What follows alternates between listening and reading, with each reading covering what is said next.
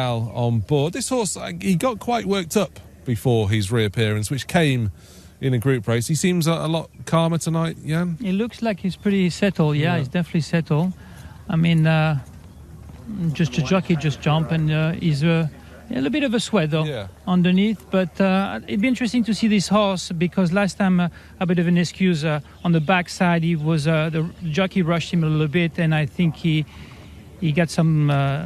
He didn't keep any tank for turning for home, so it'd be interesting how he's going to ride him today. Yeah, he should step up on that, and he's of course down quite markedly in grade, having taken in the Firebreak Stakes there. That was a Group 3. This is Boynton, who was very classy in his time. His time perhaps was there a long time ago, though, when he beat Kimber in a Carnival handicap. He was in the care of Charlie Appleby then. He's had one start for his current connections, which wasn't the worst. He was fourth behind this horse, Hypothetical, who has made a good start to his career here in the UAE. Jan, Michael Barcelona has chosen to ride him over Chieftain. Yes, he said he was in very good form, happy the way strand.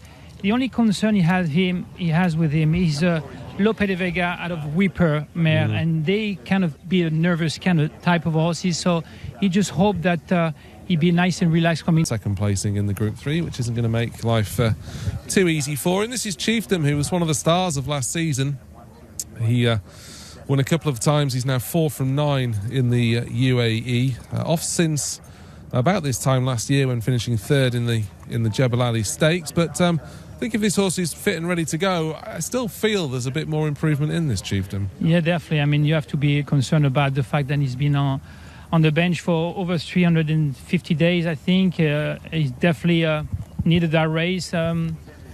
Royston mentioned to me that then he's been working really well in the morning, and some good work against decent horses in the morning, so I'm sure they have enough horses to find out how good a shape he is at the moment. Yeah, certainly by no means a bad second string, but this is the horse they've all got to beat. Golden Goal finally put it all together, I suppose you could say, in a carnival race.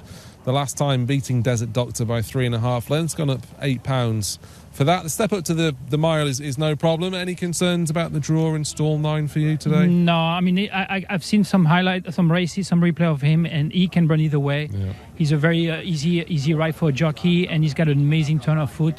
He's definitely the favourite of the race. Yeah, I do like the way Pat Dobbs tends to bring him wider into the straight anyway, to unleash that stride down the centre of the course, which has been by no means a bad place to be. Tuz, though, definitely has to go down as the most interesting horse in the race. He won both his starts in Russia by a combined distance of 38.5 lengths. He then made his UAE debut in the Al-Basta Kir, and it was a good run. I would question the depth of form in that Al-Basta Kir, but he can't be crabbed for running a really good second over, perhaps a trip that stretched him as well. It's a bit of a concern. I mean, I've watched the replay as well, and then he was really wide all the race, and I think he got tired in the end for his first race in UAE. He got beat by Emblem Storm, that didn't run so good in the Mike Toom Challenge, so a bit of a concern regarding him. Yeah, Tygo Shea, who's on board here, says he's one of the best workhorses at Zabil, so if that's to hold true onto the track, then he should go well in this race. This is a Big Team, who's only had the one start on the dirt. He finished last of 6 behind Furnas. It was hard to really glean any promise from that run for me. Was looking, beside his only win he had back in the UK, not much to show on his first race in UAE. I'd like to see him. I'm a bit concerned about his quality regarding against any other horses. Yeah, he's just going to obviously lack the experience as well against some hardened handicappers. Desert Doctor's had another profitable carnival, finishing in the frame in both of his starts. Both those runs came over short of those 6 and 7 furlongs. He's up to the mile for just the second time in his career. A draw in stall 10 adds a further issue to him, and this is Al Kamel, who's drawn on the inside. He finished well held in the Jebel Ali Mile last time, closely matched on form with Hypothetical. A bit more needed perhaps to win this race. He is off the bottom weight of 53 kilos though. There's Sandra Pava getting the leg up. Of course, Jim Crowley nor Dane O'Neill would have been able to do the weight in this race. This is Bright Start, who's an easy winner of a maiden here last time, beating 0 to 100. He's gone up £7 for that maiden victory, which does leave him with a stiff enough task. We'll talk a little bit more about him in a bit. Bright Start. And we can head into the parade ring now, though, and Laura. Yeah, I'm keen to get the latest info on Tuz, who makes his reappearance here. I forgot what a big horse he is. He's huge, isn't he? Yeah, he's a very handsome horse, and he does have a lot of ability. Obviously, he's had some small little niggly issues, and hence the late start. But he's ready to run. We're expecting a good run without being race fit. Yeah. It's a tough race, though. Golden Goal's there, and it's a tough race, but he'll account for himself. And he arrived quite late, didn't he, last season, which was why his run was so impressive on Super Saturday. Yeah, that's correct. Yeah, he arrived quite late, and he was second to Emblem Storm, and he got beat by a horse who was race fit. So same story again. I hope he doesn't get beat. On the other hand, but it could happen. And big night tonight. Gladiator King is quite a hot favourite for the last. How's he? Yeah, he's doing really well, and he was another one who ran with horses who were race fit, and I think the last half a furlong just got the better of him. And also the way the race was run, the tempo of the race, he didn't get a breather in him. But today he's ready, and with a bit of luck, he should run well. And then, of course, you have Switzerland over in Saudi. Exciting that he's there. How do you think he'll do? It's obviously a very good race. Yeah, he's in great form. Switzerland's doing really well, and the whole team over there, they've provided all the information, and everything seems well at the minute. So, yeah, we're expecting a good run. He's got a good draw as well. Oh, really good to speak to you. Good luck. Thank you very much. Thank you. Thank you. Yeah, quite a big day for Zabil, really, starting with Tuz in this contest. They're well mob-handed in the sprint that closes out the cards as well, and not without hope of winning the UAE Oaks with Al Maroon either. We were just talking about Bright Start as we had to cross into the parade ring, and he at least comes into this with a mildly progressive profile, although any horse that wins a maiden naturally has to step up when taking on handicaps. No choice. Yeah, that's the condition. That's the way it goes. But I was looking at in the paddock. He's not a big horse. Nice and calm. Love the pedigree. I mean, looking the pedigree, he has no problem going in that surface. He proved it last time. So it was pretty impressive for his debut in the UAE. He's carrying 53 kilos. A lot of things. And a lot of things coming to that race can be a shocker if can be beating the favourite Golden Goal on that race. Yeah, he definitely was impressive. 0 to 100 has been beaten since, albeit that was on turf, so perhaps you can't draw too much of a collateral form line between the two as they make their way out onto the track. Tranquifero went down a good way before the others. He's hooded for the first time today, incidentally, so that's obviously in anticipation of trying to calm him down. There's a Desert Doctor on the left. The hood is also on Big Team. That will be taken off when he gets down to the start. Another word on Boynton, who's he's a big class dropper based on what he was rated at one point. Fabrice Veron rides him and presumably knows him quite well from home. Yes, he was actually pretty high on him. He has some good works in the morning. They really take a lot of time with him. I'm sure he has some issue on the past. Definitely a top horse back in the 2018, and they just take really a time to get these horses later on the season. I'm sure. So post time, obviously the season is getting to the end, but I'm sure there's a whole that we can see in the future. He's had 6 weeks off following that reappearance, which came on the back of a near 3-year absence. So hopefully that dreaded Browns factor isn't too much of an issue today. We can take a look at the form of Golden Goal, though, who had Desert Doctor in behind when winning over 7 furlongs last time.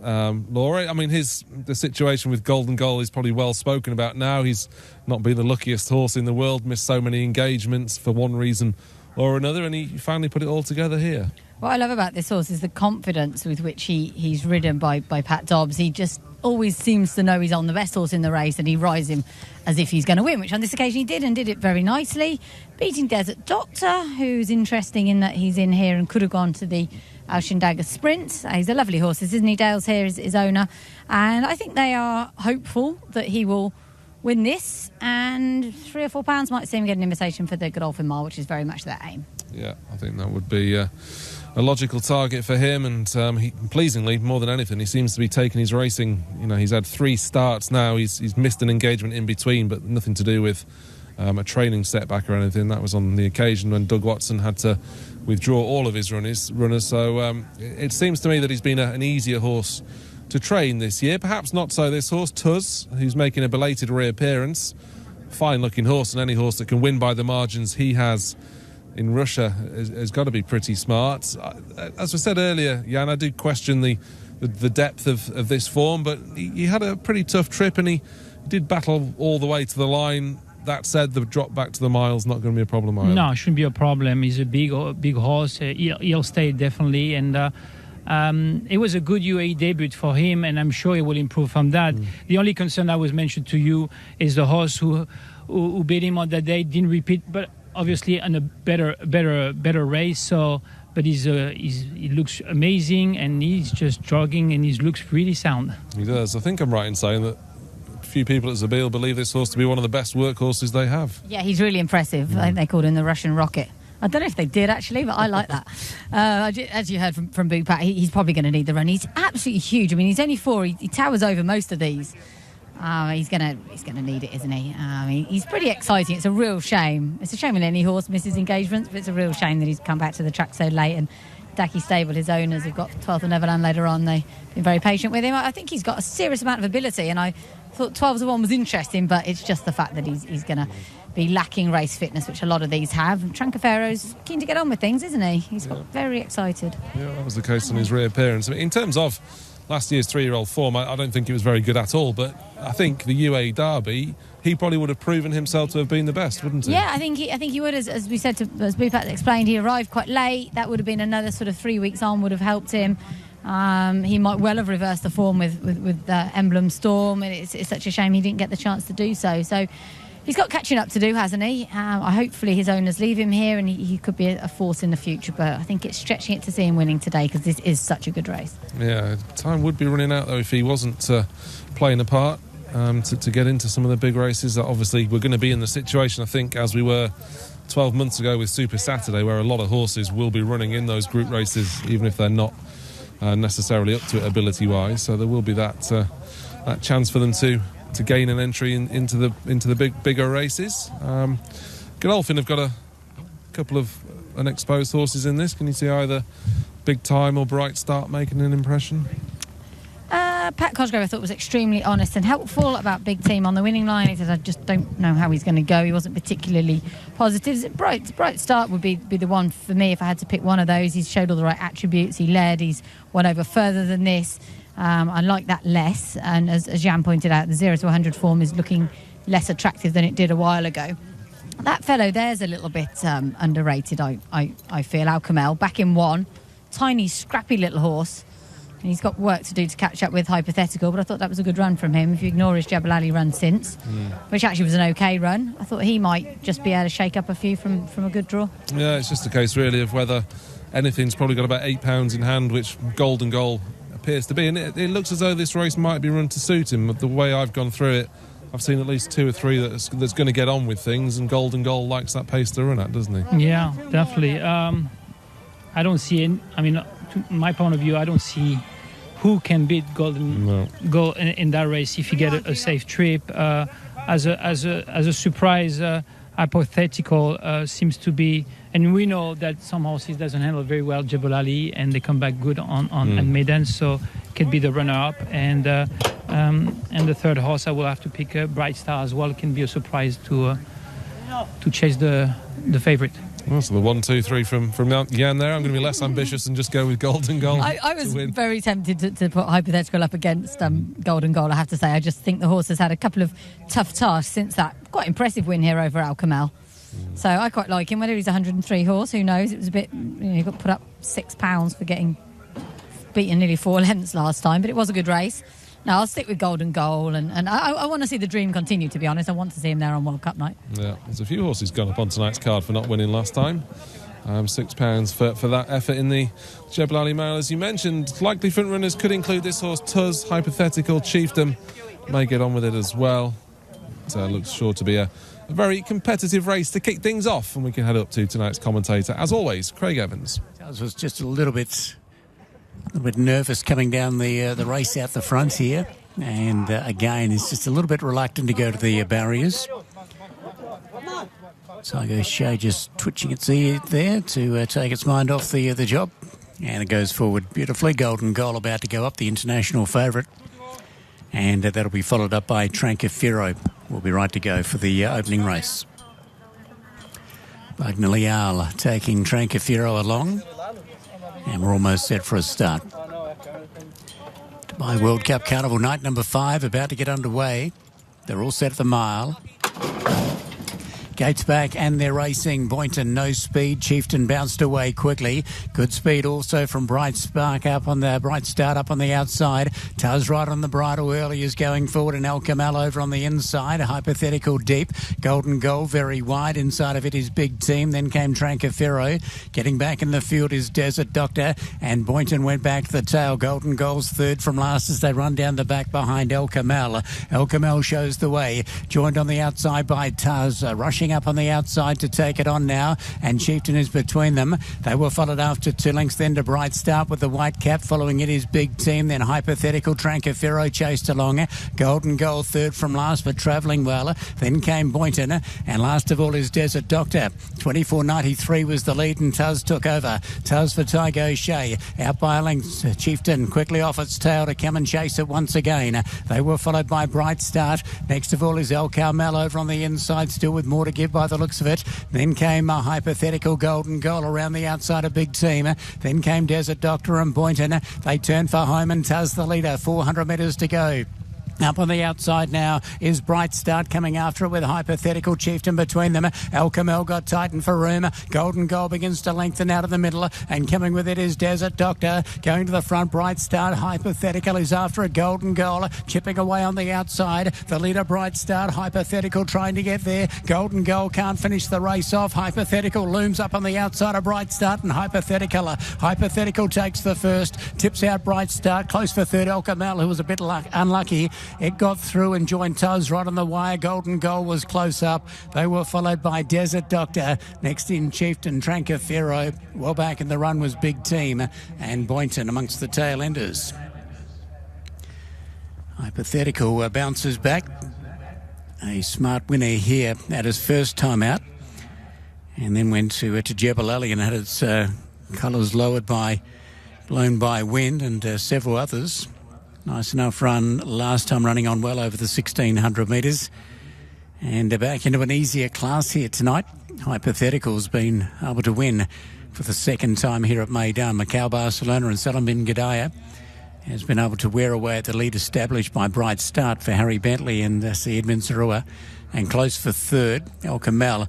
Not sure it would have beaten the front two, but might have got a bit closer. It was a bit unlucky. Halfway up the straight, El Camel, Sandro Pava, Masaba El Mehiri. It's in a photo for third. We'll stand by for confirmation after the new Jaguar XF, race number 1 of the night. But a smart performance. Hypothetical takes out the opening race. Yeah, it'll be interesting to watch the run of Al Kamel back. As Craig mentioned there, he's perhaps a little bit unfortunate not to get to Hypothetical, but this horse did seem to win with a little bit up his sleeve, Jan, once he was produced on the outside of the likes of Bright Start and Tuz. There just seemed an air of inevitability that he was going to wear him down late on. He was so comfortable during the race, nice and relaxed, and he had a really nice and safe trip, and the number 10 horse, which is Bright Start, took him all the way, and then he had a horse to battle, and he was the best of the day. Yeah, the handicapper clearly right to stick this horse up £6 for that second placing in the fire break. You can just see there, that's when Tuz just comes across onto Al Kamel. Don't think Tigers done anything wrong on Tuz, but Al Kamel will certainly go down as been a bit unlucky. A bit of a group finish in that race, perhaps not the strongest form as things turned out, but this horse has proven to be mildly progressive since he's come here, hasn't he? Yeah, and he's proven that he can battle. Funnily enough, it was Al Kamel that he went past when he won his only previous victory here. I did quite like him up against Golden Goal, who there might be excuses. He's probably run a little bit flat. He just hasn't been able to catch up with them, basically. They haven't come back to him. Tuz has run an absolute cracker. It was him just weakening and tiring, I think, that's hampered poor old Al Kamel, who's a tiny little horse, and I don't think, it's not going to help any horse when someone comes across you, but especially not one like him. So he's definitely the hard luck story there for Sandro Pava. It's a real shame. But this horse, I like him. I think he will be in the Godolphin Mile. I think he certainly deserves to be. He's only had 3 starts here in the country. He's now won 2 of them. and the other two was fourth and second, in Group 3. So that's pretty good form. Yeah, he's certainly definitely going the right way, and only had 8 starts now, so there's absolutely no crabbing hypothetical at all. Just going back to Golden Goal, Jan, to what extent do you think maybe the pace played against him? Yeah. Because he broke the track record last time. They obviously went very quick, and as Laura said, they just didn't come back to him today. Exactly. It was not a strong pace. They didn't rush to get in the lead, and Patrick Dobb had to make a decision, either send the horse to take him back. Having the draw 9, I thought he just took the horse back. We know he has an amazing turn of foot.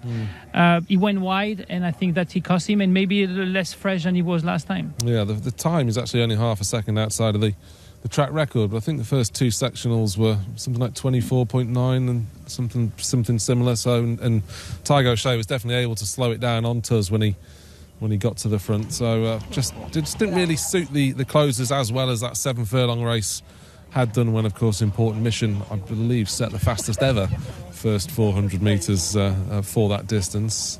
So just a different, the race panning out a little bit differently today for Golden Goal, coupled with the wide draw as well. But Bright Starts run pretty well. You were quite keen on him as well, and he's belied that relative lack of experience stepping up from maiden company. He did repeat his first race in Dubai, and as we mentioned earlier on, 53 kilos. Give him a good chance before the race. It's just he really confirmed his first race in Dubai. And, the second and third horses both carrying 53 kilos, and there'll be encouragement enough from the 2 horses reappearing, Tuz and Chieftain. They've run well enough in reasonably similar ways, both being up with a pace and just tired a bit late on. And the great thing about Chieftain is he goes well on turf, he goes well at Jebel Ali. There's probably loads of options for him later on, even though he's got quite a high rating of 102. That was a fine effort from him, but Tuz is a massive eye catcher for me. I think they'll try and find something. If there is, we're running out of season, but back up to 1900 metres will be fine for him. He's a really exciting horse if they can keep him sound. Yeah, I think they'd probably have to go for the good up or the version half, wouldn't they? Well, maybe they could risk their hand in the round 3, because that's won't be much in it. Not going to be a strong race, is it? No, exactly.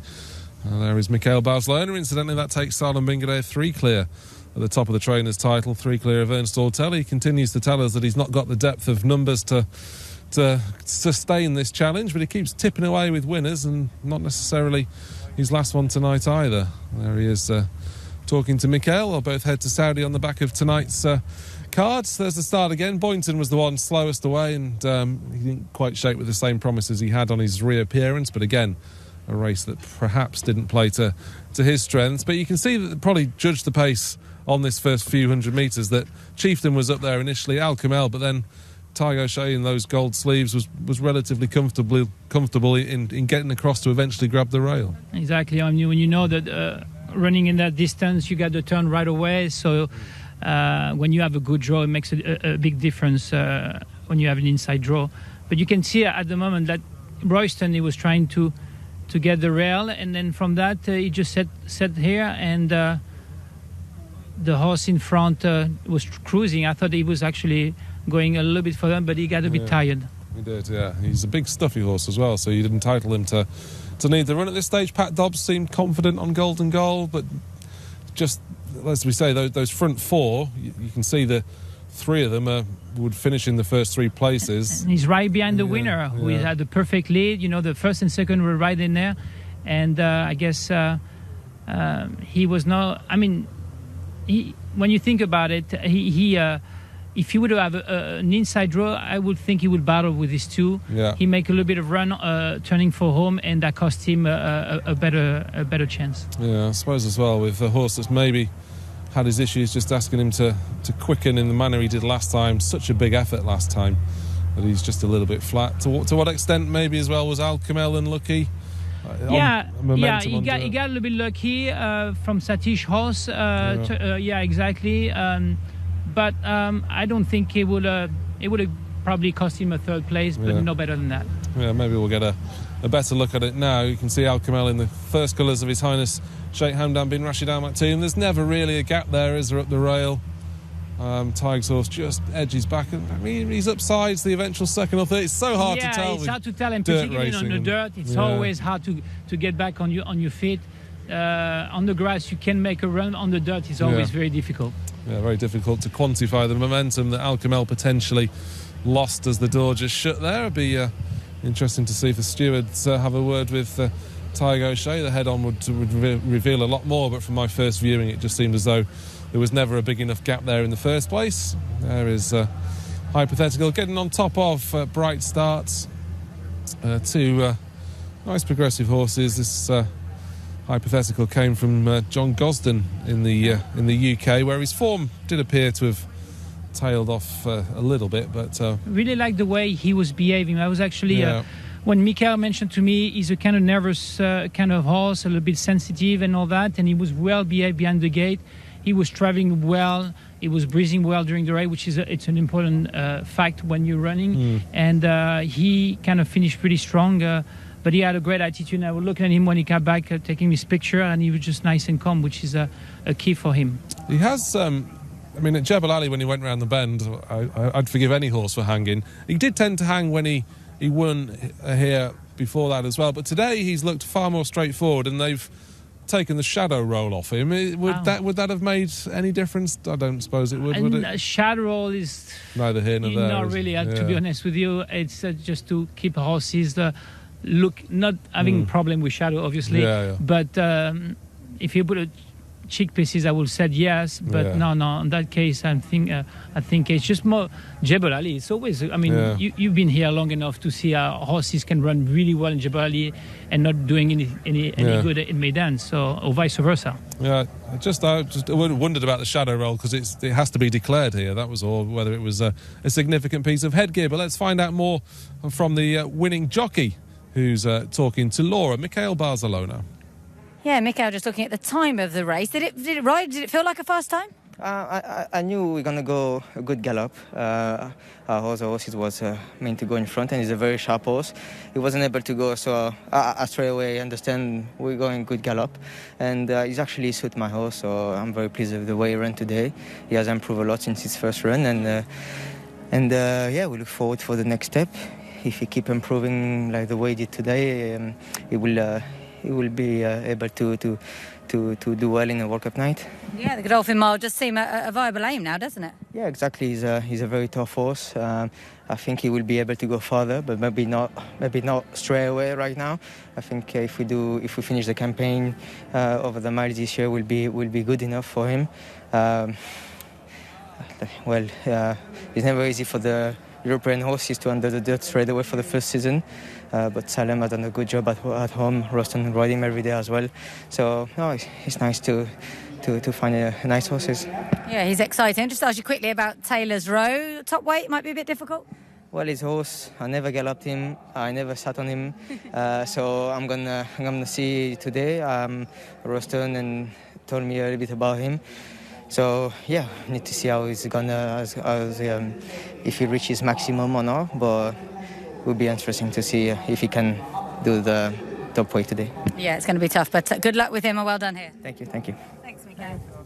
Yeah, big weekend in prospect for Mikael Barcelona. He's kicked things off in the perfect manner, scoring aboard Hypothetical, who once had classic aspirations when in the care of John Gosden. He was an impressive winner at Chelmsford on his debut. He then took in the classic trial, which was rerouted to Kempton at the beginning of 2020. His career in England did tail off, but he's taken on a new lease of life since coming to Dubai. And that man there collecting the trophy, Salem bin Ghadir, has already found the key to this horse, who is very progressive and has taken our opener in decent style. It's the Maidan Sprint that's up next, and we've got a new shooter into the mix.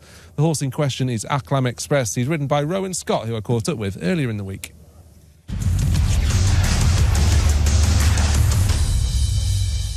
First of all, welcome back to Dubai, Rowan. By no means your first time here, having been here with Saeed bin Surur. What sort of experience was that over the last couple of years? Yeah, it was a very good experience working for Saeed the last couple of years, riding on the track and sitting on some really nice horses. So it was good, and it's good to be back with a horse of our own to go to war with. And Aklam Express is that horse. By no means plan A, though, is it, him coming here? He was supposed to go elsewhere in the Gulf. Yeah, he was going to Qatar originally. He's ended up coming here. I think there's just lack of opportunities for a 3-year-old sprinter in the UK, so abroad was always got to be the way forward, I think. And presumably, given he was fit, it would have been quite hard to back off him in England and start again in April or May. Yeah, exactly. He's ready to go now, so hopefully he can run well tomorrow. And will he be sticking around for the rest of the carnival if things go well? Yeah, if things go well, fingers crossed, yeah. He's in on Super Saturday, and we'll never know if he runs well. He maybe stay a bit longer. And he was obviously a very fast 2-year-old in the UK. You won on him at Hamilton, I think it was. Did he feel like a nice horse then? Yeah, he did. He picked up very well that day. He's obviously came on a lot since then, with some very good form in Scarborough Stakes and Goodwood as well. So, yeah, he's fast anyway. And it's never easy for the sprinting 2-year-olds when they turn 3, but do you think he's progressed physically from what you've seen of him at home? I hope so, yeah. He's not grown overly much. He's grown a bit, but he's looking very well at the minute, and yeah, hopefully it is hard, but we get a lot of weight, so fingers crossed. And on Thursday, that 4 kilos could prove a difference, because it's not going to be easy taking on the elders, is it? No, it definitely won't be easy, but yeah, like you say, that the weight might help. Well, definitely will help us. So hopefully he can run a big race. And any concerns about his sort of pre-race demeanour? I've noted him sort of sweating the odd time before races, but is that just him? Yeah, that's him. He always sweats really before he runs. No, he's been very sensible since he came over. He's taken everything in his stride, so we're happy with him. And what type of race will you ride on him? Just is he point and shoot, or will you like to take a sit off something? Ideally we'll take a sit. Yeah. And as for 2020 for you, it was a really good year, one that you lost your claim and one you'll be hoping to build on? Yeah, definitely. It was a very good year. You better believe it. Well, we got a Group 2 winner out of him and he took us to America, so it was brilliant to find a good horse like that, and hopefully we've got another one in Acclam Express. He's done some good things last year, so yeah, it's all good. And that experience in America with You Better Believe It, was that good for you, good for your career? Because he ran a cracker there. Yeah, it was good. It was good publicity as well, so no, he ran a cracking race, finished third. It was amazing. And Lahore, I think, was another big high-profile winner for you as well. It's just good to be involved in those big meetings. Yeah, exactly. I mean, it's just good to ride winners for your contacts, really, Phil Macon and Nigel, Mr. Tinker. So it's very good.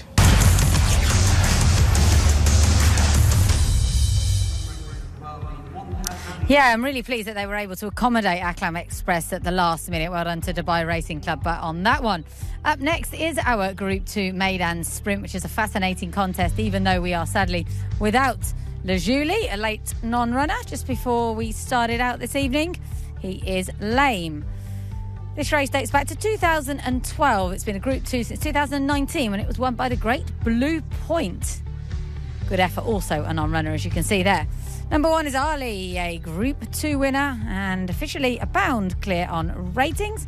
Then we have Caspian Prince, third last week, makes a quick reappearance. Equilateral goes for Andrea Azzini. And Charlie Hills was second in this race last year behind Wardy, who is aiming to become the third horse to win this race twice. And Acclam Express, the 3-year-old, as you heard there, goes for Rowan Scott. And a 5th runner here in Dubai for Nigel Tinkler.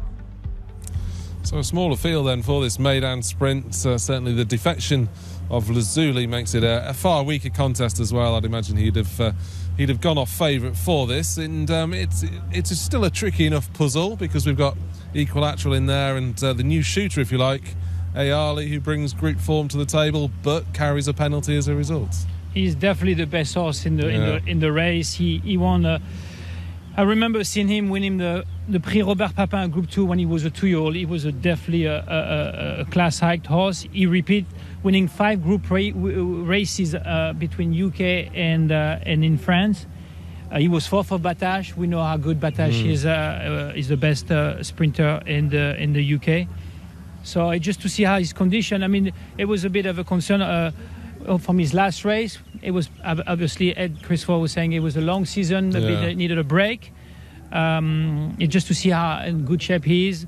Frankie picked the mount. He did. And give Equilateral to his good friend Andrea Azzeni. So I'm sure the goal is to go to the Alco Sprint, and I'm sure this is a prep for this horse. And what of the penalty? It's 1.5 kilos, £3 which roughly equates to a length over 5 furlongs. It's 5 furlongs doesn't make too much difference to me. I mean, either you fast or not, and it will make a difference going a further distance. And that's my own opinion again.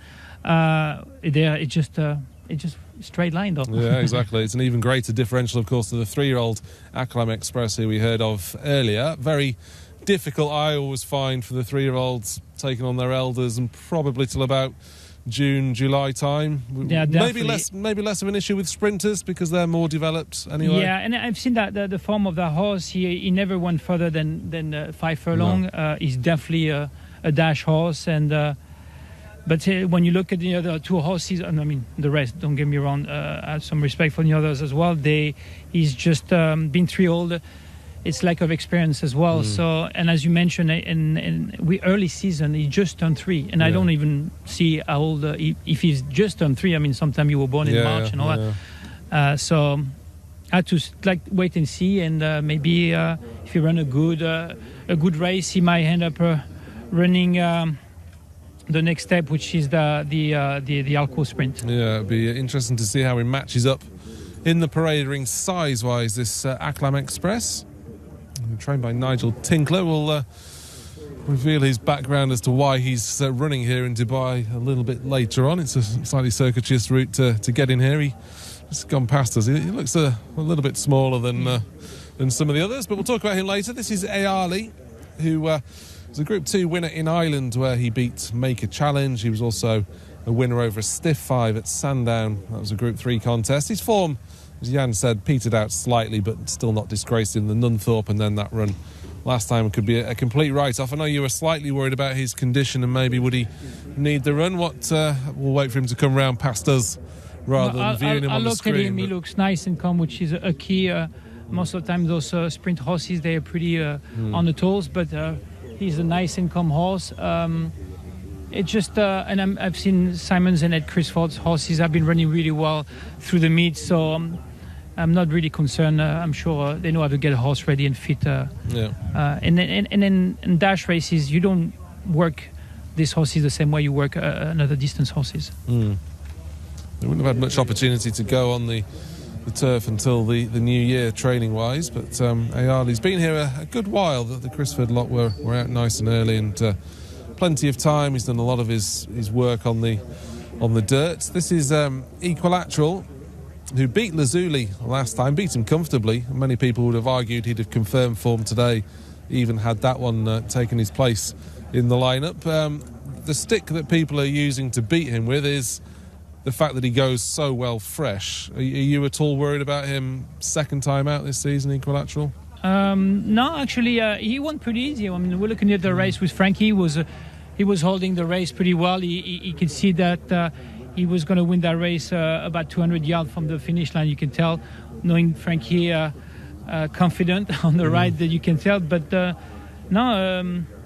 he won. He was second last year, if I recall, beat by Wadi last year. He won the back-to-back the Dubai Dash Takes, which is he did. He loves Maidan, obviously. 5 runners. Yeah. I mean, if he runs his form, he should be right there battling for the win. He should, yeah. He's not always delivered on how he's travelled in the past, but a small field here. We'll see how he gets on. This is Acclam Express, then, he does look a smaller model than some of these, certainly in terms of height, doesn't he? Well, he's only 3-year-old. I'm sure he will filled up through the age. You don't want to compare him to Wally and what's his other Caspian Prince, or 12 and 9 years old. He's got, I'm sure he will improve through age. He's a type of a small horse. Most of the sprinters, they're not very big, tall kind of type of horse. But he looks pretty happy on the paddock and ready to put on the show. He was due to run elsewhere in the Gulf this weekend, but due to quarantine issues and travelling staff, etc., they've opted to come here as Plan B and take on their elders.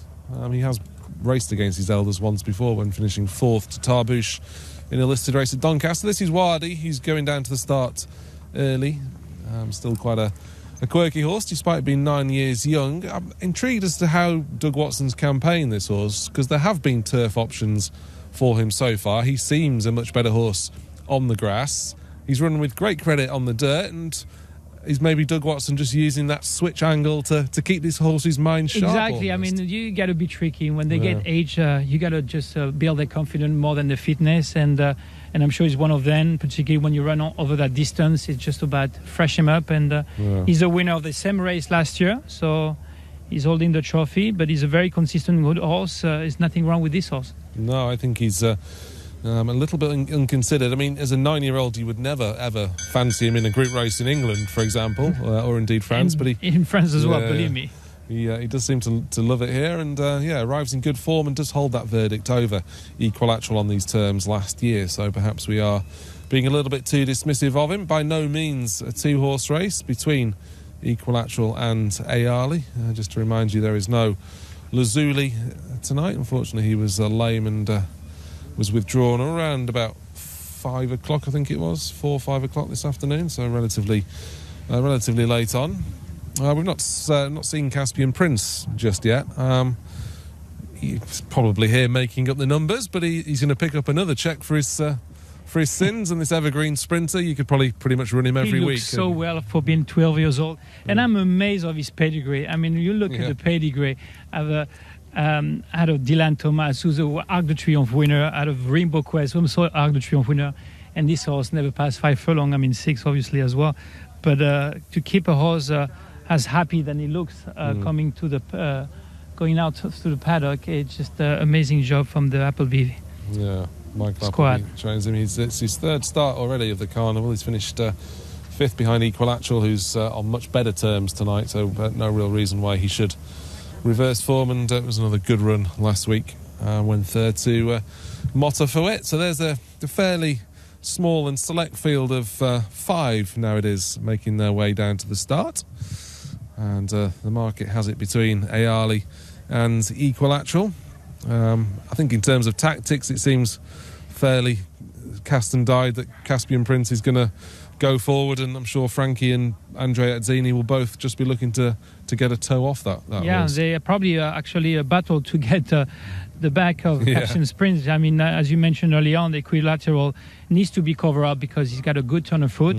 As a bit of a weak field today in the last runners, he better get a good leader, and Caspian Prince is one of them. I suppose the last thing Azzini will be wanting then is the field to be sort of well spread out across the track. He'll be wanting them all in as tight a group as possible, won't he? Yeah, you want those horses have been trained, and I'm sure been covered up in the morning, set up behind relaxing horses, because I'm sure they kind of nervous kind of horse to train. So typical of a handicap race. There is the straight 1,000-metre sprint here. This Group 2 contest, again a bit of a weaker race with the 2 non-runners. Good effort. He was pretty much withdrawn as soon as declarations came out. There is Wadi safely down to the start. We can have a look at Wadi in action on the dirt last time when he finished 2nd behind Switzerland. 1,200 metres, 1,000 metres, turf dirt, all seems to come alike to him. It must be great to own a horse like this. I love to train a sort of versatile horse. You can go either way. Well, obviously the distance is it's been from 5 to 6 furlong, but he performed either way. And to be able, must be a sound horse as well. Yeah. Been running until his 9th years old campaign. Any trainer would be happy to have such a horse. And this will be Wadi's 35th start, which doesn't sound a lot for a 9-year-old, but bearing in mind you are limited to 4 or 5 starts a season here in the UAE, then it's pretty good going. And Wadi will be having his 3rd start of the campaign. This was his most recent, and he's just beaten by 2 very good horses here. Well, he's split 2 very good horses here with Switzerland and Gladiator King, who we'll see later on. We'll see later on. Switzerland, I presume, is going to Saudi, on the sprint. So high regard on that horse since he's been gelding. There's nothing wrong with this horse. I mean, we can try to find a weakness. There's no weakness. He's just a kind, a consistent horse through the years. I think the more I look at it, actually, the more you sort of suggest that Wadi is the 1-horse guaranteed to run his race. Ayali may need it, and Equilateral may be best fresh. We'll find out a bit more now, though, from Laura in the parade ring. Yeah, Andy Yoxall is here with Caspian Prince, of course. Now, tell me what you've done with him, because it's quite a quick turnaround, isn't it, since last week? Yeah, it is, yeah. So basically we just freshen him up again and let him enjoy himself. Has a bit of swimming in between. To be honest, I've not even sat on him this week. We swim him, keep him fresh and get him bouncing again, come again. Just keep him interested. He enjoys it, so let him do that. And I say, obviously, you'd rather have a bit more time between races, but his race last week was great, wasn't it? It showed that he's still got all the zest. Yeah, you know, he loves his racing. It's the last race he can running out here, so why not come and take his chance? I bandaged him up to come on the box or come here tonight, and he's squealing around his box. He knows he's racing, you know, he loves the game, so yeah, we'll get him out, and he enjoys racing, so it's not a problem for him backing it up a week later. And when's he due to fly home? I think the flight's on the 27th, so yeah, not too long now. Back to the cold. He's done you proud anyway. Good luck for this last run. Thank you very much. Cheers. Thanks.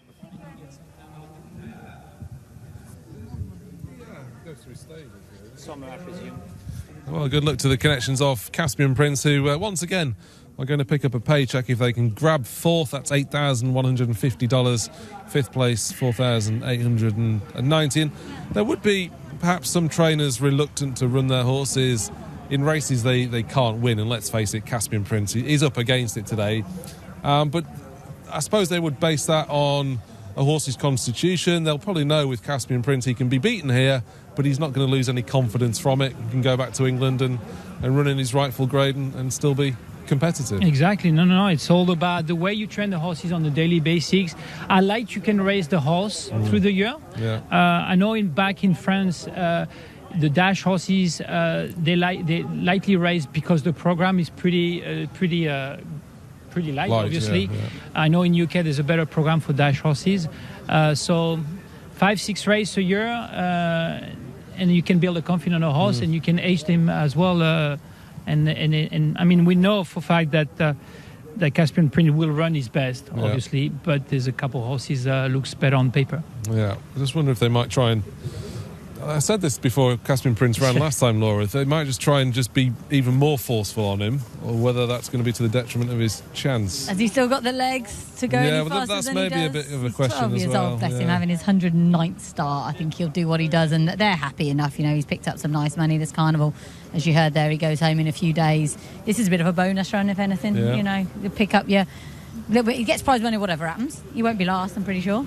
No. He's just an absolute star. We need horses like this to come back out for the carnival because it makes people tune in, I think. It does, yeah.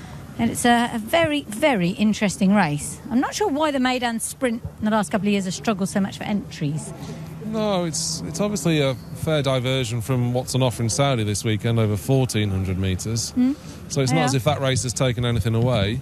I suspect if you get really good horses in here, like Ali, Equilateral, Lazuli, was it? Yeah. You'd scare off a few. It worked. Blue Point in years gone by.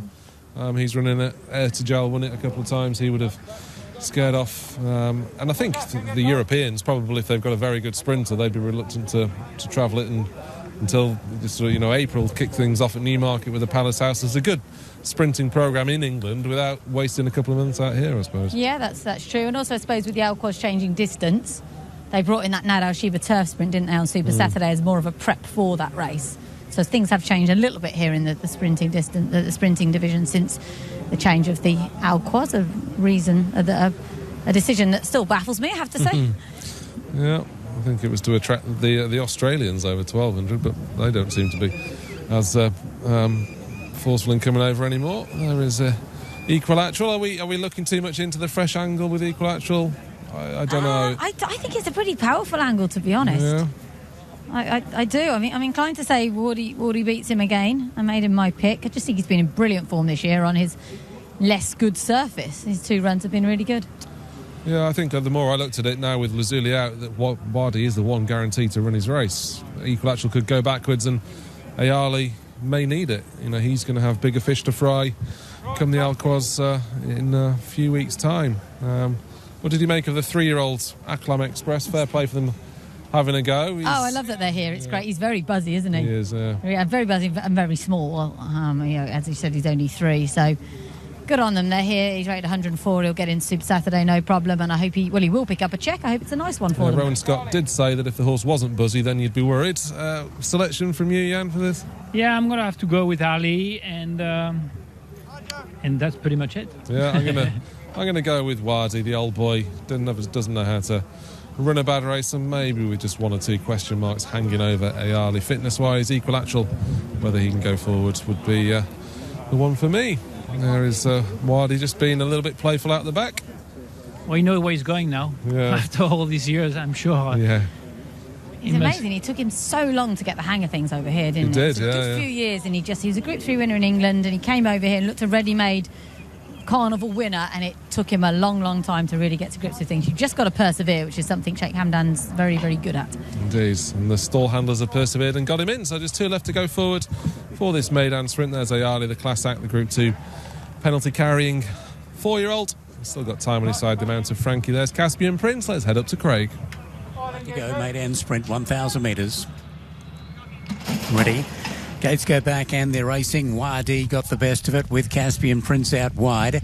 Equilateral quickly into his stride, trying to be restrained there in the early part. Ayali tucks in behind them, and Aklam Express at the rear as they come down through the first couple of furlongs. And the 12-year-old Caspian Prince out by a length and a quarter over Wadi, wanting to go a bit quicker. So too Equilateral on the rails side. Then came Aklam Express, and Ayali is tucked in behind Caspian Prince. So they come down onto the course proper. 450 metres to go. Equilateral went through on the inside of Caspian Prince. Wadi first off the bit, being chased along. Ayali begins to lengthen out wide the grandstand side. Then came Aklam Express, but Equilateral still has them chasing here. Ayali down the outside, Caspian Prince between them. Equilateral the leader. Ayali slowly but surely getting there. Aklam Express runs on late, but Equilateral in front doing it great.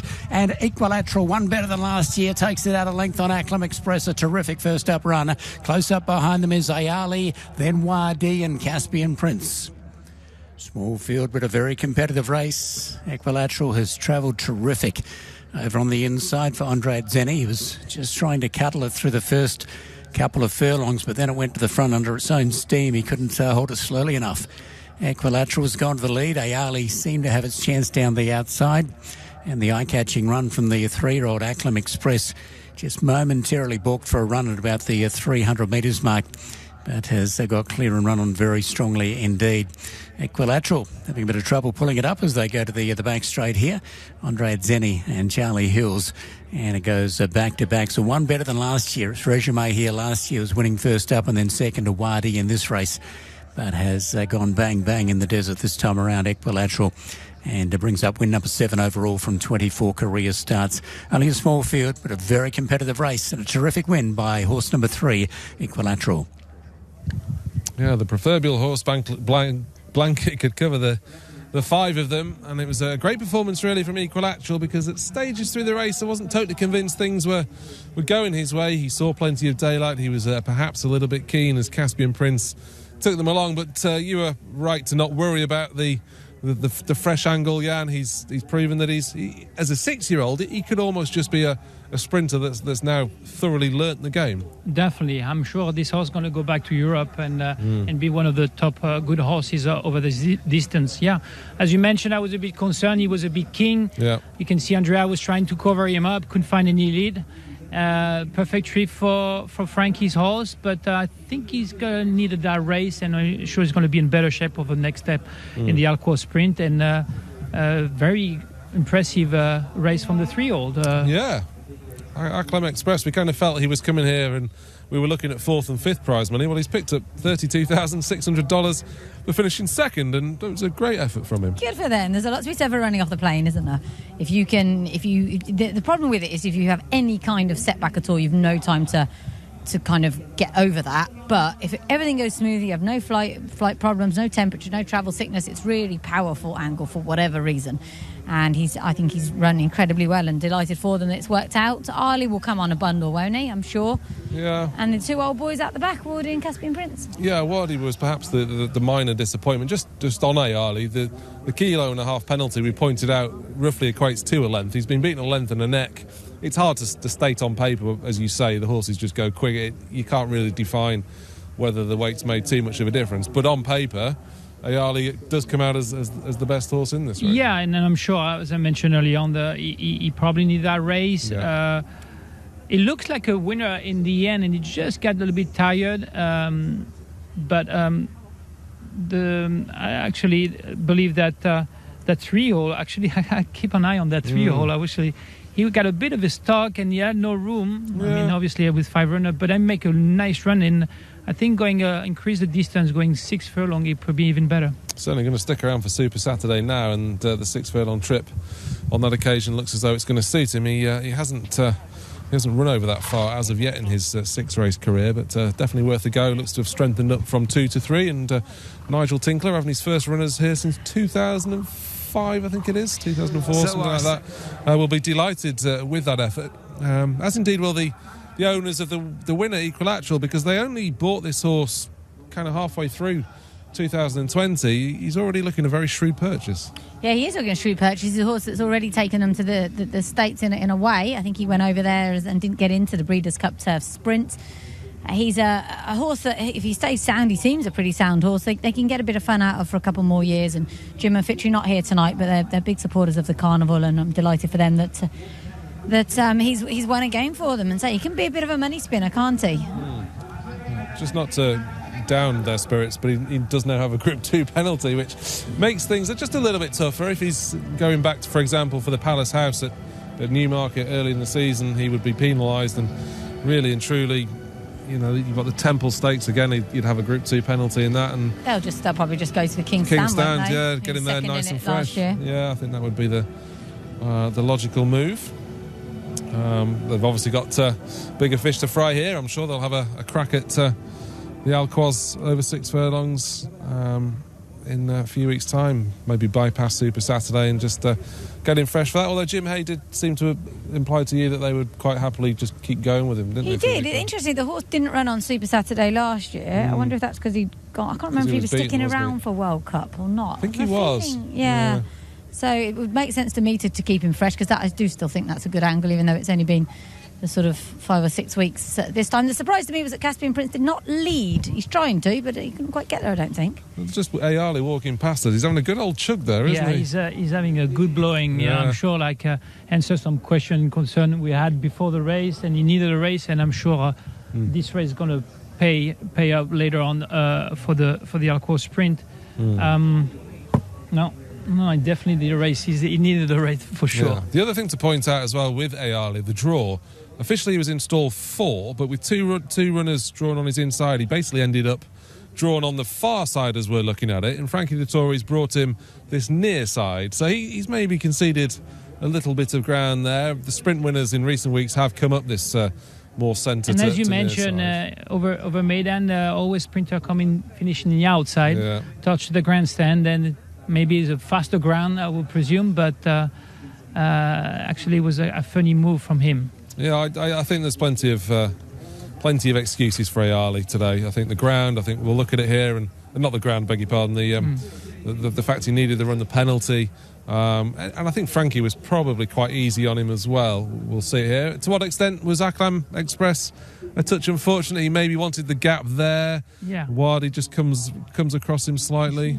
Yeah, it looks like, over that distance, you pay the price. Yeah. I mean, you look at him, this is actually a crucial moment for a horse to kick in, and he had no room.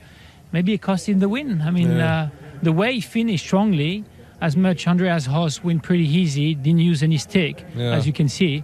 He's controlling. He was just looking over his shoulder.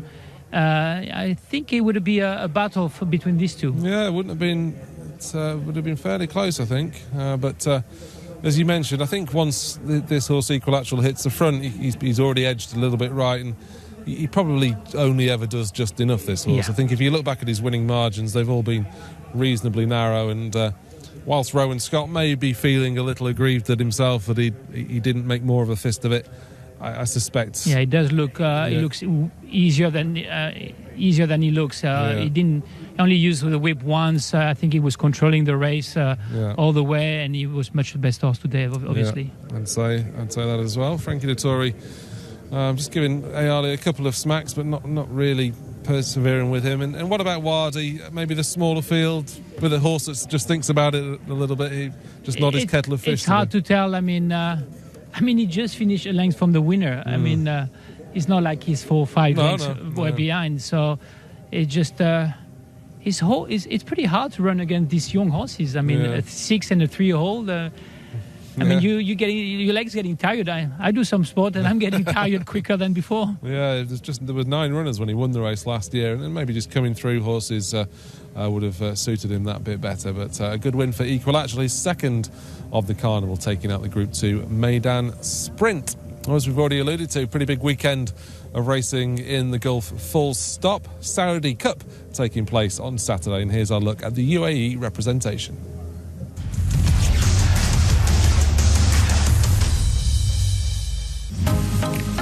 Success for the Gulf at the Saudi Cup meeting in 2020 was restricted to Bahrain, with both Port Lions and Dark Power victorious.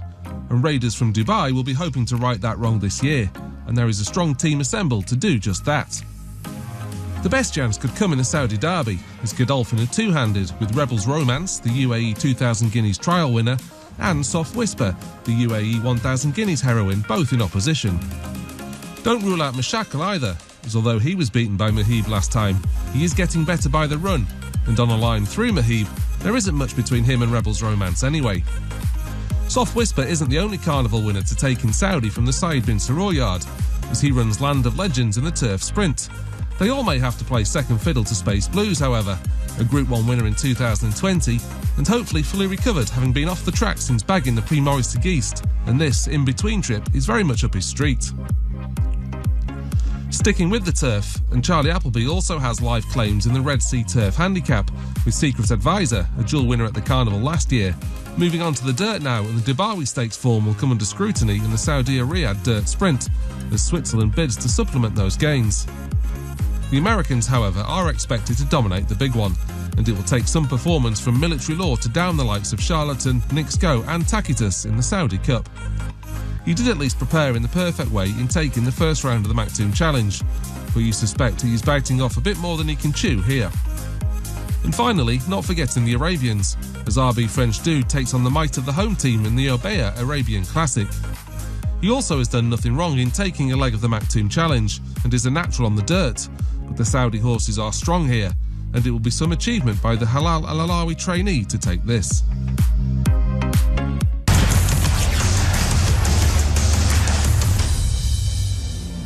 So a strong UAE challenge for the Saudi Cup, which is taking place on Saturday evening. First race at 5 o'clock UAE time.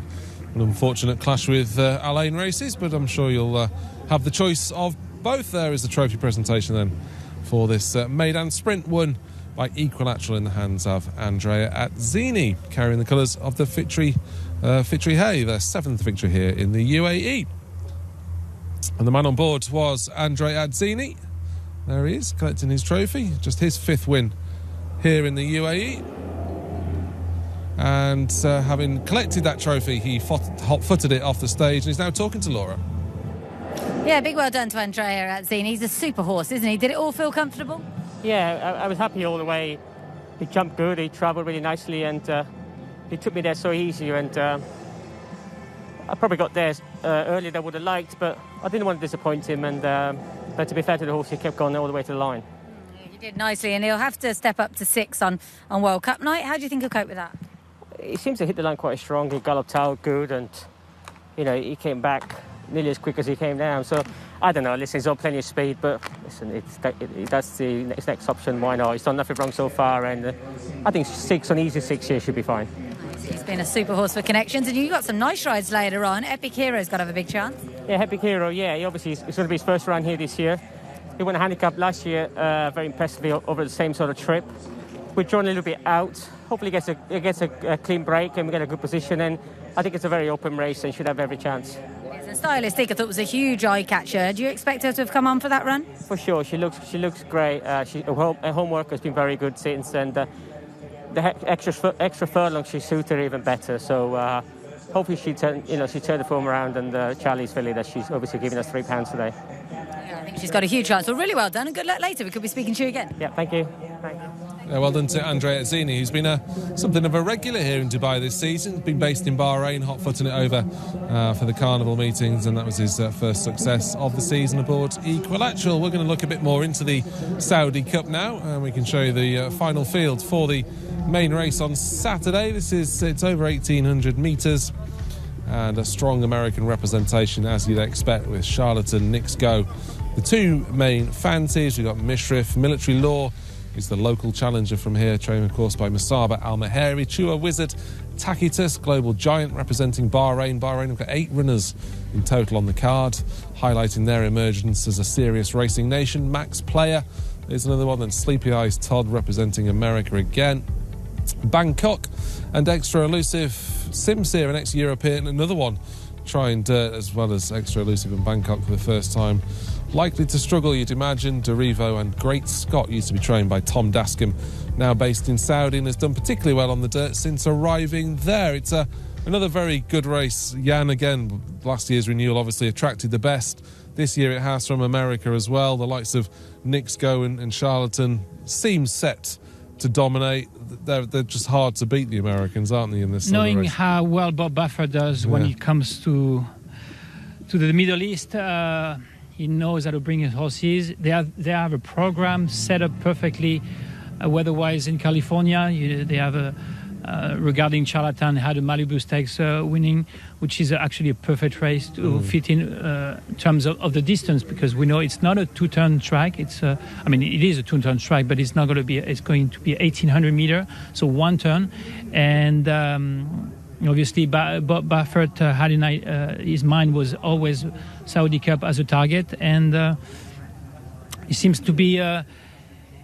He seems to be the best choice. He freshed up. I think he had a bit of an injury coming to the Kentucky Derby, put him on the bench for 6 months, fresh him up, all fixed up, and he's coming to that race in perfect condition. Yeah, never a bad thing, I don't think, to miss that Kentucky Derby, the Triple Crown trail. Of the European representation, Mishrif seems the pick of them. He's had the dirt experience in running in the Saudi Derby last year, and I thought his French...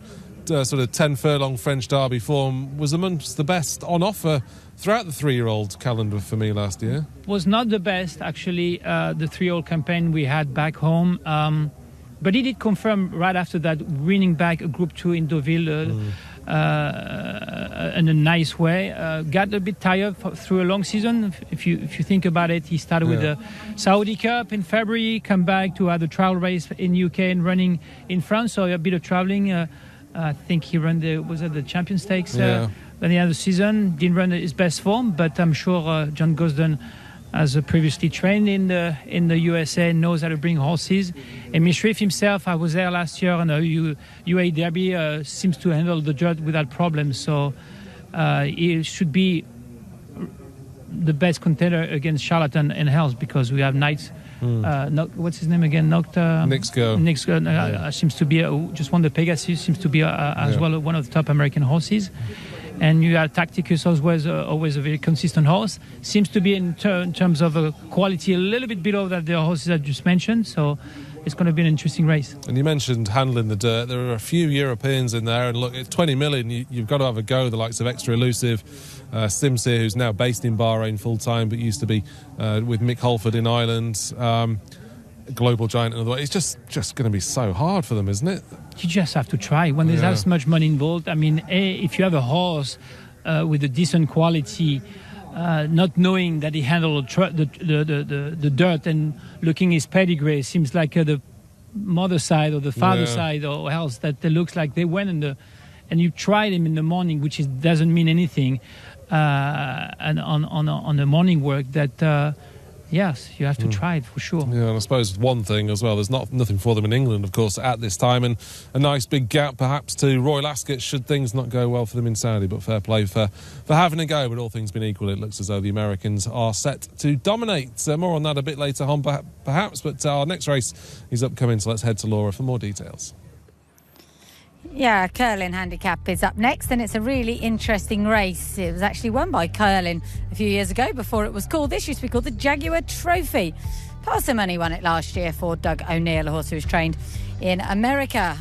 And we've got a really nice prize fund, $88,000 for this 2,000 metre event. So Taylor's Row won 3 times this season. Can he make it 4 today? Off a mark of 102 now. Just a penny. 0 from 3 here at Meydan. Then we have New Trails. Fernando Hara on board for Ahmed bin Hamash. Been off for a year this horse. Dubai Icon goes for Frankie Dettori and Saeed bin Saror. Yet to really show that he likes the dirt, in my opinion. Quite well held on it a few times now. We move on down to McFancy. I thought a massive eye catcher 2 starts ago. Sanad Libya would have a little chance as well. Grand Argentier finished 10th in this race last year. Real World among the favourites here for Pat Cosgrave, having just his 4th start today. Then we have the very exciting Desert Peace running for the first time since being gelded. A horse who cost an awful lot of money, $1.3 million as a youngster. And 12th of Neverland, lovely lightweight, not without a chance here, looking for his 3rd win in a row. So the second of our competitive handicaps on today's card, the Curlin Stakes, a race designed to try and attract the Americans, have a prep and go on to win the World Cup. He, of course, worked with California Chrome, but I don't think any of these will be following in his hoof prints. But stranger things have happened. Let's start with Taylor's Row, who's certainly been a hugely progressive horse this season. He's had the 5 starts. He's won 3 of them, finished 2nd on the other 2, and absolutely nothing wrong with his 2nd in the Jebel Ali Stakes last time, which has earned him an £11 rise. So he's going to need to progress again, but there's been no stopping him. There's nothing wrong with this horse. No. You can't find better than a consistent horse like this one. The only concern I had with this horse, he seems to be a Jebel Ali horse. Yeah. He proved it. The only time he won was back in 2018 over here in Meydan, and that was an handicap race through rating 64 to 74. Since then, his rating has been increased, and he's a better horse. Talk to Michael about him. Nothing wrong with the horse. He seems to be freshed up, training well. So if he gets a good trip, he has a shot at anybody else. Yeah, I think he's going to get a good trip from the front as well, or close to the pace. He likes to be up there. This is New Trails, who was a very promising horse a couple of years ago. Actually ran in the Dubai World Cup, but his last campaign was poor. Needs to bounce back. Has dropped in the weights and grade, but quite a bit needs to be taken on trust with New Trails. Amazing pedigree. Yeah. Hasn't run for over 350 days. Without last race, I think it was a Maktub Challenge, if I recall. So just to wait and see his form. Behind Matterhorn in round 3 last year. There's Dubai Icon, who doesn't have the most flattering of dirt form figures, but he was unlucky on a couple of occasions. Certainly wouldn't rule out Dubai Icon, although on pedigree being by new approach, not necessarily a natural for the surface. Yeah, seems to not have a problem whatsoever in terms of the surface.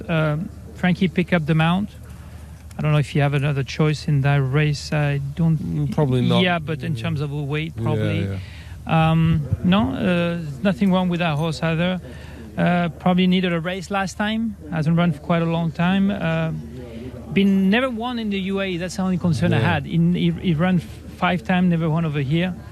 And it seems that the distance should suit him better. Yeah, he's got a few things in his favour. We saw McFancy just then. We'll come back to him in a little bit. He's a Group 1 winner in France. This is Sanad Libya, who is another horse that's gone up £16 without winning a handicap. He's still only a 4-year-old, so he's got a bit of time on his side. Good run in the Jebel Ali Stakes last time. And like I say, a bit unexposed over this sort of trip. Yeah, I mean, he's the one who... can have if he get a good trip, he draw a decent number, and I'm sure he's going to sit right behind the pace. I'm looking more to see him in place than to win the race. I'm just concerned at that weight impost for finishing 4th in a listed race. He'd also, well, the race he won was a conditions event, so he's effectively gone up £16 without winning a handicap, which we'll see if the handicapper's right. This is well, that was a horse at the other end of the age spectrum in Grand Argentier, a 9-year-old. He's not had too many options for him this year more than anything, but conditions in his favour today. This is Real World. He's the one that I like. A not too dissimilar profile to Bright Start, who ran well for Godolphin earlier in the card. Just signs in his 2 starts that he's gotten to grips with the dirt. Yeah. No, I mean, and he's carrying a decent weight. I like his chance. His last performance was decent, beating by Firmas. He's definitely have a decent draw as well, and he's a good shot in that race if he gets a safe trip. Yeah, he's 1.5 kilos better off with Sanad Libya for half a length that he was beaten on his penultimate start. This is Desert Peace, another interesting unexposed horse for Godolphin. We're not used to seeing too many of them on the dirt, but he is by Curlin, so would be an winner of this race. Yeah, definitely will handle all the dirt without problem. He never raced over this country, hasn't raced for over 250 days, but I like his UK form. If he handled the dirt, which is I have no doubt, looking his pedigree, he should be right there as well. Yeah, I mean there is obviously the pedigree angle, but there's been bred for it and still doing it at the first time, which is he's up against some hardened sorts here, which do include 12th of Neverland, who's won his last two. I've been impressed with the way this horse has picked up from the back of the field in those two. It's just a funny. I mean, how much is he going to improve? I mean. Obviously, he was been reading by an apprentice who was giving a light way. So, but doesn't look then he's winning by far, but he's still winning the races, and it's just to be interesting to see how much if he's have any room to be improved in such a better field, obviously, because his rating got up, but. I think the mile shouldn't be a distance. He knows the trip, so it's a matter to have a good trip as well. Yeah, he's effectively eight pounds higher once you take into account the apprentice's claim for that 3/4 of a length win last time. Which, looking his model, believe me, looking his physique, he can carry weight. No problem whatsoever. Yeah, he's certainly an upwardly mobile horse in this race. Certainly wouldn't rule him out. Satish Seemar has already had one run well in these colours so far tonight in the form of Tuz, so hard to discount. One we didn't mention too much about, I know you'd probably like a word on, is McFancy. He came over as a Group 1 winner. It was obviously not the strongest Group 1 ever to be run in France. He needs to bounce back from a poor run, though. Yeah, I mean, I was actually looking at him when he first ran in Maidan. It was an interesting sorry about that. Ride from race from Mikel Barzalona. Mikel was actually very thrilled to ride him, and then Jebel Ali was nowhere to see him in the race. We know how Jebel Ali can be difficult track. Obviously, he's a Group 1 winner, but he's not a Group 1 horse anymore. No, he's marked down to 96, so it's not shifted since coming to here, but if you forgive that Jebel Ali run, which we've already done with hypothetical to a degree, then no reason why he can't run well here. But definitely I looked at him in the paddock. He looks pretty light. I don't know how much that Jebel Ali race took out of him, but physically I was a bit concerned the way he looks. It's interesting. I suppose his reappearance as well could have taken a bit out of him when he was second to Furness. That was a fairly tough introductory to racing in the UAE. Any of these we didn't mention. Just the Penny. He's a similar horse to Grand Argentier. I suppose we can pair the two up. They're both 9-year-olds, both been around here for a good while, and they've got their ideal conditions in place. I suppose that's one positive for the pair of them. Yeah, definitely. No, but the only concern I have more than anything is knowing how Duke Watson mostly raced. It's the 10 in the gate. If you break slow, you have to take him back and get some dirt on your face. But he's definitely a horse who seems to be enjoying more his career so far else than Maiden. But I mean, he's been a very consistent horse. Got beat Grand Argentier, who's running against again today. Yeah. There's nothing wrong with him as well. It's just a matter of the gate 10 will affect him on the way Patrick wants to ride him. Yeah, just the pennies not to draw on ideally for sure. And Grand Argentier perhaps a better hope for the Doug Watson team. I doubt Pat Dobbs would have done the 55.5 kilos aboard Grand Argentier, so that's why Dane O'Neill rides. As the runners make their way out, there's Desert Peace then. We can perhaps have a look at his last run at Kempton. He's only had 3 starts, so obviously a very lightly raced horse. The form of his win, there's not a great deal we can look into really. It's just more a case of his potential going forward, Desert Peace, and how he's going to handle this surface at the first time of asking. He looks fit, looks ready to go. He's galloping nice and relaxed. A little bit of a sweat, but it's pretty warm this evening at Maiden. It's just a matter of... and again, this is Kempton. It's an all-weather track. You don't want to compare the all-weather track. No. Is there anything in his action would suggest? No, actually, he's a great mover. There's nothing wrong with the way he's moving. And no, actually... how was the distance on that race that day? It was a mile. It was a mile going straight. He'd have gone round a bend. As well. Okay. No, there's nothing wrong with the horse. He's taking a good to pick up the bridle. No, it looks happy. Taking a good keen hold on the way down to the start. Enthusiastic, which I think is half the battle when racing on the dirt, particularly for the first time, and purely by connections and profile, he's well fancied in this race. He's overshot the start a little bit there as well, so clearly keen to get on with things, which is a good sign, I'd say. I mean, there's space in over Maidan, so no concern about him to be a bit king, just to find out who's going to the lead. What do you think, Stefan? Who's might take the lead on that race? Something like Just a Penny can go forward. I'd definitely see Taylor's Row as being a likely pace angle. And this horse in shot, 12th of Neverland, he's going to need a pace to run out. Both his victories, Laura, have been similar in style. He's got up late on both occasions, but he's shown a real liking for the surface anyway. He has, hasn't he? So he should really. He's done all his racing on it pretty much. Only had the one start on turf and one start on all weather, intriguingly. He came from America, was with Raymond Handel over there. And the only thing that put me off him tonight, so I quite like him. He's got distance to suit him. He's got a nice light weight. I think they'll go fast enough. It's just such a gulf, isn't it, from those very good, very strong local handicaps, 75 to 84, up to this, which is ostensibly only a World Cup trial. So, yeah, it's also a local race, isn't it, really? Good old Finn can obviously run. We haven't got much in the way of international excitement in here, but I do think it's really open. I wouldn't rule out McFancy. I thought his first run here was massive. I even didn't think his run last time was too bad in the Jebel Ali Stakes.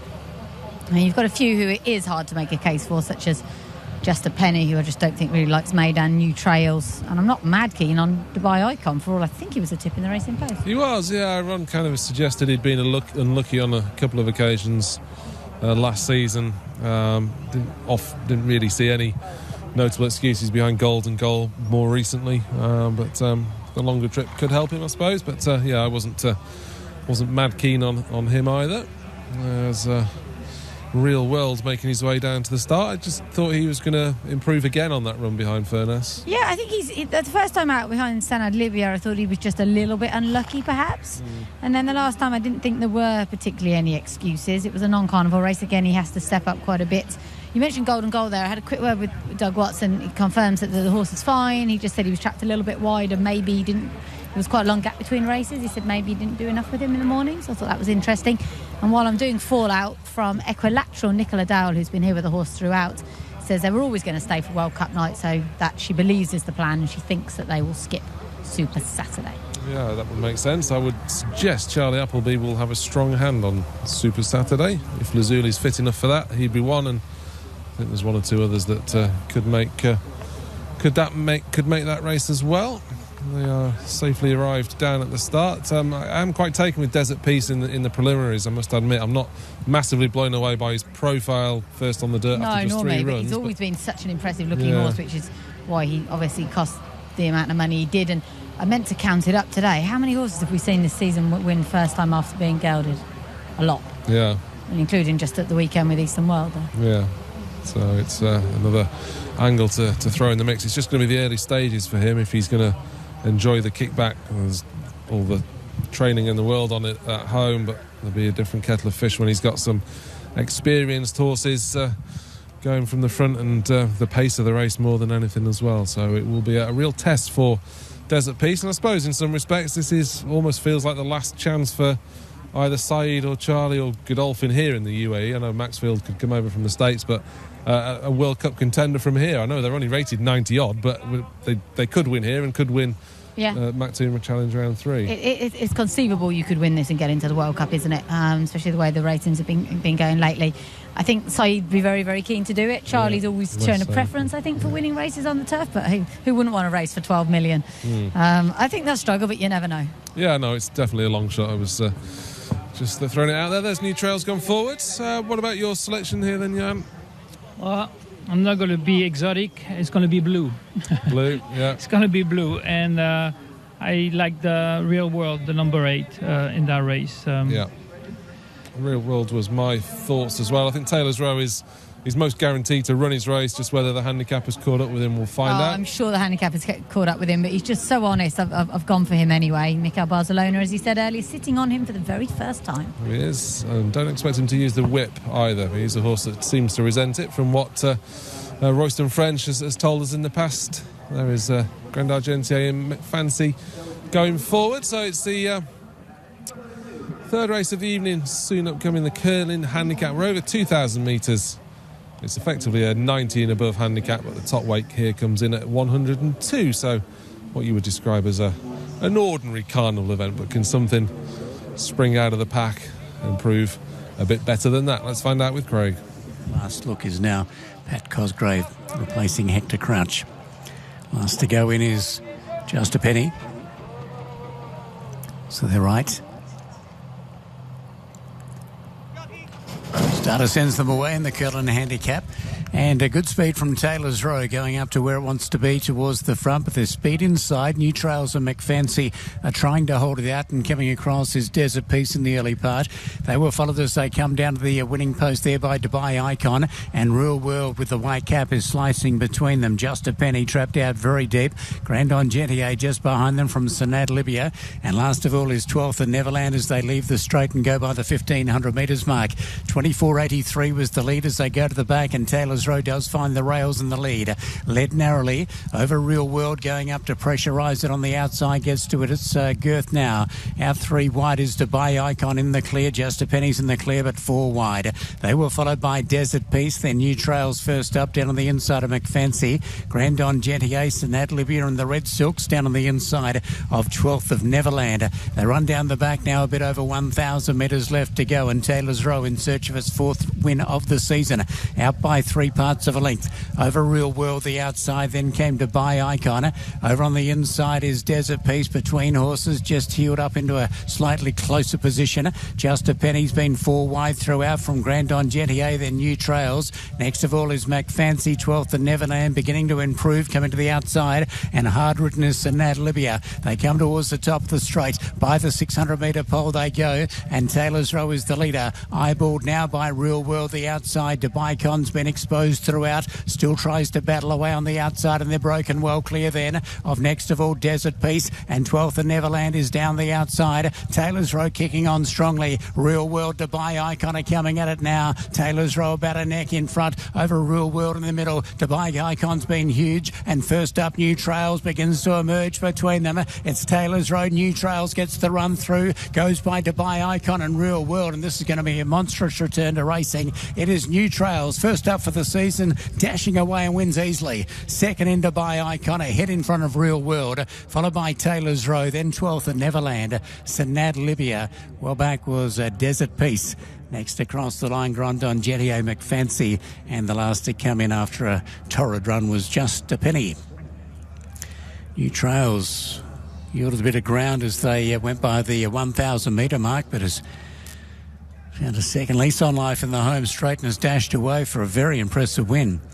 New Trails having his first run of the season, and disappointing last year as well, I might add. New Trails pretty good before that, but it's gone off at a massive price internationally and has blown them away here. Dubai Icon, very, very big performance from it. Real World sat in the breeze. It stayed on quite nicely.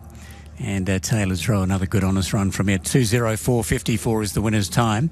2:04.54 is the winner's time for the 2,000 metres there on the dirt for the Curlin States, sponsored by New Jaguar F-Pace. But New Trails, not sure too many people saw that coming. Beautiful ride by Fernando Hara and Hamid bin Hamash, the winning trainer. Well, once backed this horse to win a Dubai World Cup. It's fair to say there's been a fair amount of water under the bridge since then, but a great comeback to racing, as Craig said, for New Trails, not seen since finishing 6th of 8 behind Matterhorn in the Maktoum Challenge Round 3 last year. That was the culmination of what was ultimately a very disappointing campaign back to 2018/19, and he was hugely progressive, really taking to the dirt well, and he's won this with quite a bit in hand in the end, Jan, quickening through a gap between Taylor's Row and Real Worlds, and won it going away. No, honestly, kind of surprised, but honestly, when you look at his form from last year, he was a decent horse. The jockey was patient during the race and let him an amazing job from his trainer. You have to point it out as well. I mean, over 300 days without a race to bring the horses. I'm always amazed how difficult to bring a horse fit after such a long time on the bench. But I would definitely keep an eye on that horse on the Dubai World Cup, the way he raced today, and I'm sure he will improve from that race. Yeah, he's going to need to go on again, not necessarily improve, but revive still further. But this is great for Ahmed Bin Hamash. It's been a difficult couple of seasons now, really, and this horse was his shining light way back when, and great to see him recapture that form. Yeah, as you say, around the World Cup, was 10th in Thunder Snow's 2019 World Cup. He's rated 111, so the handicap has given him a bit of a chance, to be fair. Deservedly so, because he's shown very little. He's gone back down to a mark of 97, put down £3 for that run behind Matterhorn that you mentioned last year when he was beaten 13 lengths. And I'm thrilled for Ahmed. He's a good trainer. He's just had a couple of bad years for whatever reason, and because of that, then your horses get taken away, and then you can't have winners because you haven't got the good horses. It's all a cycle. I don't even know if he's here today. Veronica Askey, one of his assistants, is. But they'll be thrilled because he just looks such an exciting horse, a bit like Military Law does now. He took a similar kind of path through, didn't he? He was, yeah, very much so. And he's an impressive-looking horse. He always really filled the eye in how he appeared. He probably had a hard season and just recoiled from that a little bit, and they've had to be patient to get him back. But he's back with a bounce today, beating the two Godolphin horses, Dubai Icon and Real World, who were both up there toughing it out with Taylor's Row. They've run second, third and fourth. They basically had their chance in the straight there, didn't they? Yeah, I mean, they just basically sent them. They had a bit of a go on the back straight, all these three, and then kind of relaxed on the back side. But they run all those chances. There's not much of excuse beside they got beat by a better horse today on the day. Yeah, 12th of Neverland. He ran on to be fifth, and just in this better quality event, they didn't come back to him as they had been doing. No, not at all. But that was still a fine run from him. He's obviously proved that he belongs at this level. Likewise, stablemate Sanad Libya. Taylor's Row ran a great race. It must have been really hard for Mikhail not to, jockey's instincts try and get everything they can from a horse, and he didn't pick the whip up. I don't think he was very, very restrained. Tried to nurse him home, and the horses ran an absolute blinder. And I bet you we see Dubai Icon and maybe Real World in round 3. Maybe. I think their limitations were exposed to a degree here, though. I mean, rated 96 and 93. I don't think Real World will get in anyway. Is it 95 the limit for the Super Saturday races? It's Group 1, isn't it? So they'll be struggling. Desert Peace seemed to handle the dirt well enough to a point, but I think it's when the horse is asked to quicken that's when the complexion of things change. And Desert Peace, it's not a different game. You gotta you need to stay, and I'm sure obviously today it was obvious that he's not handling the dirt. So in the next future, I'm sure he's going to come back to the grass. So we take it from the start then, and Taylor's Row relatively comfortably got to the lead. There was a few going perhaps wider than ideal, notably Just a Penny. He was drawn in stall 10. Desert Peace, to be fair to him, in the red cat was also a little bit wide, as indeed was Dubai Icon, who was 4 wide and plugged on to finish second, so a decent run from him. The eventual winner's got the perfect sit, though, in many respects. Just been niggled along, but tracking Taylor's Row in that second wave. No, he was actually having a hard time to keep up. Getting around the bend as well. Yeah, exactly. I had time to keep up, but then they kind of set back on the back side, and he kind of pick up the bridle again. But you want to be relaxed on sort of trip like that. So actually he had a right spot, and can see make the work from the 4 horses was actually battling for the lead, obviously, and took him actually further on the turn. And you can see he's actually looking the rail. If you look at him, he's having a problem looking the rail. He's switching leads back and forth, But I'm sure that's the fact that he's been away for such a long time. A bit rusty. A bit rusty, true. Yeah, so come around the bend. McFancy begins to cry enough. Just a Penny fades out. I think just looking at the run of 12th of Neverland, maybe just held up a little touch behind Grand Argentier and is forced wider. At this point, Real World in the white cap, he arguably travelled best, but we know Taylor's Row, he finds plenty from the front. Exactly. No. He looks like a winner. And then when he tried to switch a lead, and he just didn't quick it up. Battled well, though. and opened the room to get the winner. Yeah, and the gap came nicely for him. And to be fair to him, he's gone through it quite nicely. 12th of Neverland sticks to his task really well. Just maybe his effort plateaus out there. And I like the winner. His ears was pricked, still have the left on the tank. You can tell he was looking. So I'm sure that race will, as you mentioned, get him fitter for the race. I don't know he will be improved though, but it will get him fitter, definitely fitter for next target if it's a Dubai World Cup or else. Yeah, I suppose these 7-year-olds returning from such an absence, the key thing is how quickly can you go to the well with them again, because they're almost going to be forced to go Super Saturday before they get an invite into any World Cup races for sure. That's for sure. No. Yeah. I don't know what was the B plan if you don't run the Dubai World Cup in the program, but we have to see who's coming to race and then give it a go.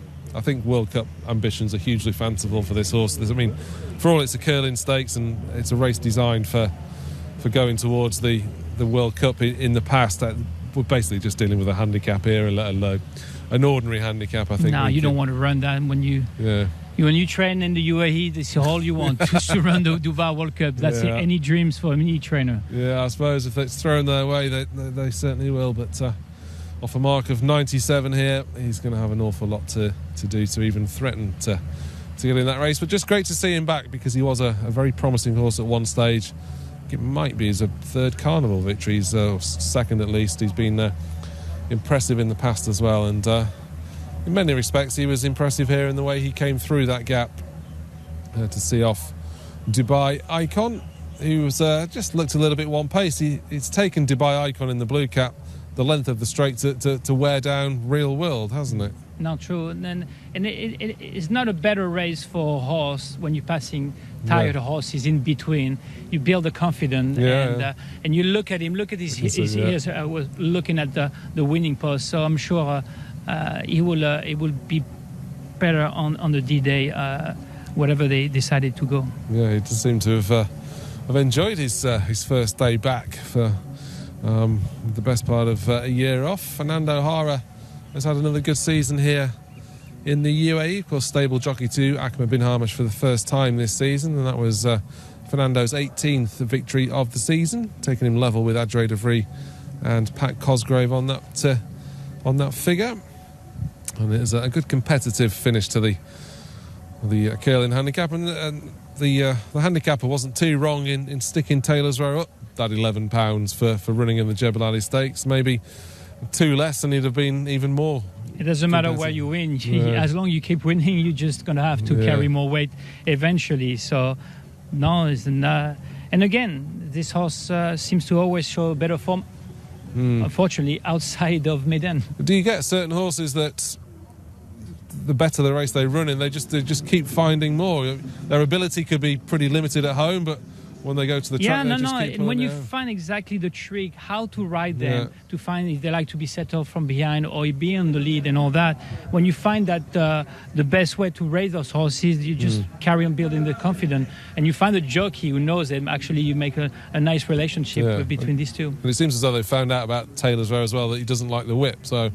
obviously, but then at one point the jockey is going to have his hand is going to be a bit hard to use a whip if they see him can win the race. Yeah, well, it's another solid enough effort from Taylor's Row, but only finished 4th in the curling stakes, sponsored by New Jaguar F-Pace. The victory going the way of New Trails, his 3rd victory here in the UAE from just 12 starts, a reasonable strike rate for him. And very much bred for the surface as well, being by Medagliadoro, as Veronica Asker, the assistant at Ahmed bin Hamish, or one of the assistants to Ahmed bin Hamish, collecting the trophy. A grand prize it is too. And Fernando Hara is now on to 147 winners here in the UAE. Of course, a Dubai World Cup winner in the past, scoring aboard Invasor. I suppose when a jockey such as Fernando gets... We talked about Mikhail with so much big success as a young jockey. Fernando was pretty similar, winning that World Cup on Invasor. They can sometimes stall your career as much as it can boost it. Either way. As a trainer point of view, believe me, I know where you can either beyond right there. It's just a matter of the horses. Either you train or you ride. Yeah, indeed. Well, Fernando O'Hara, very much a stalwart in the weighing room here now, very much relied upon by many trainers. Victorious aboard new trails for Ahmed bin Harmash here, and he's now talking to Laura.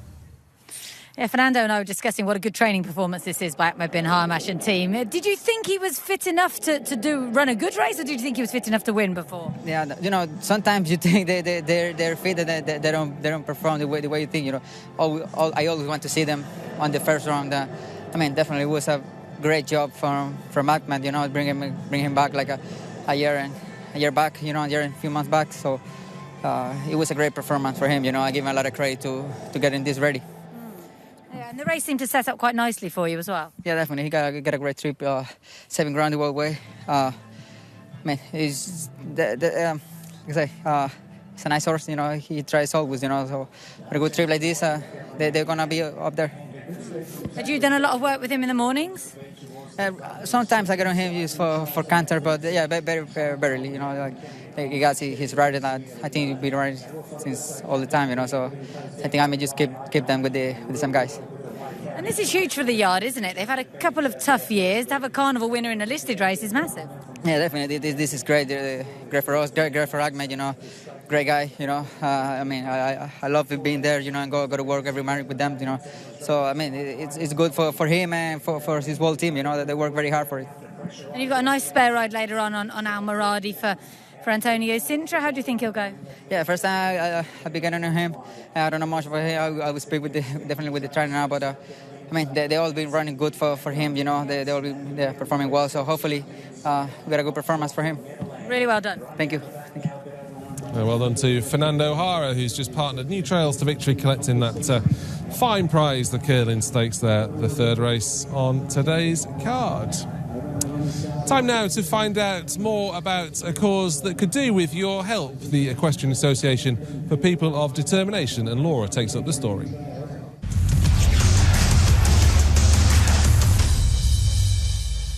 This is EAPD Dubai, which was set up by Satish Seemar and Ali Al-Bawadi back in 1998. Since then, it's given loads of children the chance to get this unique kind of equine therapy. But recently, due to COVID, it's fallen on hard times. So today, they've recruited a few high-profile helpers to come along and lend a hand. They have around 100 Group 1 wins and 10 UAE championships between them. But jockeys William Buick, James Doyle, Tygo Shea and Richie Mullen are happy to help out where they can and spent the morning guiding students at EAPD.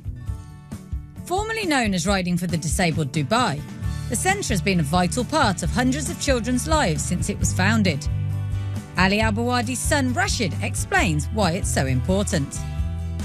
As a family coming from a horse background, we kind of realized the importance of how the happiness it gives to us. So we wanted to give that back to the community, and we thought that this organization can give much more back. So we decided to establish this charity. EAPD has around 70 students currently on its books and runs classes 3 times a week. With 3 helpers needed per horse, it's labour intensive, so the extra help came in handy, with James and William explaining why they wanted to lend support. It's great to see, it's very warming to see the smile on their faces and how much happiness it brings to their lives, really, and full credit to everyone involved for keeping this on the road and for coming up with it in the first place. It's something that, we go through our day-to-day lives and hustle and bustle, and, it's not ordinarily something you think about, but having come out today and actually seen this for our own eyes and seeing the smiles on these children's faces, it really does make you feel proud of what the guys have done, really. I think the bond between horse and human, obviously, I know very well myself, so I know how important that is, and for these kids, it gives immense pleasure, and it's great to see it firsthand.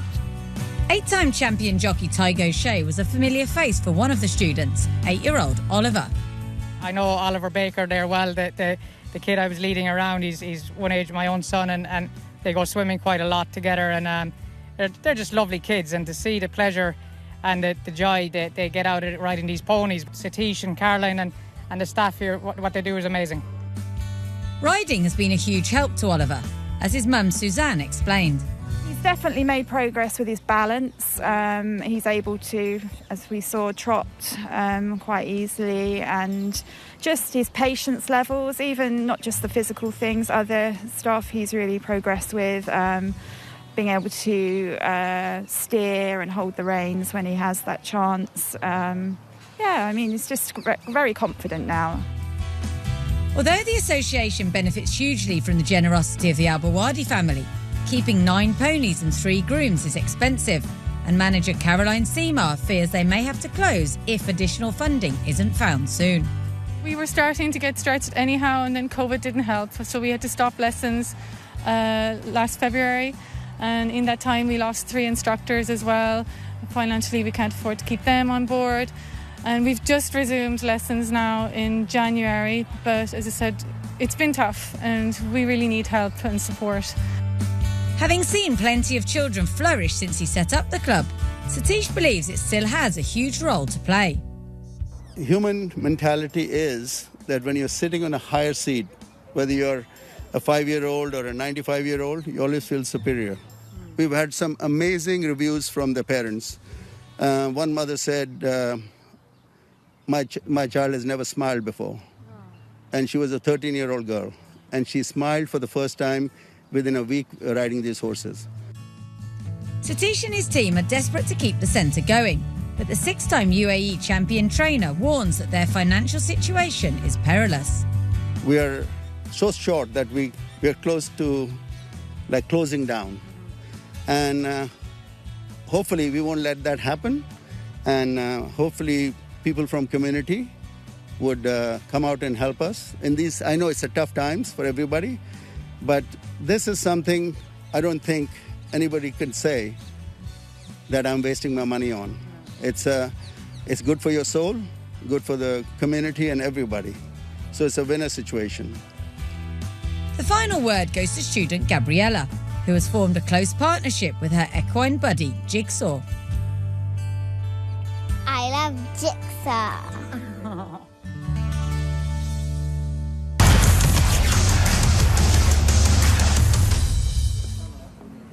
It's a really wonderful initiative, EAPD, so do get involved if you can help. I'm sure they would very much appreciate it, so would all those kids.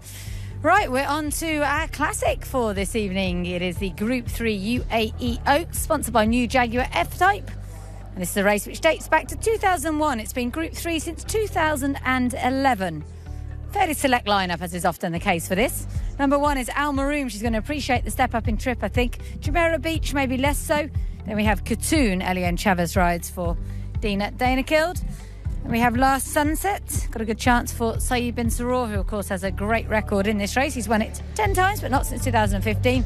Manasik is the favourite for Doug Watson, who won this with Polar River a few years ago. Nayefa is the outsider of the whole lot, and Super Chianti has a visor on for the first time. Sam Hitchcock rides. So it's going to be a valuable contest for one of these sets of connections. As we've already alluded to, a Group 3 win anywhere in the world can add an extra 0 or 2 to the horse's value. So let's try and find the winner of it. Al Maroom is a maiden coming into this. She's only had the 2 starts, and she's looked a little bit one-paced over 7 and a mile coming into this race. And the question we're going to pose about many of these is the 1900 metres going to suit? It looks as though it will her. Yeah, definitely. She has the pedigree for it. The way she ran last time, where she was just covered a lot of ground on Jumeirah Beach, showing that distance will be a better fact for her. And so it's actually interesting to see how she's improved. Yeah. Nothing can beat the experience of getting the head in front, though, which would be the minor negative for Al Maroom. Jumeirah Beach did beat her last time, but certainly an element of her just coming to the end of a tether over the mile. And she'd been a short runner prior to that, hadn't she? As much some horses will be happy to increase the distance, I think there's some doubts around her about terms of the distance. She's got a very early speed.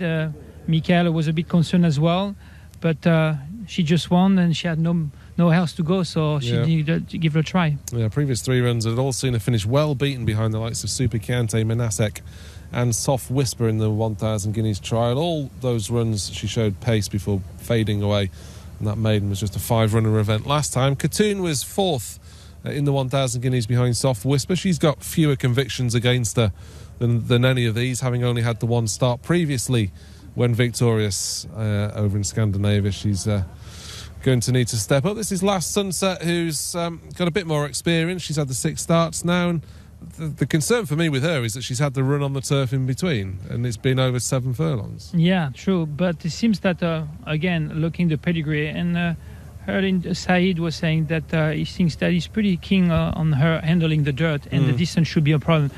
I'm sure he sees something that we haven't seen yet. Like a chance. There's a couple of fillies that I like better, but she can be an upset. She certainly finished a lot closer to Soft Whisper in the trial than many of these did in the Guineas itself, including Neefa, who has just looked a little bit sour since a promising debut. Nicholas Bachelard has opted to take the cheek pieces off her today, which may well be of some help. We'll maybe find out a bit more about that shortly. Manasek's got to break better. She's definitely got plenty of ability, having finished second to Soft Whisper last time when coming from a long way back. The start will be key to her. I'm sure they've been working on the gate manners of Manasek. Yeah, I mean, that's what we said last time when she ran the Guineas, and she basically... actually, I like her, the way she behaved. I was a bit concerned when the second race, she's a bit more nervous. It seems like she understands where she's going now and getting mature through the races. If she breaks slow, it doesn't matter. There's a small field, and I'm sure she'll...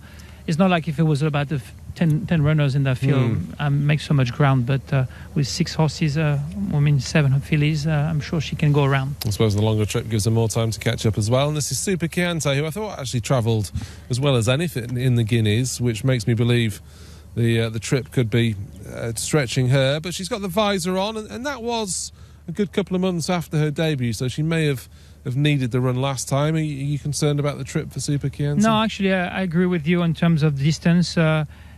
She didn't quicken up on the Guineas. She just stayed. Didn't look like a winner, but looked like she didn't have that turn of foot in order to win that race. And I'm sure the distance shouldn't be a problem. And I like her chance as well to get an upset, to be the favourite. Pat Dobbs really liked her and stuck with her in the Guineas. He's now jumped ship onto Manasek, so make of that what you will. They're beginning to head out onto the under the tunnel. Let's find out a bit more about Neefa, Laura talking to Nicholas Bachelard. And with Nicholas Bachelard, who's got a nice chance here really with Neefa. She's been a bit ignored in the market. She's got a lot of ability, hasn't she? Well, we think she does anyway. Just question mark might be the surface. We just decided to run here tonight, just short field instead of going on the grass next week. We'll give her another chance. We took the headgear out and we'll try to maybe come from behind, just let her get into her own rhythm and hopefully finish. If we could finish in the first 3 today, it'd be good for us.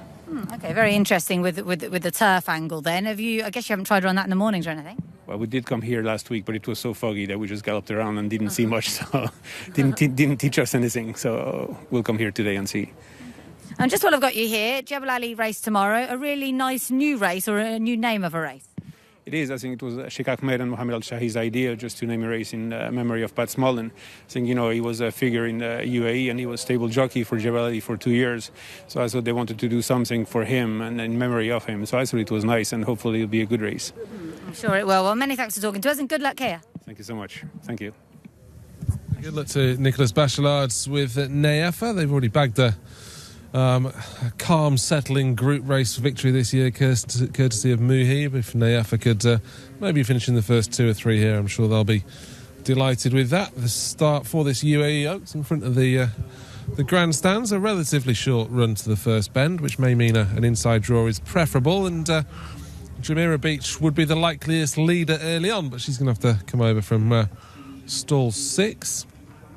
She's got the blinkers on as she had when winning last time. Jumeirah Beach, I mean, it wasn't a strong maiden, as we've already suggested, just the 5 runners. Even though there's only 7 here, I still feel it's going to be a touch harder for her to dominate. Yeah, she's light. I mean, you can tell she's really fit, and she... But if Mikel gets a really nice and comfortable lead and not having anybody on the side, then you never know, because sometimes you can steal a race like that.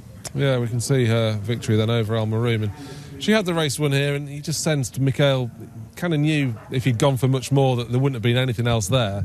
So he was almost just nursing her home. She certainly didn't have a hard race here, did she? I mean, she's definitely a type of filly. She's going to take him on the bridle very far to a point. You can see how, he just kind of put his head down by the end. But it was an interesting a race from Al Maroon, who was still pretty green and seems to will enjoy the distance today. And I'm actually keen to see how much she improved, because honestly, it's not an amazing Oaks that we've seen in the past. But if I had a filly, I would be happy to race. Don't get me wrong. I would be very happy to have a filly on that field for sure. Al Maroon is one of 2 maidens in the race. Of course, Nayefa is the other maiden. There's only been 1 maiden ever to have won the UAE Oaks, and that was right back in the first running of it in 2001 with Leoub. So there's a few stats for them to overcome here. This is Manasek then, the main race form coming into this, the Guineas, where several of these were in behind. I mean, a lot of people's eyes are naturally drawn to Manasek, the way she sees things out here, Laura, but she can't keep affording to giving away the starts that she has in the 2 starts. I love her, but I'm really concerned that, as you say, this is obviously over further than the race that we're looking at. They're not going to go as fast. They might not come back to her. She might not be able to give it away. I know Doug's been working on her. I'm sure Doug's been working on her in the mornings, but it's a habit I imagine is quite hard to break. And I just think she's got so much raw ability, and the fact that Pat Dobbs is on her. I think there must be a few question marks about Super Chianti's attitude a little bit. They put the headgear on her. We know she sort of stopped in that first run when she beat Nayefa, so I think that might be another reason why he's decided to switch. But yeah, they've both obviously got a little bit of quirk about them. There is Super Chianti in that visor. And Sam Hitchcock on board today. And Nicholas made a very good point there off camera. He said, we're all sort of expecting Jumeirah Beach to go forward and not stay, but she might just stay. She might because she's bred to stay. And you can sort of outrun your stamina requirements on the dirt as opposed to the turf. Just looking at the headgear she had on there, I don't know if you caught it there, but she seemed to have quite a severe bit on her Super Chianti. I didn't notice. Well, we'll try and grab that again. There is Nayefa, who's not looked enthusiastic in her races, but she's looking all right so far. Yeah, I mean, as I mentioned, I talked to Nicolas a couple of days ago, and she's always been a very good worker in the morning, and been a bit annoying filly to watch her racing, because she doesn't race as she works in the morning. So you never know. As he mentioned, she either can win or finish dead last. You don't know what to expect with her, and they took the equipment off her, so maybe it will be a key to win that race or run better than last time, obviously. I just think another thing to throw her way is that she's been drawn in 2, 2 and 4 Nayefa, and even when she was drawn in 4, she just found herself a little bit crowded, and she was just uncomfortable. And she didn't stall 4 again today, but I just felt if Ryan Kiritola could either get her out in front, or close to the pace, or wider, then she might be Sounds better. like they're going to try and do the opposite. And hold her up. And I did say, is she hold up a bull? You know, you're not the best jockey in the world, the strongest jockey in the world, but if one wants to go, they want to go, and that's that. But it sounds as though they're going to try and be a bit economical with her. Okay, and just pick up some pieces, I suppose. But then on the other hand, if then nobody wants to go forward, if Jumeirah Beach doesn't for some reason, then maybe they will take the initiative. Yeah, it's just something different that needs trying with one or two of these. Katun, we didn't get your thoughts on too much. Obviously great that we've got overseas representation in familiar colours. We've seen plenty of the Ahmed Galita Al Mahari colours here in the UAE, which she's, I suppose, open to improvement by virtue of the fact she's only had 2 starts. Yeah, true. I mean, I've looked in her paddock. She's not the amazing good-looking filly, a little bit narrow, light kind of weight. But, I mean, if his trainer believes that she can run against this bunch of horses, then why not? When we say this bunch of horses, it's not exactly a strong bunch, is it? So, I mean, the ratings of these are, you know, the fact we've got Super Chianti 90, Manasek 96. I mean, they are inflated. There's no getting away from that. And Jumeirah Beach down on 80 is probably a better reflection of where we are, I would say. But let's see what happens. Frankie Dettori's on board last sunset. I'm expecting a no-nonsense ride from Frankie, keeping her as close to the pace that we were expecting Jumeirah Beach to set as possible. She's got a busy carnival, hasn't she? This will be her 3rd start of it, and she's run great both races so far, both on the dirt and the turf, so I think she has a pretty big chance here, really, for Saeed, who's got such a great record in this race. Frankie's won it 6 times himself, not since 2011, mind you, but I think she's the obvious one up against the favourite Manasek, she could well just win this. That top of bill form is strong enough, and it's a big enough step up in trip, I suppose, to be a minor concern for Last Sunset. On Katan, our colleague Sultan Harib purchased this horse for Ahmed Al-Maheri. He tells me that she'd had 4 teeth removed before her last run and therefore wasn't eating particularly well as one wouldn't. So he feels she'll be a bit better. I actually thought it was a cracking run last time. She's not going to win, is she? But she could maybe pick up a nice check. One needs to beat the one home.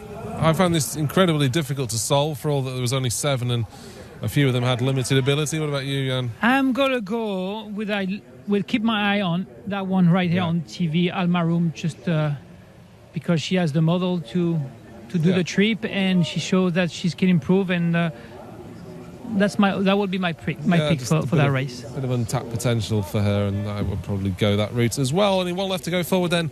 The 2021 UAE Oaks. Here's Craig. Now they're set. Ready and racing. Manasek off the inside, bounced away beautifully. Good speed from Jumeirah Beach straight to the front. Super Chianti heeled up, and El Maroum around the outside. Manasek gets into 4th. They were followed outside it from Last Sunset. Then came Nayefa, and Katun went back to the rear as they leave the straight by the 1,600 metres. And Jumeirah Beach shows the way over El Maroum and Super Chianti. Moving around the outside, Last Sunset. Then came Manasek, trapped over on the inside. Then Katun as they work to the back straight, and Nayefa at the rear. 25.72 is the lead. As they go down the back, Jumeirah Beach for Barcelona, trying to go back-to-back in the Oaks, winning it with Down Under Bayou last year. It's Jumeirah Beach out by a clear length over El Maroum.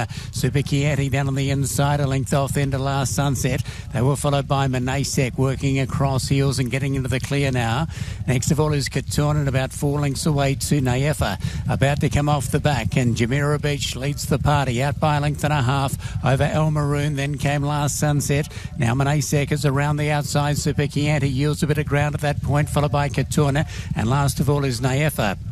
Down the side they come, 700 metres to go, and Jumeirah Beach shows the way, but here come the challengers now, and Manasek travels up so strongly out 4 wide. Trying to go with it is Last Sunset and El Maroum as Jumeirah Beach calls it a night, but they come to the bend, and Manasek under double wraps from Pat Dobbs shows the way as they turn in. Manasek scoots away from Last Sunset, El Maroum, then Jumeirah Beach, and down the outside is Nayefa, but it's Manasek shooting it clear inside the 300 metres. Manasek out by 5-6 lengths over Last Sunset. Then El Maroum. Nayefa is down the outside, but Manasek, better at the start, brilliant at the end, is going to thrash them in the UAE Oaks. If Manasek, not let off the bridle by Dobbs, is going to race away and win by 7 or 8 lengths. Manasek easily over Nayefa. 3rd in Last Sunset, followed by El Maroum, then Katun, Super Chianti, and the early leader Jumeirah Beach. Far too good to Manasek. Looked ominous shortly after the start if you were supporting anything bar her when she began a lot better, and travelled beautifully for Dobbs, and Pat Dobbs and Doug Watson land the UAE Oaks with Manasek and the Al Rashid stables. So an easy one there. Second, Nayefa coming from near enough to last off the back straight to run into second, and Last Sunset to get into 3rd, but Manasek has now a career record of 3 starts for 2 wins and a 2nd. So it's jogged up there in the Oaks and wins very easily. Nayefa to run 2nd, and 3rd goes the way of Last Sunset. It's fairly painless if you were supporting Manasek. Travelled up 4 wide off the back straight, and at about the 600 metre mark it became very apparent that it was going to win, and win it comfortably. Numbers here 5, 6, 4 and 1. 5, 6, 4 and 1 after the UAE Oaks, sponsored by a new Jaguar F-Type. All very smooth in the end for Manasek. Professional from start to finish tonight, making it 2 wins out of 3 for her career, and a very impressive victory over potentially some modest opposition. But let's take nothing away from Manasek. You've been a firm believer ever since she bolted up on debut. And she's done it again tonight, Laura. Yeah, I just think sometimes you have to believe what you see, and it was so impressive on debut, mainly because of the way in which she left the stalls very, very slowly. Pat gave us such a confident ride. It looked as though, for a while, Jumeirah Beach wouldn't fold. She did. Last Sunset also ran a great race. Naefa ran on to do what Naefa often does, which is finish second. She's done that now for the third time in 4 starts. Both of these two, first and second, have just so much just general natural ability, I think, and I'm pleased for Doug Watson. He was slightly bemoaning his luck before this race, obviously Golden Goal getting beaten and things, so he'll be a lot happier now. His second Oaks success after Polar River in 2016. I get the impression that this filly still caught them by surprise. The way she won on debut, obviously she thinks she was third pick that day. Even Pat Dobbs stuck with Supi Kante the last time, so it's not as if she's seemingly showing them massive amounts at home. No, I don't think she does. Maybe she's just a bit lazy, hence the way she leaves the stall. She's just not really sort of buzzy. And it was one of my favourite quotes of the season when she won first up, and Doug said, well, I guess she goes well fresh. And what will they do? Will they have a crack at the UAE Derby? It's the year to do it, isn't it? They'd have to. I'd be selling her personally, but were you impressed with that, Jan? Yeah, very impressed. But as a trainer point of view, you're always concerned with the second race. And I was looking at her, as I was mentioned early on, she was acting a lot after the second race, you know. First race, she didn't know where she was going. Second race, she knew where she was going. And now she said, okay, this is my life. I'm going to be a racehorse. And she was very professional. The distance never was an issue, but the attitude was much better. And she, obviously, they probably work out of the gate at home. She braked right there. He just, Pat Dobbs did whatever he wanted to with her. And, I mean, I would brand the Derby if she's not sold by then. For sure, yeah. No, I'd say the owners are quite sporting and wouldn't be the selling type, and they have runners all over the world as well, don't they? So it's not inconceivable this filly travels. They're a huge outfit, aren't they? They've sort of shot onto the scene here. This is only their, I think their 75th odd runner in the UAE, and they've done incredibly well. That's now 7 winners for them, and yeah, they say that they've got horses in the States. I would imagine that's where she'll go. Yeah. Is there any fillies ever won the Derby in the UAE? Caller. Yeah. That's way back. Anyone. That's way back, isn't it? 2011, I believe. Yeah. And then she gave us Massar, the Derby winner, so it's a nice little story. I'm trying to think, what else is good? There's obviously Soft Whisper, but she's going over to Saudi now, so Rebels Romance. It's not inconceivable that she would have been there or thereabouts with Soft Whisper had she broken last time. So for all Soft Whisper was utterly dominant, you just never know if she'd have broken on terms. No, I think she's certainly a horse who's going to throw up some fun questions for them to answer, and also try and get a word with Doug and see what he will be suggesting to the owners, Al Rashid Stables. But it's a nice victory. She is still quite exciting. As we said, it wasn't a great contest, but she's won it by 6.5 lengths, which is decent. Yeah, it was. I suppose if we are building up a relatively modest race, the one thing you want to see is an impressive wide margin winner, and that's what we've got with Manasek, and she had the rest beaten off a good way out. The likes of Last Sunset was a little bit laboured. Al Maroon, she knew enough to race handily today, but you marked she was off the bridle more than earlier than most. Right, you can see that the jockey sent her right away, put him on next to the Jumeirah Beach, and maybe do it a little bit much early in the race. She's still lack of a maturity. Only raced twice. She's a big filly. I'm sure she will get better through age, but she still ran pretty decent race. I'm concerning that she's still a maiden, and she is still a maiden. Yeah, she finished fourth. Naefa 6.5 lengths back in second. Last Sunset potentially didn't get home. She was stepping up from 1400 to 1900, which felt like a big jump in one go, and so it proved. And nothing really from Catton, and the other one, Jumeirah Beach, did drop out eventually very tamely to finish last. But fair play to the Doug Watson team, who's seemed to have got this happy knack with the fillies. He does particularly well with them. Good slap on the back there for Pat Dobbs. That's not a slap. That's not a slap. Maybe a little bit overly. I don't know. But they'll be happy. It's not been the easiest season, has it, for Doug Watson, for several reasons. Forced to withdraw runners on a couple of occasions, and Pat Dobbs himself has missed a couple of weeks, including for suspension. But back in the saddle today, and delighted with the victory of this filly, no doubt, who broke very well. She almost broke best Jamira Beach has got that early speed to go forward. Laura mentioned Nayefa would be dropped out, and she was. They seemed to go quite quick early before Michael Barcelona was comfortable with where he was. I mean, he didn't send her. I mean, she just... Yeah, she took him. She just closed from the gate, as usual, and then just set back. But he had quite a good hold on there. Sometimes, you know, when you have doubts about the distance, you will think that, okay, I'm not sure about going that distance. I might take the blinkers off in order... You can see she's on the bridle. It was... I mean, they have to try anyway. The program is just like that in the UAE. So winning that maiden, you have no choice to go to that race afterward against the filly, because otherwise you got to run against the boys. So... But there's something must go wrong regarding Super Chanty. She was beaten very, very early. Either she gave up or something might be wrong. The jockey is working hard on her, and he kind of... She's just wobbling around a bit as well, exactly. Isn't she? She was certainly beaten before stamina came an issue. There was just an interesting point a couple of furlongs back there. Pat Dobbs made a conscious effort to take Manasek right off the rail and almost bring her full wide, probably knowing full well he was on the best filly, and maybe knowing as well that Jamira Beach was going to fall back on his lap. You don't want to take any risk when you... I mean, those jockeys have so much experience, they know where they got, and he felt like, okay, I've got enough filly to go around, let's try that, and build the confidence as well, passing horses a bit more reading. So, but an amazing race from Nayefa. I just saw Nicola was very pleased, and she's a group race placed now as a future broodmare. It's always rewarding to be. I mean, does she need to be a winner as well now, though?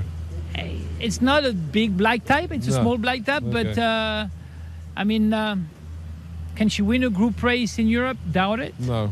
Can she win a group race here? Doubt it. I think knowing the program over here for fillies, I think she can go to the farm and be a broodmare. I don't know what they decided to do with it. I think there is a fillies only race at Jebel Ali towards the end of the season, but I'm not sure about the trip.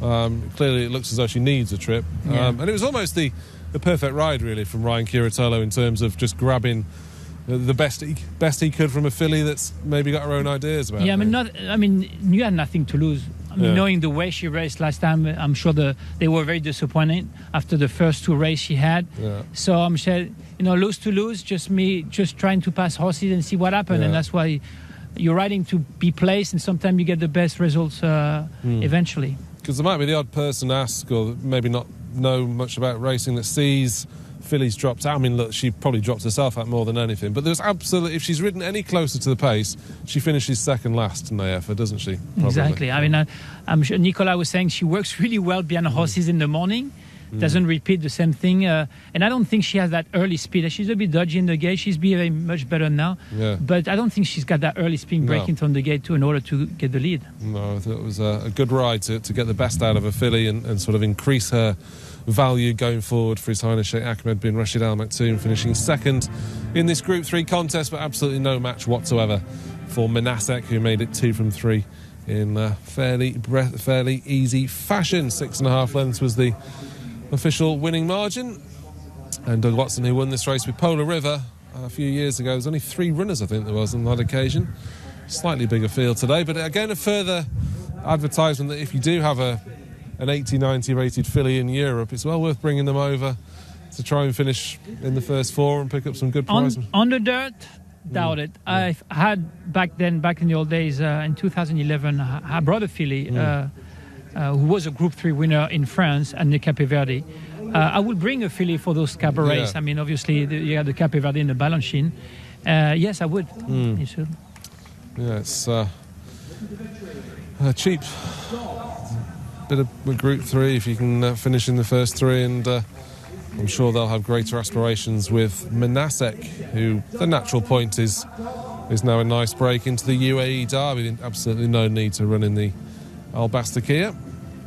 There's Doug Watson collecting his trophy. He certainly would not have given up hope of catching Salem bin Ghadir in the Champion Trainers title. That puts him level with Ernst Ortel on 23 and now 3 behind Salem bin Ghadir in what promises to be a good climax to that particular championship. Pat Dobbs collecting his trophy.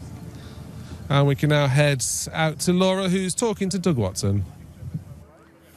I imagine Doug Watson's absolutely thrilled. Manasek, she's got it all together tonight. It was a really good win. Yeah, fair dues to Shane and the gate crew. They did a fantastic job helping us out.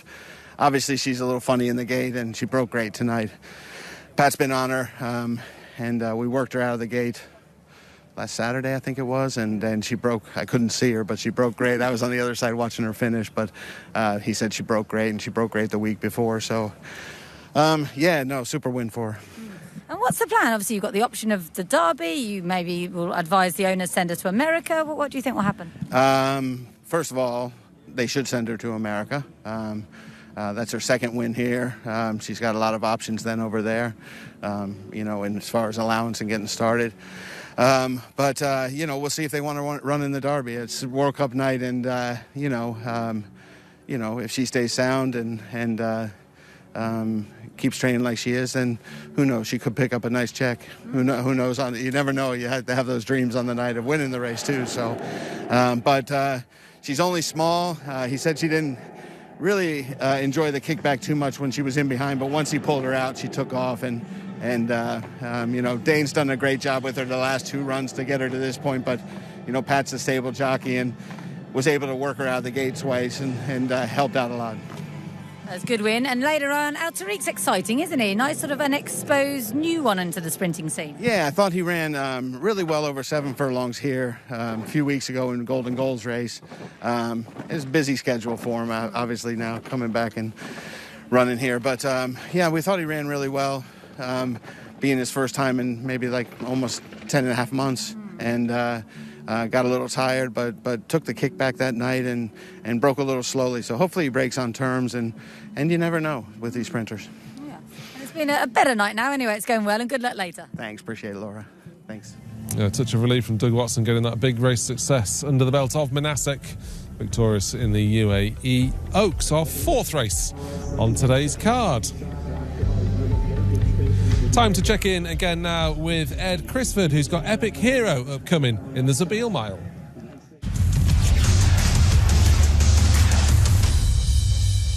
We'll start with Epic Hero. I mean, he had a great carnival last year. I think 3 runs, 3rd, 2nd and 1st. It was a super effort last time. Yeah, no, he was very consistent last year. Then we took him back to England, obviously because of coronavirus. The flight was delayed, so he was stuck here for a little bit longer than we liked. So it took him longer to get ready back in the UK. But again, he ran some very consistent races in group company in the UK.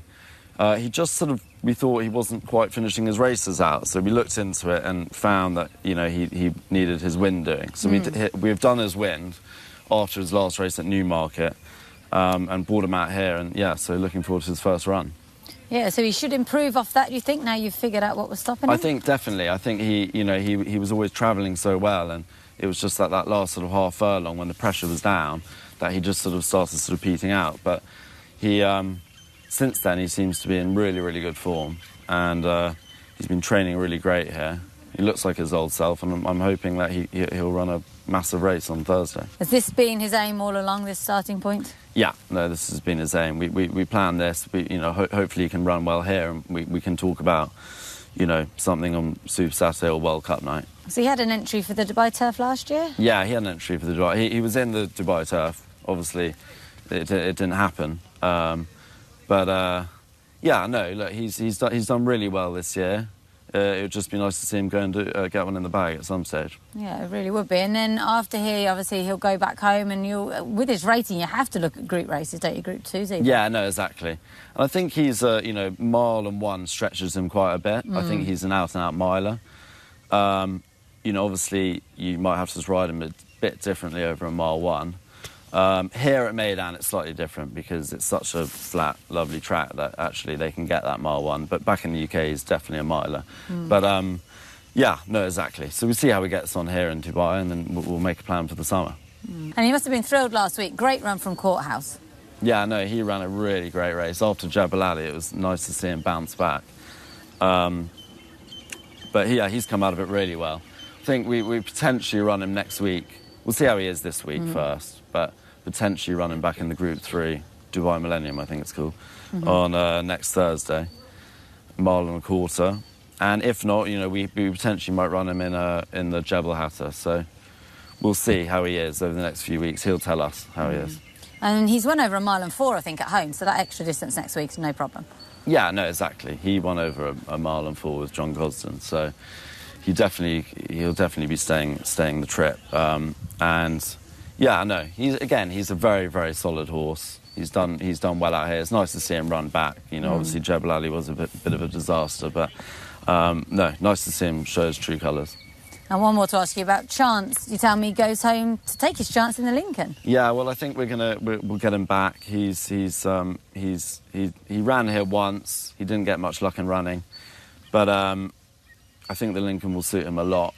He's the mile on soft ground should be spot on for him, and he's off a nice weight. So I think we'll get him into quarantine and get him home and run him in the Lincoln and take our chance there. And hopefully that'll see him down to the ground. And he'll be fitter than some of his rivals as well. Yeah, again, he's had a great winter out here, and a bit of sun on their back doesn't do any of them any harm. So get him home, and as we were discussing before, John Ryan and Charlie have both come here and gone and won a Lincoln, so that's so we can do it as well. And one last random question for you: training in the fog. I mean, what you're doing, you're on the ground, you want to see how they're moving, you can't see anything. Yeah, I mean, you literally cannot see a thing. I mean, for the last 2 weeks it's been, well, luckily we've got very good riders that we trust, and so the riders are telling me how the horses are, but we can't see much, that's for sure.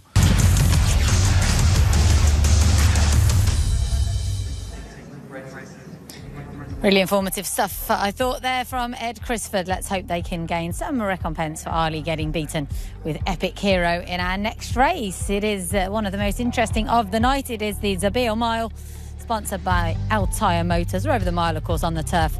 $163,000 in the kitty for this race, which was established back in 2007. It's been a Group 2 since 2011, and Godolphin have won it 7 times. Can they make it 8 with Art Duval? Or Bedouin Story, who won a very competitive handicap last time. Then we have Bless Him for David Simcock. Count of Amazonia, I thought, ran a fine race, but this is a big step up in grade. Dubai is the favourite. Possibly better over 7 furlongs, but let's see. Epic Hero, huge chance, I think. And we have Ektiran, he's probably going to find this a little bit sharp. Escobar's deserving of his chance in this. I think it was pretty unlucky last time. And we have First Contact, who's actually third in this in 2019 when trained by Charlie Appleby. Lucius Tiberius and Velorum completes the lineup. Mikhail Barcelona on board for Charlie Appleby. So a good feel for this Zabil Mile. Perhaps a few chants in their arms in the Group 2 contest that they ordinarily wouldn't be up to winning, certainly back in Europe, but very much an opportunity here to grab something. Godolphin, particularly, obviously, as you expect, plenty of chances, but maybe not with a standout contender, as is often the case in this type of race.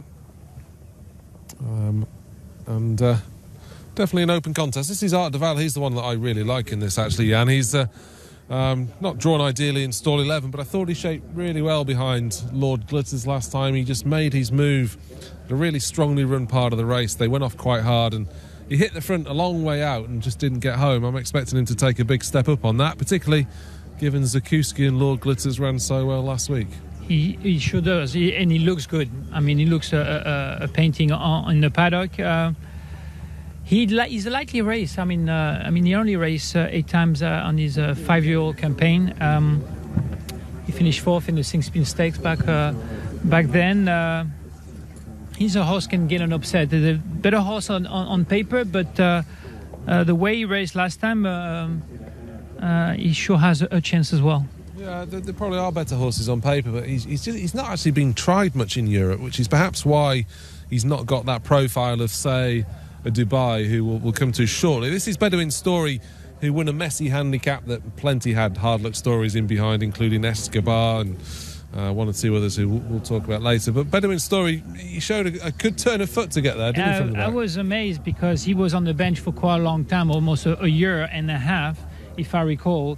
And Frankie set him dead last out of a very a lot of runner on that day, and he just went wide and finished strongly. So you can imagine that he's 100% fit now. Yeah, he's definitely a talented horse if he can be kept sound and got right, and just when things go his way, which they did to a degree. It was a great ride from Frankie Dettori as well on that occasion to win by a nose, but it was only off a mark of 100 as well. But they're just feeling it was a kind of a group standard performance in quickening the way he did. This is Bless Him, who's been turned out quickly after running fourth behind Zakuski last week. He's probably up against it here, Bless Him, but he's a horse that I expect to be held up, and they'll try and just pick off one or two. Exactly. He's been a decent handicap horse, and every time they step up on the higher level, which is listed groups, he doesn't seem to pick up.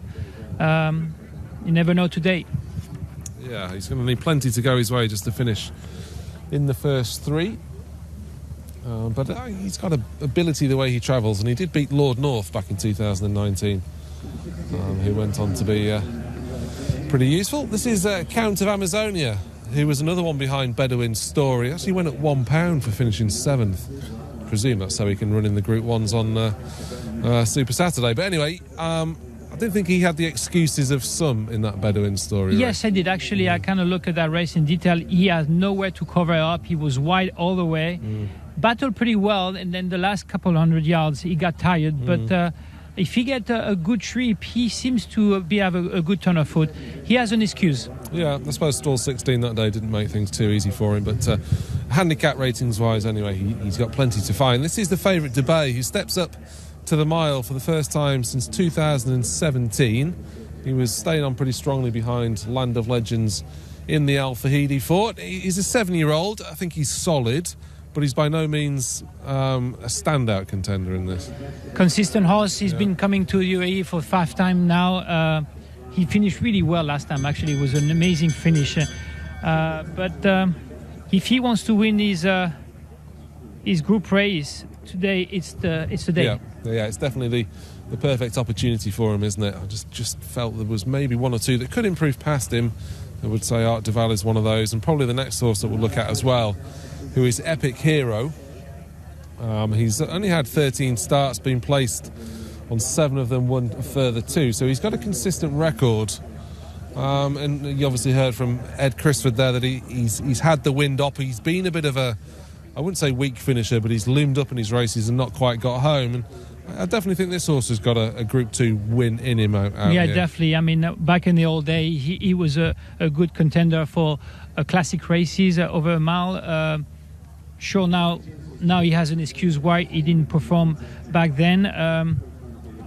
When you got a breathing problem, you want to have a very good trip and relaxing trip for those kind of horses in order to make a good trip. He's very look like Sione type of horses. I looked at him and the paddock no, he's one of the horses to beat, running third of Zarowski, who confirmed last time. Yeah, he comes here fresh as well, which can often help horses that maybe just have the odd physical ailment or two. Ektiran is the horse that I expect to go out and make the run-in. He made all in a non-carnival event back at the start of January. His limitations have been exposed subsequently, although back on turf will at least be a help. Don't see Ektiran as being a player in this. Can agree with you. I don't have much argument. With I Escobar. don't see... Escobar was another one in that Bedouin Story handicap, and although finishing 10th, it doesn't really tell the whole story. Very for him, unlucky. does it? Yeah. Very unlucky. If you look at the replay, they all finished together, and he has a very bad trip. Again, this is a handicap horse back in the UK. Always try to perform in a higher level, and seems like he's always under that quality of horses. Yeah, he's just come up short, hasn't he, in those UK Group 2s, Group 3s, etc. But David O'Mara's already had a good carnival with Lord Glitters. Wouldn't put it past Escobar to finish in the first 3 here. This is First Contact, who has his first start for Satish Seema, having left Charlie Appleby. He cost Current Connections 210,000 dirhams at the race in Dubai sale. Did finish 3rd in the 2019 Jebel Hatta, but doesn't seem the same horse. And Lucius Tiberius is another one to have left Charlie Appleby for pastures new. He's now with Mahmoud Hussain. He showed a bit of promise behind Ektiran on his stable debut, but since then he's been beaten at distance in turf handicaps and the Jebel Ali Stakes last time, so he would be very much up against it for me. And finally, Valorum, who I expect to improve a lot on that run, fitness-wise, behind Land of Legends. True. Mikel, actually, I expect him a better race. He needed that race. He was happy the way he ran after a long time not racing. He's got a concern about the distance. He seems like he's really, truly a 7-furlong horse. A mile should be the longest he can get. If he get a very covered trip and as the French way, as they can said, and he's got a chance as well, because back of the old days as well, he was he's actually one of the high rating on that race. Yeah, he's definitely got a good chance. Let's find out a bit more about one of the runners, Lucius Tiberius. Laura talking to one of the owners. Hannah Rafai is one of the owners of Lucius Tiberius, and we've never spoken to you before, and I don't know why, because you're very knowledgeable about your horses. How do you think he'll go? Well, this is a little bit shorter than what he was doing last time, so fingers crossed with Richard Mullen on board. We're hoping for a good position today. His first run for you was really good, wasn't it? It was, yes, here in Meydan as well. And we expected him to do well, and we were pleased with how he went. So today again, hopefully we'll go for a first. And I guess now you've been in racing a few years, you sometimes just have to be a little bit patient. It's so difficult up against these Godolphin horses, isn't it? It is quite difficult, but fingers crossed, and we just hope for the best. Well, we wish you all the best. Thank you very much. Thank you. Good luck to Saeed Hashish and Hannah Rifai with Lucius Tiberius. Probably concedes that he's up against it a little bit here. But does have a little bit of back class to call upon, and was a lead horse for Gayeth, I believe, when Charlie Appleby first got hold of him. Used to be with Aidan O'Brien. But let's show you some form. And there is Debay. So that's Art Duval in the white cap. But this is the Singspiel Stakes in which Art Duval was fourth. Art Duval's in front as we pick it up in the black cap, but he's gone for home too soon, and he's picked off by a genuine Group 1 horse, really, in Lord Glitters. Yeah, obviously he won a Group 1 back in Ascot, so it was beat by a decent horse that day. There's nothing wrong with that race. Like you said, he had too good of a trip. Yeah. He got him in the lead too early. I think so. The wide draw concerns me a little bit in that respect. Just looking at him in the parade ring, he seems a horse that's keen to get on with things, doesn't he? Yes, he does. Yeah, he does. It's just a matter of how fast he's going to break from the gate, and then he'll decide from that. We'll be hoping to get a lead, I think, off Ektiran, who's sure to go forward. Epic Hero, then, we can also see. Sorry, this is Dubai and Valorum in action. Dubai did finish things off pretty well behind Land of Legends, who got the perfect trip in the white cap, and to an extent Dubai got a good run round as well on the rail, but the way he finished over 1,400 metres does oblige another go at this trip, doesn't it? No, definitely the trip shouldn't be a problem. He finishes strongly. He was way back.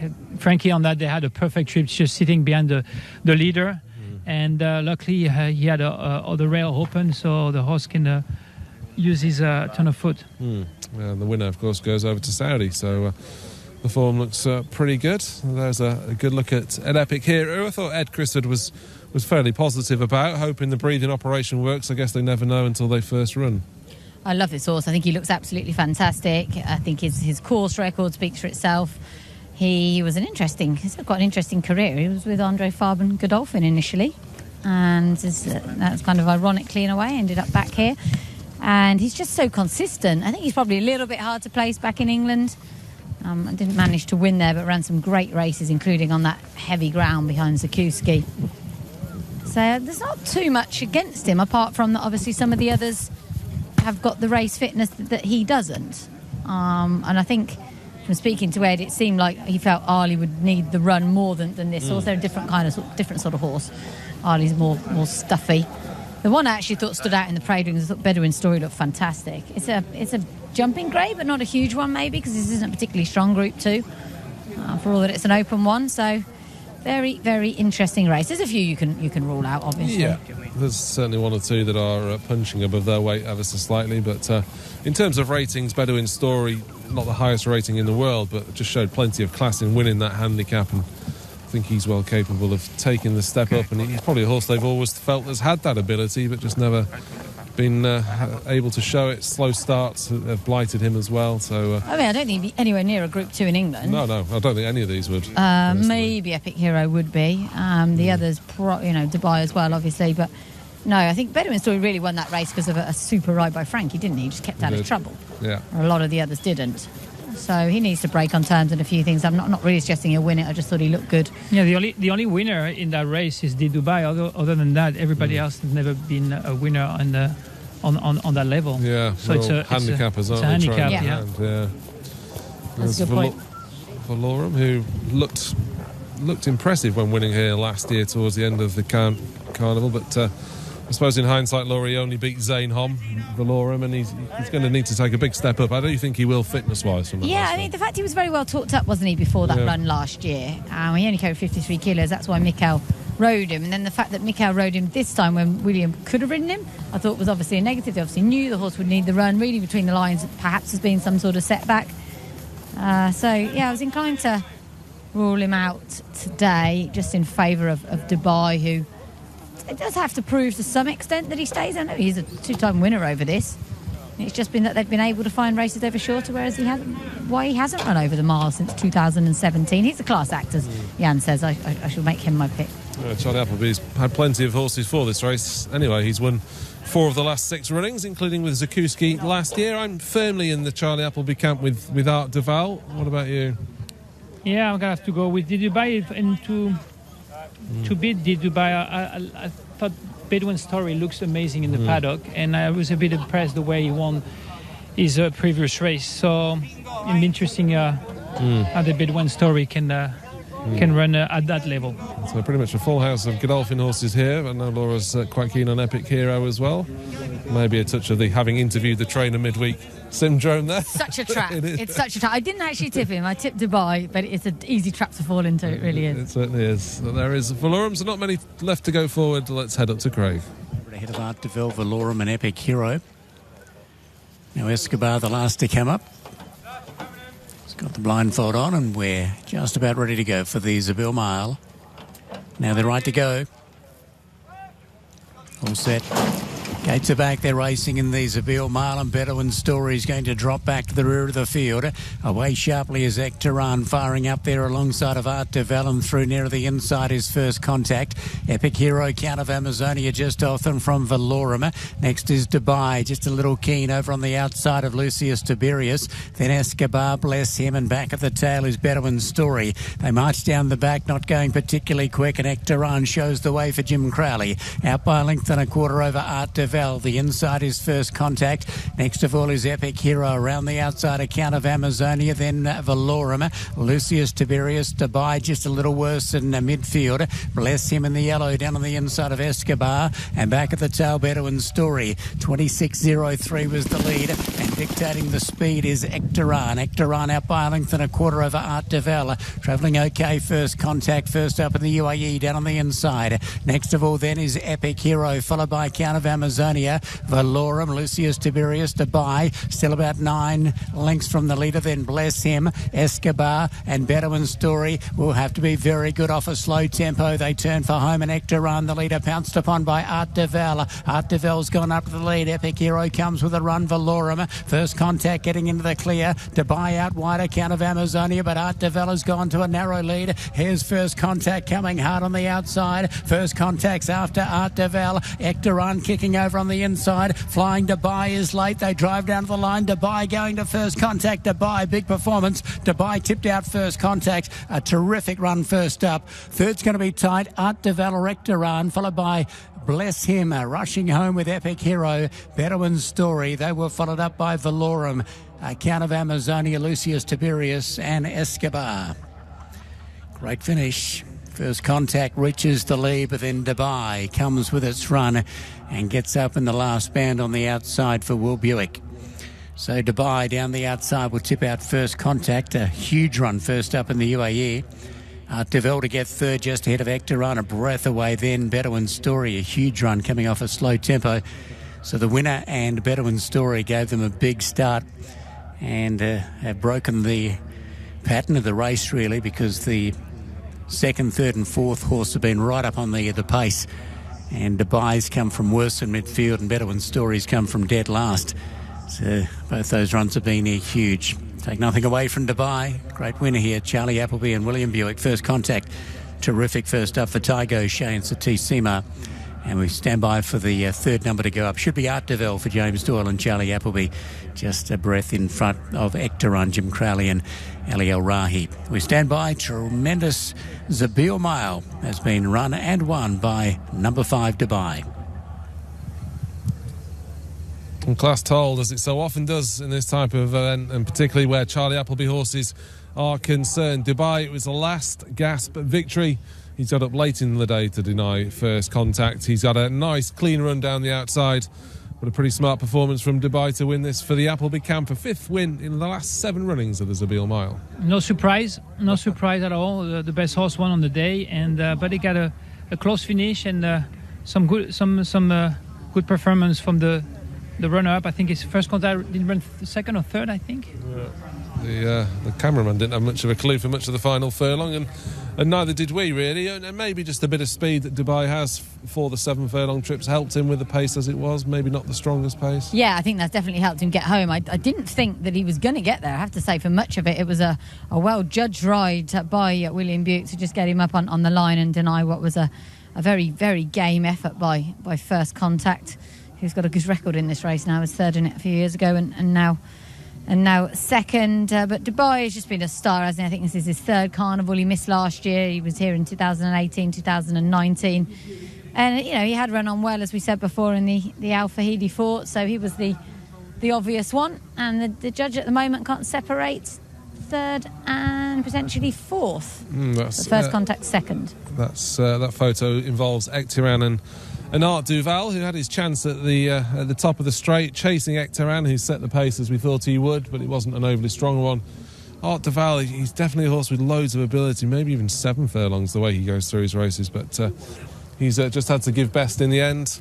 A race dominated by Charlie Appleby, or ex-Charlie Appleby horses, 1st, 2nd and either 3rd or 4th. Bedouin Story ran all right as well, Jan, just maybe a bit too far back on this occasion up against group class horses. Yeah, I agree with you. I thought he would be drawing the number 2 a little bit closer. I understand the last time it was a first race after a long time out, but no, it's taking the winner out. It's a handicap finish. Yeah, handicap finished. So with that in mind, would any of these point towards the Jebel Hatta, do you think? Over 1,800 metres? Yeah, not Dubai, I'm very sure of it. He's gone to Australia in the past. I doubt they'll do that. It's not easy, is it, this year? Charlie's often had this problem when winning it. Safety check, won it a couple of times. He's always said the carnival ends here for the milers. And they'll be very happy with that, I'm sure. He's won nice money. He's just been an absolute rock star, this horse. That's his 8th victory now from 35 starts, which is pretty good.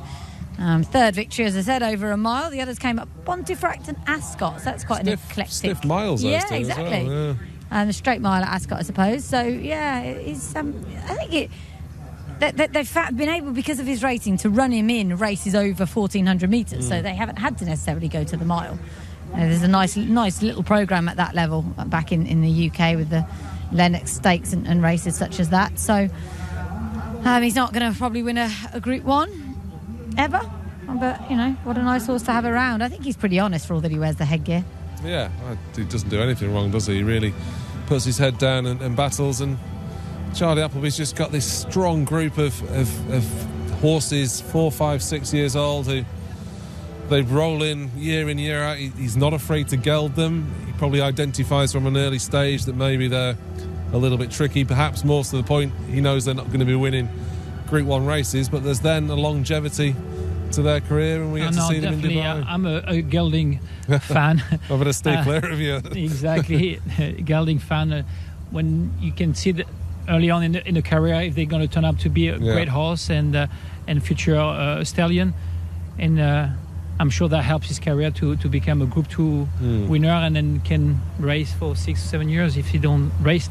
So often we say, what if this horse hadn't have been gelded? But quite often they wouldn't have been as good as they are now. So many examples about horses turn out to be great horses. I mean, an example that I know of is Solo. Remember, Solo was just a regular, even run claiming race in one stage, and decided to gelding and turn out to be one of the greatest horses over a mile for about 5 years ago. Indeed. Well, let's see if we can pick up any hard luck stories. First Contact just has to wait for a run, but he's got clean sailing soon enough, you'd imagine. Just has to switch off the heels of Art Duval, but he's taken the length of the straight for him to wear down Art Duval, but he does get there within plenty of time, only to be nabbed by one coming from even further back, which was Ektiran.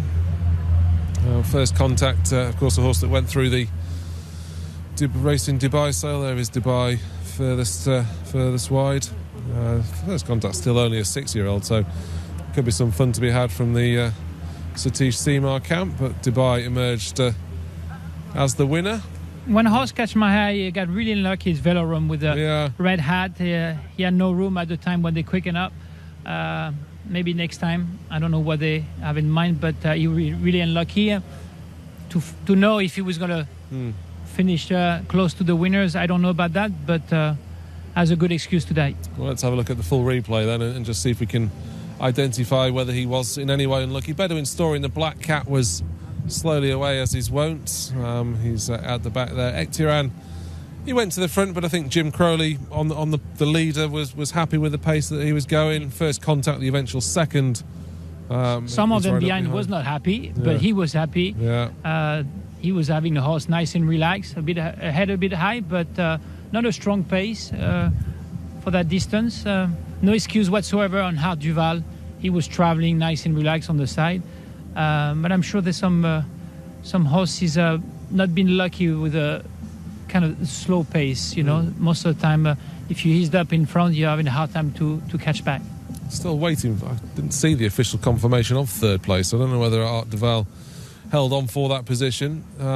He's been a little bit keen, Hart Duval, but I do agree it's harder to excuse him tonight. Epic Hero, he's had the perfect trail through just on the back of Hart Duval. It'll be interesting to see Velorum now in the red cap. Mikhail goes for the inside run. Didn't understand that. Yeah, whereas Williams gone for the outside run and kept him in the pocket.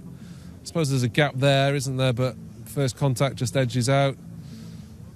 Yeah, it's hard to tell. He's just a little bit indecisive as to which way he's wanted to go, hasn't he? Yeah, even now, and boom, and then you can see now Mikhail just okay. Yeah. We'll think about the next race. And bless him, he would have finished. Yeah, he would have fifth. finised exactly. He would have finished fifth had he not had to snatch up late. And yeah, I imagine David Simcock was a touch frustrated that bless him's not picked up a better payday than that. He was really flying on at the finish. And that was probably his opportunity to get in the first three in the group race over here. But he's another one that's run out of room late on. In actual fact, it's not too far off mirroring the mile handicap we had. The Bedouin Story won, and there were two or three meeting hard luck stories. Escobar today, it just didn't pan out as suits him. He's a big field handicap horse. Exactly, a big field handicap, yeah. And again, every time they try to step up on level, it just seems like it's just better horses. It's just he's a good horse, but he's not an amazing horse. But sometimes it's more the tempo as well of a race. So the handicaps are run at a stronger gallop, and these horses get used to that tempo. Most of the time, I mean, the more runners you have, the more pace you get. Yeah. And for that such a big horse, and he probably need that. Yeah, indeed he would. I don't know whether there's an option. I think there's a 1,400-metre race next week handicap. Whether that would fit into his remit or not, I don't know. It would have obviously involved turning out quickly. But where fine margins are concerned, it's so often the case that Godolphin come out on top here, and William Buick keeping his mount wide has certainly been the difference between defeat and victory here.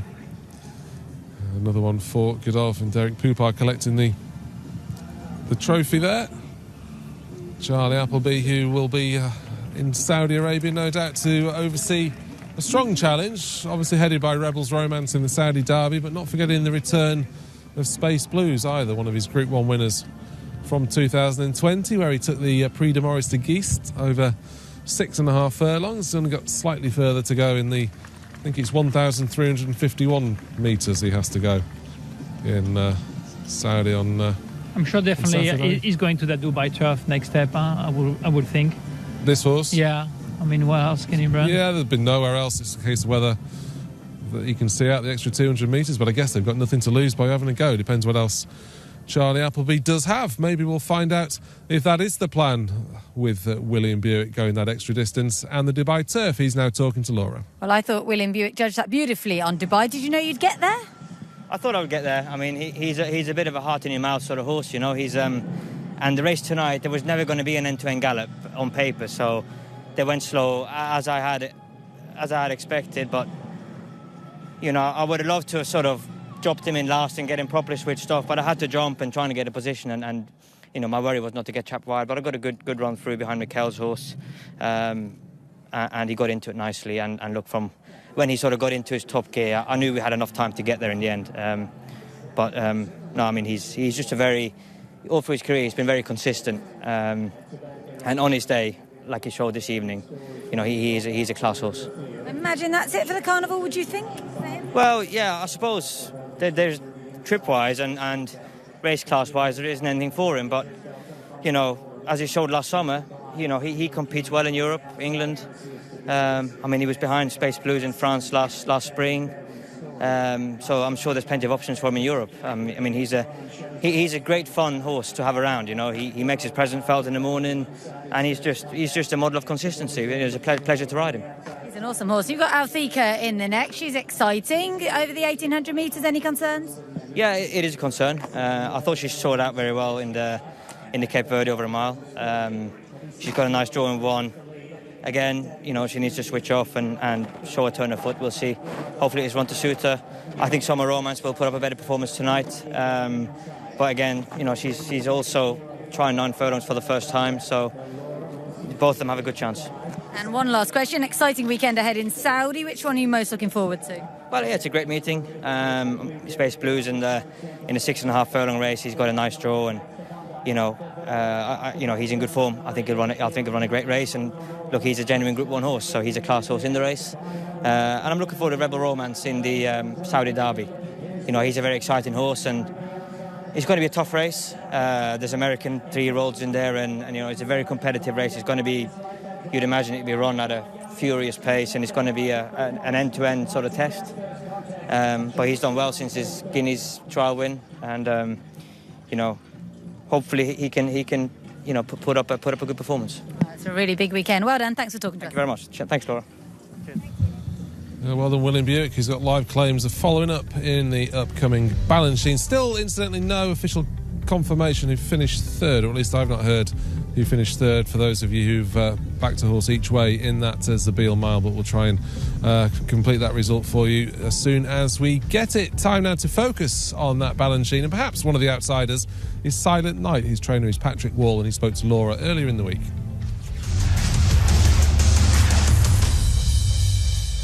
Well, Patrick Wall must have been thrilled with the run last time of Silent Night. That was such a nice performance in the Cape Verde, wasn't it? Yeah, it did actually. It looked very good for at 1 furlong from home, and she just blew up a little bit and came back again. So I think she will go forward from this run. And you know which horses you have to beat because they're all the same ones again. They're all the same, but I think they will be as tough as before again. And I guess everybody goes forward from that race as well. And you say she's best over a mile, but she does get this extra distance. Yeah, if she's a good pace and she can relax, she will easily get the 1,800. We need a pace, and she needs just to relax a bit more. And that was her first run since September, so quite a big gap really before you came here. Yeah, she had a tough program when we were here last year, and then she ran tough races. She won both Guineas, and she needed that break, and she needed that run again as well. So normally she goes forward all the time she runs. Okay. And she seems a really sort of nice, willing filly with a nice attitude. Yeah, she's a sweetheart. She wants to run. She wants to do her best all the time. Just the kind of filly you want to have, like. And after this, she'll go back home, and then you say you might, depending on how she gets on, look at races in France, perhaps? Yeah, we think about it. And of course, all depends how she runs here, her last run, and then. But she has a good program, and she has good money to run for back in Sweden. So, she travels well, and she loves to be on the road. So why not? And where does she rank among the best horses that you've trained over the years? Is she one of the best? Probably she has one of the most consistent. To meet a horse abroad is always tough. It would be the best one, yeah, for sure.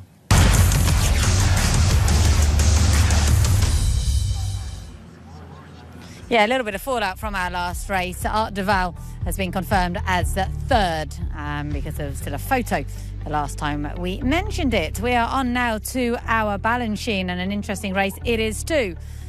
And this race dates back to 2004. Godolphin have won it 5 times and could well make it 6th tonight with Althika, Dubai Love, or indeed Summer Romance, who's been a little bit forgotten about, I think. It's a Group 2, 163,000. Althika then is the favourite for this, does have a 1.5 kilo penalty for her win last time. Down on Dubai, tries turf for the first time. Then we have Dubai Love for Saeed bin Sroor, who's won this race on 4 occasions. Frankie Dettori has only won it once, the very first running, in fact, back in 2004. Then we have Last Look, very well bred filly. Mozzarella, new shooter into this. Perfect Inch for Danny Tetope and Charlie Fellows. Quiet Time, she should move forward appreciably from that last run, I think. Pia Brandt trains, she won it with La Modema V a few years ago. And we have Silent Night, you just heard about her. Stylistique, thought Andrea Razzini was confident of a big run when we spoke to him earlier on. And Summer Romance got the hood on, and Charlie Appleby dashed off to saddle her. She's obviously very tricky indeed. So, as is so often the case, many of the same fillies who contested the Cape Verde are reopposing in the Balanchine. 7 fillies in total have done the double, including the last 3, and Althika is quite a short price to make that 4. And on the evidence of that Cape Verde, it'll take a brave person to sort of back against her, really, for all she's going the extra 200 metres, and she does have that 1.5 kilo penalty. I'm sure and also she's not a big filly, but she's all heart. Obviously, she has an amazing turn of foot. I'm sure there's a bit of a concern about the distance, but if William Buick, who's sitting on her this time, he drew the one, I'm sure they're going to just wait and see if they have a concern to see if she makes the distance. So they probably use the same tactic. I would anyway. And obviously, she's a horse. She's a filly to beat. I mean, regarding there's another few fillies that also have concern making the trip, but the runner-up of the Cape Verde seems to have no problem whatsoever in terms of the distance. So it'd be interesting if there's a rematch. Yeah, Stylistique, the filly in question, just have to make up a couple of lengths. And I suppose you could argue from the Cape Verde that Stylistique, as Althika went to make her run, she just lent into Stylistique, and she would have finished a little bit closer. She wouldn't have won, but reasons for believing she can get closer today. The only thing that I believe, and I don't know forms both filly at the moment, is the distance will make Althika not making the distance, because in terms of stylistic, she will make the distance, and she proved it on the past. I think that's the key of today's race. But last time there was no excuse whatsoever. Althika was much the best regarding what happened a couple hundred yards before the finish line, but we'll see what happened. Yeah, there were definitely stamina concerns with Althika going into the mile race, so there'd have to be a touch more as well. Regards this, and we've got a couple of French fillies in there as well. Are they punching above their weights a little bit? Exactly. Quiet Times and Mozzarella. I talked to Pia, and if you remember in the Cape Verde, she had a bit of concern coming to that race. She had a bit of a trouble with her regarding fitness. She needed work. She said a goal is to Balanchine. She's very happy the way the filly has been training since that race. She's much happier. She's fresh and happy. Needed a race last time. Distance, a bit of a concern of distance. She's definitely a mile filly. Still thinking that she was as good and what's it called, that filly who won L'Amour Toujours? You remember that filly when she won the Cape Verde? L'Amour de ma vie. L'Amour de ma vie, yeah. Thank you. Regarding Mozzarella, I ask a bit of obviously concern about the trip. You can see this is a mile of filly, filly. Nicolas Collerio has been very clever. She's coming from the claiming races. So he's done an amazing job to get a black type and be placed on the Group 2 level, obviously in a longer distance. So he's hoping to have a really strong pace in order, because she has a good turn of foot. It'll be interesting to see if that pans out. Let's start by going through them then. Althika, who does carry that 1.5 kilo penalty for winning the Group 2 Cape Verde last time. I mean, she's just a model of consistency in the UK and when she ran in France. To my mind, those runs didn't suggest that she was perhaps a genuine Group 1 filly, or indeed that she was perhaps as good as her stablemate Summer Romance, who was a notable disappointment in the Cape Verde. But she won it, as we mentioned, with quickening it well down the outside, and she's a short price favourite to follow up here. This is a new shooter into the mix, though, down on Tobago. But going from the dirt last year to the turf and reappearing are two significant questions to try and overcome. Exactly. I mean, she's much the best form in coming into the race. Obviously, she must have some issue in the past. I'm sure they have something in mind. Need a prep race. I'm sure the idea is to come running against the boys. On the super Saturday, on Super Dubai World Cup Day. Yeah. I'm sure they're going to use that as a prep race. And she's not much of a big filly, isn't she? No, she's not. No. This is a good opportunity to get her on the turf, get her fitness levels up, and like you say, move on to the dirt on Super Saturday and potentially the Bergh over the mile, which just seemed to suit her ideally, although she did win over 1900 in the Oaks last year. Dubai Love is one filly who I expect to take a step forward from the Cape Verde trip-wise. She was kind of plugging on that day, finished 3 1/4 lengths behind. But this is Last Look, who lost her unbeaten record in that race. It was her first start for a year and a bit, so she could improve fitness-wise. Definitely, but yeah. She'll need to. She'll need to, yeah. I mean, she has to step up. I mean, obviously on paper there's a better quality filly, but she needs to improve a lot. It was the first race in Meydan, so let's give her a chance to run a better race. She's a full sister to Far, no less. This is Mozzarella then. She looks to have a good bit of size about her, I think. Lowly rated compared to some, but as you say, Nicholas Colliery does place his horses very well. Yeah, well, he's having an amazing early season back in France, winning a lot of races in Cannes-sur-Mer. Always been very good and picking and choosing horses in claiming race and improve them with the time. So it's a big step. I mean, not in terms of level, in terms of distance. I asked him why he didn't give him any trial race. He thought she run better fresh. Okay. She needed to be a bit fresh after a long season. As you can see, she's not a big filly, but a great attitude. She seems be happy to be in a nice and heat weather.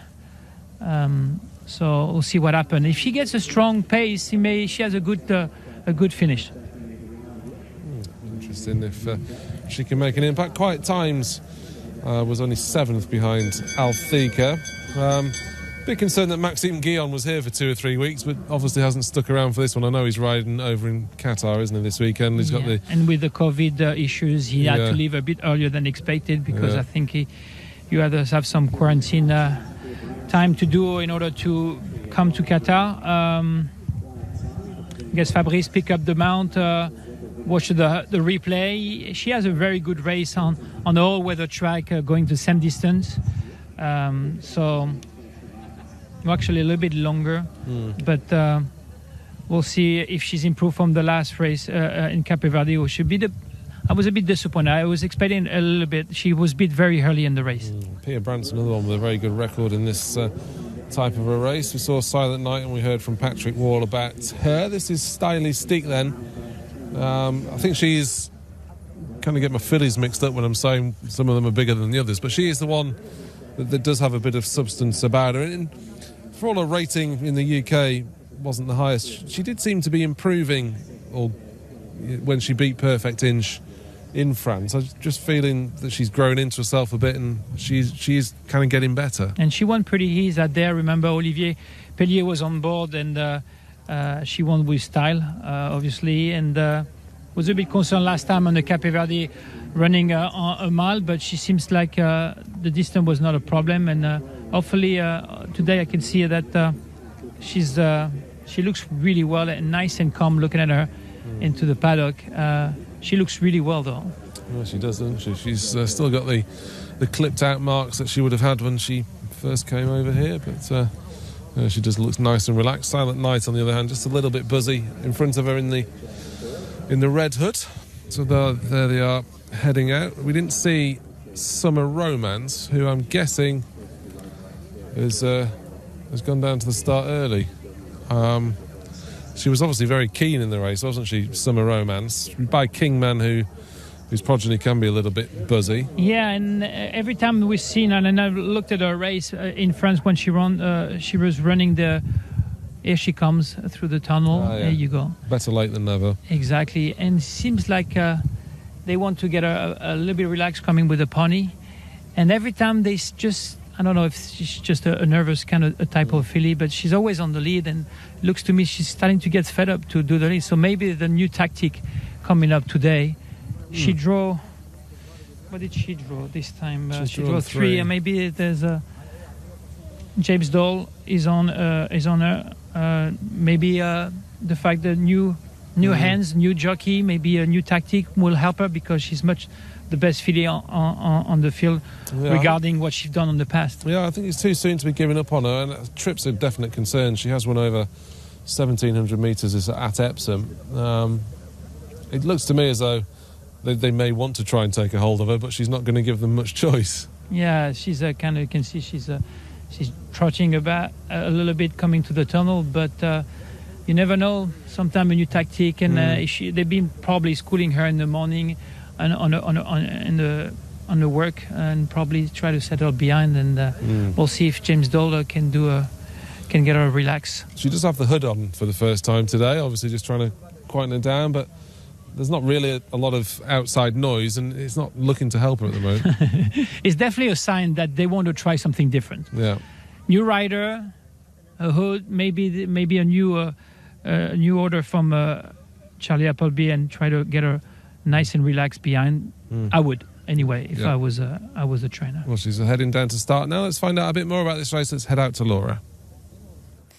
I'm joined by Pia Brandt, who's got silent times in here. First of all, you must like this race. You won it before. Quiet times, sorry. You won this race before, of course. Yes, I did 2014, if I'm not remember wrong. Yeah, with that L'Amour de ma Vie. Now, this filly, you have a little hold up before the last time she ran? Yes, when she arrived here, she had she received some fever, and we had to stay off training a few days. So we know the filly was not at 100% in her first round. Since then, everything been going the good direction. So now it's up to her to show what she can do. And this extra trip will be fine for her? It's the first time she goes over 1,800, so that's a big question mark. But we are here, and we're going to do the best out of it. Wish you all the best. And you're off home tomorrow? Absolutely. Okay, well, let's hope she sends you home with a smile on your face. So good luck. Yeah, me too. Thank you. Good luck to Pia Brandt with quiet times. I'll be hoping to finish in the first 4 or 5, I imagine, would be a good result for her. But let's remind you of the Cape Verde then, in which Althika won, the horse, the filly in shot there. There's probably not a lot to digest from this, other than Althika bumped into Stylistique, and the filly in the red cap is probably the one that I'd want to focus on, Dubai Love. She just seemed to get a bit outpaced. We know she stays further, but just the more you look at it, the more Althika is just well on top of the line. Honestly, I don't see the distance an issue today. She's much the best filly, and if she get a safe trip in a wide open race, I don't see. I mean, she looks nice and calm going to the gate. Look at her as we speak. She seems not a big sweat, and she seems really relaxed. You spoke about tactics and that they may wish to hold on to Summer Romance a little bit, but that would maybe then not play into the hands of the stablemate here, Althika. Exactly, she probably will need a pace. Yeah. So I'm a bit actually concerned who's going to the lead. Down on that bayou can be she can go forward on the dirt. She can go on the dirt, so might as well use the same tactic. We'll see how the race goes. I just wonder as well if Frankie will have Dubai Love closer to the pace. As we saw there, she definitely got outpaced. Wasn't quick enough to live with them inside the final 400 metres. She has proven over further than this. She was third in the Albaster Kier over 1,900 metres last year on the dirt, and I just think they may wish to run the finish out of 1 or 2 of these. So, as we keep saying, Laura, you can look at the way things are going to pan out 1 or 2, 3 different ways, but in the end, does it just come back to Althika being the best? I did, yeah. She's a filly I loved last year. I just think she tried really hard in her races, and then Summer Romance just had the sort of better kind of profile for a group race, I felt, last time. William did say he does think Summer Romance will run a big race. She's been pretty much forgotten about here, hasn't she? And she's still a class act. If she's less gassy than she was last time, if the hood works, she's still got a big chance, I think. I do think Althika's vulnerable. Dubai Love, I know you like. She's got a good chance, and there's a couple that should move up a lot from last time. Stylistique, I think, is one of them, and Quiet Times, as we just discussed with Pia, is another one as well. And I'm intrigued by Mozzarella running here for the first time. I'm not sure what's happened there, if that was always the plan with her, or if they've got something else in mind, or what. To be honest, talking to Nicola, I think the owner was happy to come to Dubai and has an experience as well. Obviously, the distance is a big concern, as we see she's a distance filly. And I think they probably have I'm not saying they came to Dubai as a trial race for friends. That would make no sense. But Nicola has been coming last 5 years and come with his whole horse every year for the last... What's his name? Goldenwood. Yeah, exactly. So I think he needed a company. I was just wondering if they were going to maybe look at the Nadal Shiba Trophy or something. Would be a good option. That's next week. That was why I thought. I've seen her in the mornings a lot. She seems fit and well, so I thought maybe they deliberately skipped the race last time and they're heading for that. Just a theory, anyway. She's a bonny little filly. There's Mozzarella. I'd be surprised if she could win it. It's probably bound for Godolphin, isn't it? If we're honest. Yeah, I mean, Stylistic is obviously the fly in the ointment to some degree, but.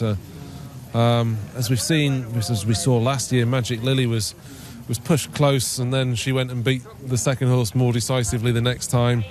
The Europeans, are they going to go forward from one run to the next, or are they very ready for that first outing? We'll soon find out with Stylistic. Perfect Inch was the other one we've not yet mentioned. Her form's actually closely matched with Stylistic from France last year, and she was a lot further behind the Roger Varian filly, so maybe the scope for Perfect Inch taking a bigger step up from that last run. She's got the cheek pieces on for the first time today.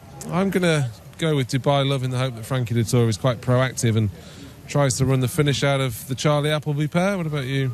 I'm going to go with Stylistic to beat the Blues. Laura? I should be boring and stick with Althika, but I don't think it's going to be easy. No, there are 7 fillies that have done the double. 8 fillies have done the double, in fact. One of them, though, did it in different years. Deem won the Cape Verdean Balanchine in different years, but 7 have won it in the same year, including the last 3. So can Althika make that 4? We'll find out, courtesy of Craig Evans.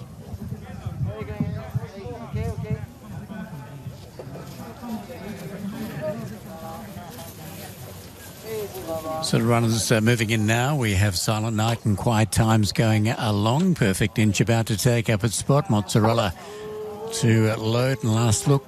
We'll get the last look at them. Starter Shane Ryan off to position. We're almost ready to go for the Balanchine. Althika looking to complete the Cape Verde Balanchine double.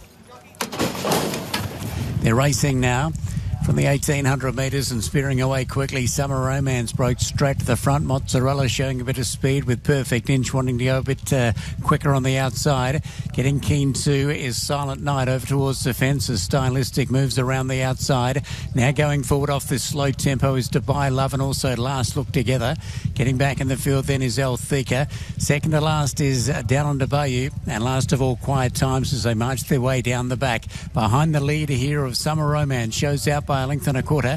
Perfect Inch got across the fence. That's second from Stylistic. Up on the outside, Last Look with the black cap. Over on the inside is a Silent Night. They were followed by Mozzarella between horses, then Dubai Love, the red cap.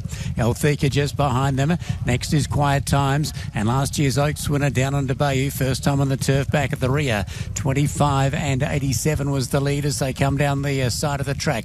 And the front runner, Summer Romance for James Doyle, has made play from the outset as they go by the 800 metre mark. Stylistic up on the outside in second. Last Look moving around the outside. Next is Perfect Inch down on the fence as they come to the bend. Mozzarella off the bit, followed then by Dubai Love. Caught up in traffic is Silent Night, about to peel to the outside Althika, then Down on Bayou and Quiet Times. For home they come. Summer Romance set a fairly cheap lead, shows the way still by a length over Stylistic up on the outside. Now letting down is Dubai Love out in the middle of the pack, and coming with it is Althika. But Summer Romance gave a kick at the 220 and got away by 4 lengths. Running on hard Dubai Love. Althika the widest horse. Silent Night getting through. Battling away is Stylistic, but Summer Romance is off the chain, well clear in the late stages. Stylistic does a great job in second, but Summer Romance getting tired but wins well. Summer Romance by 3 lengths over Stylistic. Third in Althika, then Dubai Love. Close up is Silent Night, followed by Perfect Inch, then Down on Bayou. Quiet Times, Mozzarella, and back at the rear was Last Look. Lovely ride there by James Doyle. Just stacked them up, and it was always going to be difficult for something to run by it. So the last couple of turf races have been quite muddling affairs, quite slow tempos, and the back markers just struggling to get into it. Obviously Dubai was good enough to overcome that in the previous race, but Summer Romance is just being too good here and beautifully timed the winning ride for James Doyle. Second, Stylistic. I thought, must admit, the two Godolphin runners, Althika and Dubai Love, would go past it with about 200 metres to go, but a very, very strong run from Stylistic. It was also up on the speed, Roger Verry and Andre Adzeni, and third looks to be Althika for William Buick and Charlie Appleby. Now 1:48.47 is the winner's time.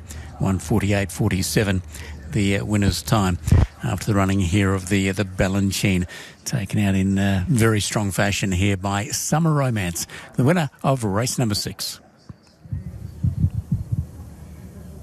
Well, she was supposed to do that in the Cape Verde when I quite fancied her, but she was a little less buzzy tonight. They took her down last and slowly, and she's been able to do her own thing out in front, kick decisively, and never in any danger from there on in. No, she change her hand can sometimes happen, can work. No disrespect from William Buick.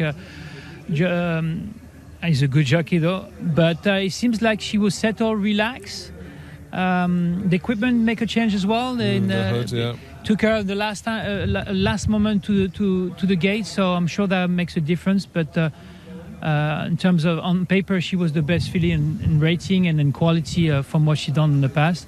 So today she actually ran really well. Yeah, she did. A few people would have given up on her on the back of that, and the trip was an obvious worry, but not really been much of a test, has it, in the end? Yeah, the trip, as you mentioned before, she's by Kingman out of a mare who gave us Ritzina, who was a very smart Group 1 winning miler. And so that was a worry. But Jan hit the nail on the head. She just relaxed, didn't she, in front last time? She was so gassy.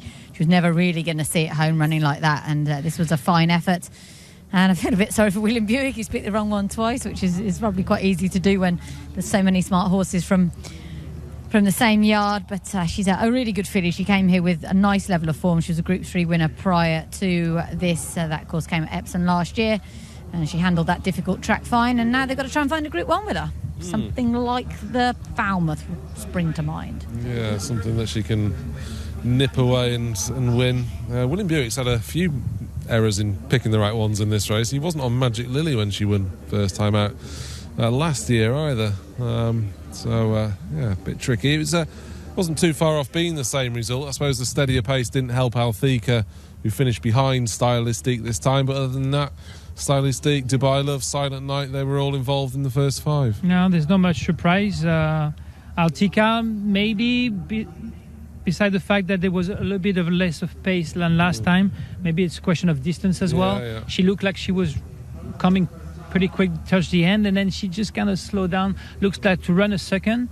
And then Stylistic, who seems to have no problem in terms of distance, just stay in to keep the second place. Yeah, she's run another honest race, 2 Group 2 placings for this hitherto 97 rated filly. That will be a case of job done for her and Roger Varian. But James Doyle got the perfect tune out of Summer Romance today. Got her out in front, settled, and in truth, nothing ever really looked like getting past her. Sensed that Stylistic on the outside of her may just have tried to hurry her up at one stage, but this is a dominant performance. And Charlie Appleby has taken his past winners of this back to England, given them a sort of run or two to try and prove their worth at the highest level. Magic Lily had a couple of cracks at it last year, didn't she? She ran the Jebel Hatch, I think, didn't she? Yeah. Behind Barney Roy. So that's an option for Summer Romance, in that now she's proven that she sees out this trip. So that could be an interesting one. Obviously, he's got plenty of others. Oh, down under Bayou, not making life easy for Mikel Barcelona there, is she? No, she was pretty rank early on. Maybe just a bit of exuberance, racing for the first time. First time this season, beg your pardon. Silent Night was another one that was very keen. She's actually done pretty well to plug on and finish 5th. But you could sense they'd gone a slower pace, judged on how many jockeys were just trying to grab a hold of their mounts this time. Definitely. I mean, he was having her settled behind, just a good hold, in front, with a good hold. And no one's was thinking to take the lead in that stage. So She was nice and comfortable.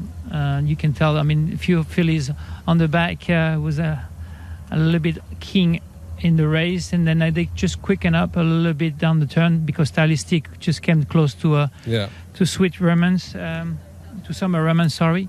And from that point, that race started just to go on. Yeah, we can see that Perfect Inch has taken closer order tonight in the yellow, just tracking the leads. Chickpeas for the first time as well, as you mentioned. Yeah, she's run all right to finish 6th, probably about as good as she is. Down on DeBale's right out the back and struggling. Althika in the white cap. She tracks through Dubai Love, but here's the decisive moment. She takes 3 or 4 lengths out of the field. Silent Night has to switch, but it's not really cost her in the end. I felt Dubai Love in the red cap would let down a bit better, but again, she's probably just not quick enough to get anywhere near the leaders, is she? I would say not quick enough and not good enough. Certainly not good enough, no. The filly in front, much the best, and the more we dissect it, there really isn't any hard luck stories in behind us. It's kind of a case of rinse and repeat from the Cape Verde. Happens every year, though. It does pretty much, yeah. Just on this occasion, the winner has been able to set steadier fractions in front, and nothing could land a blow. So we take it again from the inside. And actually, in truth, looking back at the Cape Verde, I mean, we're all well and good in hindsight, but her fading late on was also a victim of Althika coming across and just maybe stopping her momentum. So, I mean, for all that she was beaten into 5th place on that occasion, she probably could have finished a little bit closer. Summer Romance, had she not met that trouble. Yeah, probably. But the key today was how relaxed she was during the trip. And they did a good job to change the equipment. The hood seems to make a difference. How long that's going to work, we don't know. It's just going to be her to find out if she likes that tools on her head. But and again, new hands on the maybe a different feeling. I think it's a good job from Charlie Appleby's team to sometime when steam doesn't work, just try to make a change. Yeah, one other thing they did, of course, she didn't go around the parade ring at all. She came straight down the tunnel, straight out onto the track. Charlie Appleby does that a lot. He did it with Blue Point, he did it with Gayeth. Is it something that would be allowed in France, that, for example? The rule changed pretty often back in France. In one stage, you could walk your horse behind the gate without the jockey. Then after that, they changed. You have to walk leading your horse with a jockey on. Yeah. And so it's been changing quite. But yes, you're allowed to do that in order to save some. You have nervous horses. They freak out in the paddock. Obviously not here with the public, but sometimes they just get really upset. So, or either you get the authorization to bring the horses earlier. Yeah. Just one lap in the paddock. I was going to say, I think in some countries you have to do at least one lap. One lap in the paddock in order to the crowd can see the horse, and then from an authorization from the stewards to get come early or late, whatever they decided. It's exactly the same as what Salute the Soldier did last week. He came straight down the tunnel, straight out onto the track, and Summer Romance has repeated the feat in bagging the feature race tonight, seeing off another determined performance from Stylistic, who's picked up another Group 2 placing and finishing 2nd. But in truth, no match for Summer Romance. Becomes another winner in the race for Charlie Appleby and Godolphin. They don't often send their best fillies out, but they know they've got the fillies to do the job, and they're good enough for here. Yeah, they certainly are. Well, many congratulations to Godolphin. We can now catch up with from one Frenchman and Jan to another. Fabrice Véron's having a cracking season. Few would have had him down as being the man to chase Tygo Shea in the Jockeys Championship, and here he is talking to Laura.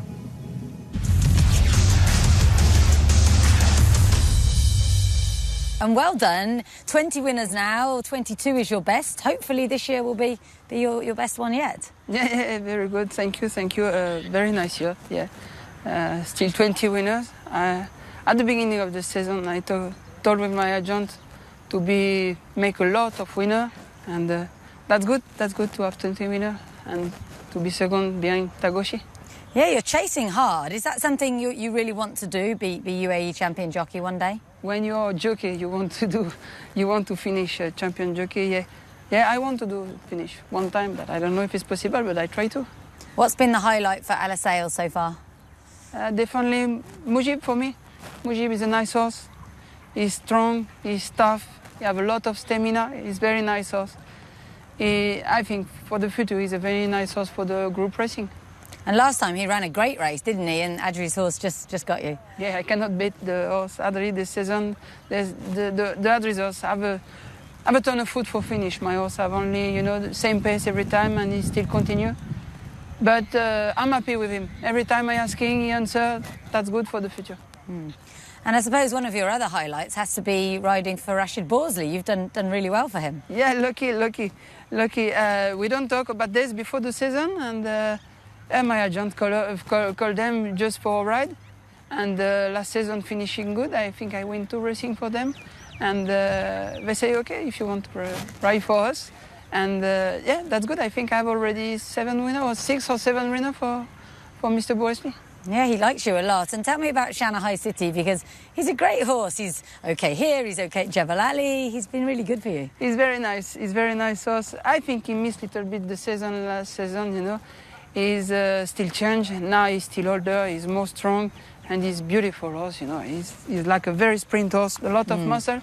The big surprise for me is when I won here. You know, on the mile, I just have to relax him, and for finish, he's keep going. I'm surprised, you know. He's a horse for the 6th, 7th furlong, and he loves Jebel Ali also.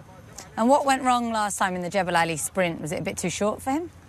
It's not short for him. He won on the 5 furlong, but, you know, I draw inside, and he's scared about any horse, you know. If he not control the race, he's not the same horse. Okay. But do you feel that his best track is Jebel Ali, or he's better on the turf? I think his best track Jebel Ali. He's very tough. He loves Jebel Ali, but he's better when he travels in the middle. Are there any other horses for Rashid that you're particularly excited about that have done well this year? I like Celtic Prince. He's a nice horse, you know. First time the assistant told me he's not 100%. But he's win already. Yeah. He's very nice. And every time he answered, yesterday night he ran well again. He finished second behind Michael Bazanla. This horse is superior, he's traveling very easy and win easy. But Celtic Prince can win 1 or 2 racing more. And what's been your highlight of your whole career so far? Because, of course, you had a Group 1 in Germany. Yeah, definitely. It's this one. It's the Prince Gibraltar.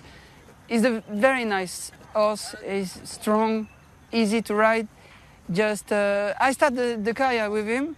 I won the 2 first racing with him, and after he still changed trainer.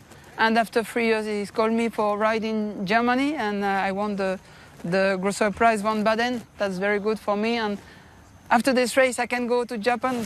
That's very good gift for me. And what ambitions do you have regarding races? Is there 1 race or 2 races you really want to win? The dream is win the World Cup, of course. You know, I coming here. For riding Medan, for me, is the dream. When I'm start apprentice, you know, I watch the racing in Medan. I watch Frankie to win for the big color for Godolphin, and it's still a dream. But I don't know if I can come. And 3 years ago, when when Claude Piccioni called me and he asked me for coming, I'm really happy, and I say, okay, straight. But if I can win the World Cup or the big race in the World Cup night, it's okay.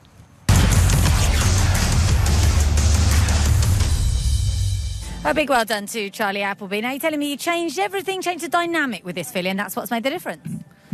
Well, thankfully the results gone the right way anyway. Yeah, obviously first run there, she was probably fresh, and she went down the post with her hood on, and we took the hood off, and Will had a, you know, she took Will on the front end there. Also, just a pre-race prelims, we changed it slightly this evening, as you probably all saw there. We saddled her at the back there and brought her down late, and so she wasn't walking around the paddock, and obviously she ran with the hood on this time, which has helped her anyway. So, you know, we just ticked a few more boxes on the way in, and James gave her a lovely ride on the front end, and he's got a nice soft lead, really. She's won it really nice. Are you inclined to take her home now? Yeah, I think it's probably both the fillies done now. It was great for them both to have a Group 2 behind them each. Obviously, Althika winning the Cape Verde, and the Balanchine tonight for Summer Romance. So, two fillies at home. They're very honest, and you can't split them at home. And that's an unfortunate thing for William. It's a hard call every time. And but look, it's a great for the team. And like I say, 2 nice fillies that have gone and put a nice Group 2 behind the pair of them. So And it's a really exciting weekend. I asked William earlier which one he was most excited about in Saudi. I think he just about said Space Blues over Rebels Romance. Which one are you most looking forward to? Look, obviously Space Blues, he's a solid horse there, and he's been there and done it on the big stage, and so he goes in fresh and well. We brought him here to Meydan 10 days ago and just gave him a nice spin round on the grass, and he's come forward for that. He's got a lovely drawing too there, so we should give William a great ride round there. Glorious Journey, he's pitched out a bit wider, but he was out there last year and ran another solid race, and he goes into the race in good order. And Rebels Romance, obviously, look, it's the race that we aimed for before we came over to Dubai. It was always our plan to try and get him there, and he won the Guineas, and that form worked out well with the second horse coming on, obviously, to go and win the Guineas. So he's had plenty of time, and he's done well for that time, and it goes in there with hopefully his next step up the ladder, hopefully. Oh, really exciting. We wish you well over there. Thanks ever so much, Laura. Well done to Charlie Appleby. Opportunistic Group 2 victory for Summer Romance, and just a little bit more fallouts from that Balanchine race. The filly in second, Stylistique, her second successive Group 2 success, will now visit Galileo, according to Charlie Sutton, who works for Roger Varian in the UK. So thank you very much for that info, and a case of job done for Stylistique with those Group 2 placings. Charlie Appleby collecting the prize for Summer Romance, which just leaves us with one more race to go, so we can head to Laura in the parade ring for more details.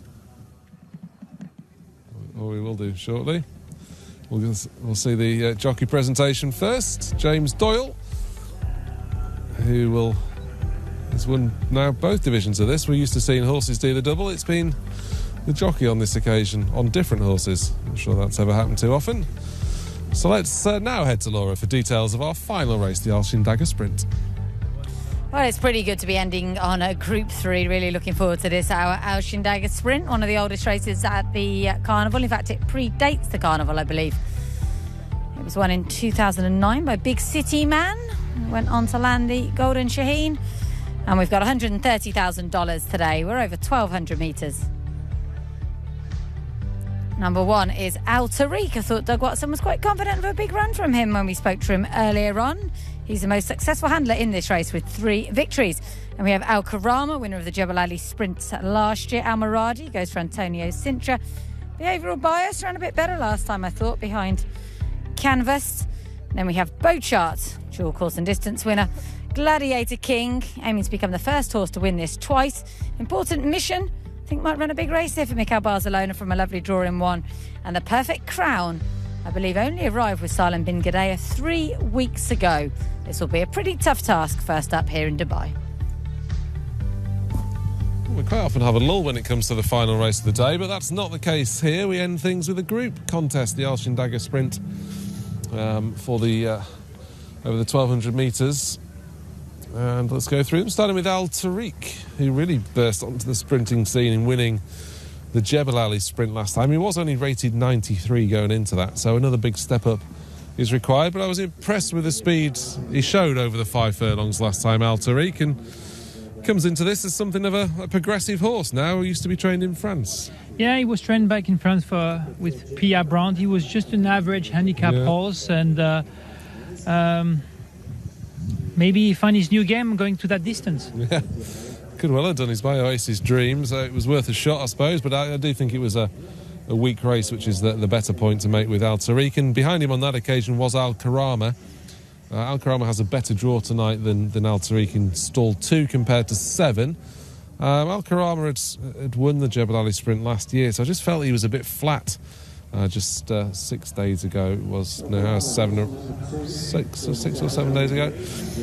Anyway, he's going to need to step up on that form, Al Karama. And, definitely, he was a bit disappointed last time, and even worse the time before when he ran against some bunch of horses. So he finished ace out of the 9, was beaten on that day by Switzerland. Yeah. So he needs to step up. It was actually a couple of weeks ago, beg your pardon, the Jebel Ali Sprint, so a bit more of a break for that pair. This is Al Maradi, who ran on the turf first time here for the Uruguayan team. He would have been the second string had Upper Class taken his place in the lineup, but he was well beaten on the grass. He will at least be happier back on the turf. But, definitely, his best form is in Uruguay was in the dirt. a bit concerned at distance. I didn't ever see him on his paper running that short of a distance. So maybe his trainer saw something. Well, he certainly hasn't run over it for a while, and the fact that he started off over 1,400 metres here suggested that they would go that way with him. But back to 12 tonight, but up against some genuine speedsters here, so would likely struggle. This is Behavioural Bias, who's just a bit of an enigma for me, particularly at the start. He can often spoil his chance there. He's run solid enough races in handicaps the last thrice, but he needs an extra step or two to win this, doesn't he? Yeah, definitely. I mean, important missions. He raced against him a few times and never was close to him, so he drew 8th as well. I'm looking him more to get a place than to win the race. Yeah, if they go off very hard, I'd imagine he could pick up 1 or 2 at the end, but it's in truth hard to see him coming all the way through to win. Mikhail Barcelona and Royston French forming the Silent Bingadea team here. They've got 2 runners, Important Mission and the Perfect Crown, who's a new horse to the UAE as well. As we look at the relatively deserted parade ring, a few sets of connections floating around. And this is Bochart, who I just think this is his cup final today. He's a big stuffy horse, just needs a couple of runs to get into his season. He forced a strong pace on his reappearance. He was then wide, and I thought Richie Mullen accepted the situation fairly early on last time. He does have ground to make up with Gladiator King and 1 or 2 others, but just think from stall 4 today, straight to the front and hopefully stays there. You pretty much said it all last time. He has a really an excuse, and at one stage Richie Mullen said, okay, I'm here, I'm staying here, and think about the next race. So definitely maybe a horse here can step up and maybe, I'm not saying surprised, but have a good chance today with that draw 4 today. He does have to prove he can do it outside of handicap company. All his progression last year came in that grade, and he did. He was beaten in a group race behind Wafi, but let's see how he goes today. He'll never be a horse that looks the fittest. He's a very round-barrelled sort. Tell me about it. Gladiator King, he does look a lot fitter tonight. He was quite tubby on his reappearance. Put simply, he's the best horse in this race, isn't he? Definitely, he's the best form. I mean, was beat by Switzerland, who head up to Saudi Arabia. He's definitely, he looks really well, nice and calm. If he has a safe trip and a good trip, he's a horse to beat for sure. The only question I had is why isn't Gladiator King in Saudi? He finished 3rd in the race last year, and for me, he's a better horse than Switzerland. Maybe an admission that he's not quite the same as he was last year. I don't know. Maybe Same owner, yeah. Maybe I'm just looking into it too much. We saw Important Mission, who I know Jan likes. We'll come back to him shortly. But this is the Perfect Crown. He used to be trained by Archie Watson in the UK. Just a couple of novice wins to his name, albeit both of them were impressive fashion by a combined distance of 15.5 lengths. But this is going to be a completely different kettle of fish on the dirt for the first time today, by Australian sire Hallowed Crown, who I wouldn't know too much about. No, his last race was in France, in an all-weather track. We're in a very average listed race against older horses. Ran okay, nothing special. It's a first race over here today, so he's going to have to pull up a strong race in order to win that one. Yeah, that came in December, so he would have been a fairly late arrival in the UAE. We'll talk a bit more about Important Mission. Stall 1 could be important to him. I just feel when he won, he came from the back and was really impressive in beating Behavioural Bias, and he's gone off too hard on his last 2 starts. I'll be intrigued to see what tactics they employ, but from stall 1, you'd imagine they'll want to make best use of it. Knowing the stable, talking to Mikhail, saying that I'm sure this is the tactic they're going to use, and in order to beat Gladiator King, that's going to be a key for him. Seems Gladiator King seems to be a better horse, but drawing the 1 is going to be my pick for tonight. Yeah, he's not as highly rated as some of these. Only got a mark of 100. Gladiator King, for example, on 112. So he does need to step up, but I do feel he is the type of horse that can raise his game, particularly when he gets out there in front. He's going to have Bochart on his outside as a challenger for that, and with upper class now a non-runner, Bochart is effectively drawn 3, so he'll be going forward early. I was impressed with the way Gladiator King looked in the parade ring, Laura. He certainly looked a lot fitter than his reappearance, as Bupat suggested he would be, and the class act in this. Yeah, he should win, shouldn't he? He's just a class act. As you say, no horse ever won this twice, which is vaguely interesting. He was 20 kilos heavier, I think, last year than last year when he ran last time. So that's possibly the excuse for that subpar run. He does have to move forward appreciably off that, I think, to beat these. I don't think it's a penalty kick. There's some smart horses in there. I agree with Jan. I think Important Mission, who I've been kind of putting up as a tip all season, apart from when he won. I think he's got a huge chance here, drawn in 1. Mikkel likely go forward on him. He doesn't have to, as we know. He won from the back when he won the Garhoud sprint. And Bochart, I thought he ran such a massive race in that Garhoud sprint when they went really fast up front. I felt that just left its mark on him a little bit. So maybe we see him back to his best today, but in all honesty, I think age might just be starting to catch up with him. And Altaric just looks so small next to the rest of them. He's 5, he's not a baby, but he just looks really dinky next to the likes of Gladiator King, who's such a unit. Yeah, he is. There is Altaric on his way down to the start. Gladiator King's never been particularly impressive in any of his wins, really. He seems to be the sort of horse that only ever does just enough, which is obviously a decent enough trait to have in its own right. But this is Altaric, who was, I wouldn't say a revelation reverted to sprinting, but I was impressed with the speed he showed. I mean, this form's not good enough as things stand. There was a lot of lowly rated horses in there. I think the 3rd and 4th were rated something like 85 and 94, something like that. But I do like the way he grabbed the ground and stuck his head down, but again, against different opposition today, more's going to be needed. Yeah, he's definitely going to have to step up again, but no reason why he won't. And Doug pointed out that his run here at Meydan, his only run at Meydan, was actually sneakily pretty good. He was very slowly away.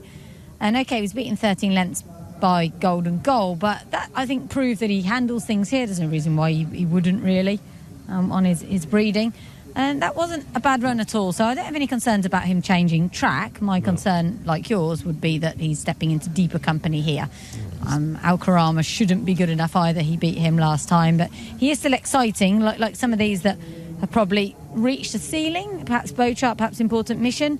He hasn't yet, necessarily. Yeah, I certainly would agree with that. Altaric has only had 3 starts here in the UAE. Al-Karama just 6, so they are horses with time on their sides, and we probably see it time and time again, Jan, that sprinters only really come to their own when they're 5, 6, 7 years old, don't they? Yeah, well, again, there's a program for these horses, and they don't race very often. But it's never the same horse who wins the race. No. For whatever reason, it's always different. When you come to dash races, it's never the same one. No, well, this is... I mean, besides top-class horses, don't get me wrong. But it's always a different one. In that level, you never see the same horse winning twice the same race with the same bunch of horses. No, and I suppose Gladiator King's come as near as anything to in recent years over here to dominate the division. We never Drafted really... tried. Yeah, Drafted tried. Yeah. We never got to see what Gladiator King would have done on World Cup night last year. I suspect he would have faced a strong American challenge. But he does look the stereotypical strong sprinter, doesn't he? They'll be very disappointed if he doesn't win this. They'd have to be, unless there's something we don't know, which I don't get the impression there is. They're pretty helpful, the CMAR team. Then I just don't think there's going to be any excuses. He should be winning this if he's a genuine Golden Shaheen. And he's shown he can do it a few different ways as well. He can be handy, and he came from off the pace when winning on... when he beat Truck Salesman last year. It wasn't all plain sailing for him, but he's got that two-way of going about things, hasn't he? Yeah, exactly. He's, as you say, not flashy. He's not going to go and, wouldn't have thought, blaze a trail from the front. He's probably not going to come from a mile back. He'd probably sit just behind the pace, which Bochart may well provide. Important Mission likely to provide. I don't suppose they're going to go slowly by any means. Al Muradi's another one there that he could go forward. He's quite buzzy. It's a race that should set up nicely for him. If he's the horse he was last year, he should win it. He's a warm favourite and rightly so. I asked Mikkel if he had a choice to ride, because he normally rides Gladiator King. If he had the choice to ride Important Mission and him, I got the answer. He would have loved to ride Gladiator King. Yeah, he's been claimed by Silent Bin Gadea, which, exactly. I don't feel too sorry for him. It's one of the best jobs in racing. But interesting they've gone for William Buick. RRR Racing have obviously opted to put him up. William wouldn't have ridden all that many 1,200 metres winners round here. Comacas might be one of them. Yeah, but, Comacas, I'm not saying he can't do it, he just hasn't done it very often because Charlie doesn't have too many dirt sprinters. Well, Doug O'Neill really went to him as a go-to man last year, didn't he, on the dirt? Obviously won the Guineas on 4 left, and a few people argued William Buick was amongst the best that they'd seen on the dirt here last year. So absolutely no reason why he can't. He's world-class with whatever surface, I'd say, William, but it's not a surface a trip he rides over all that often. He did ride Rodani last time. I'll say he'd get a much better fit like Gladiator King than that horse. Yeah, the Satish Seymour Yard have been blessed with plenty of sprinters for a good few years, and they're three-handed in this with behavioural bias. Looking the third string, although a complete pace meltdown would certainly help him. It's hard to see at least 3 of them going breakneck. I can see Beauchart, Important Mission. I suppose Altariq could join in, but... Richie will be very wise, won't he? If they look like they're going to go mad, if Mikkel charges off in the lead on Important Mission, he'll take Beauchart back, I'm sure. He said that, I think, before his last run. He said, look, I'm not going to try and, sacrifice my finish to have the horse go forward at all costs. So a lot will be dependent on how he jumps. There's a fair few sort of stalking ones in here, aren't there? Yeah, I'm Gladiator King will stalk. There'll be one or two others. Behavioural bias you mentioned. Behavioural bias, it's all about the stalls with him, isn't it? Yeah. His last run was pretty good, but he can just jink and mess about it in the gate. I just think this is Beauchart's last chance in a group race. It's his cup final. I'm not privy to any inside info whatsoever. I just think Richie's going to be incredibly aggressive on Beauchart. I think Important Mission has shown a tendency to slip up at the start in the past, and I don't know. Let's find out. What about you, Jan? I'm stick with my Important Mission. Important Mission. I think with the draw 1 can be the key. Yeah, we've both gone against the heavy favourite here, Gladiator King, who can hopefully get back to winning ways in this Al Shindaga Sprint. If you're on the favourite, it's a fascinating race to conclude the card, the Al Shindaga Sprint. Here's Craig.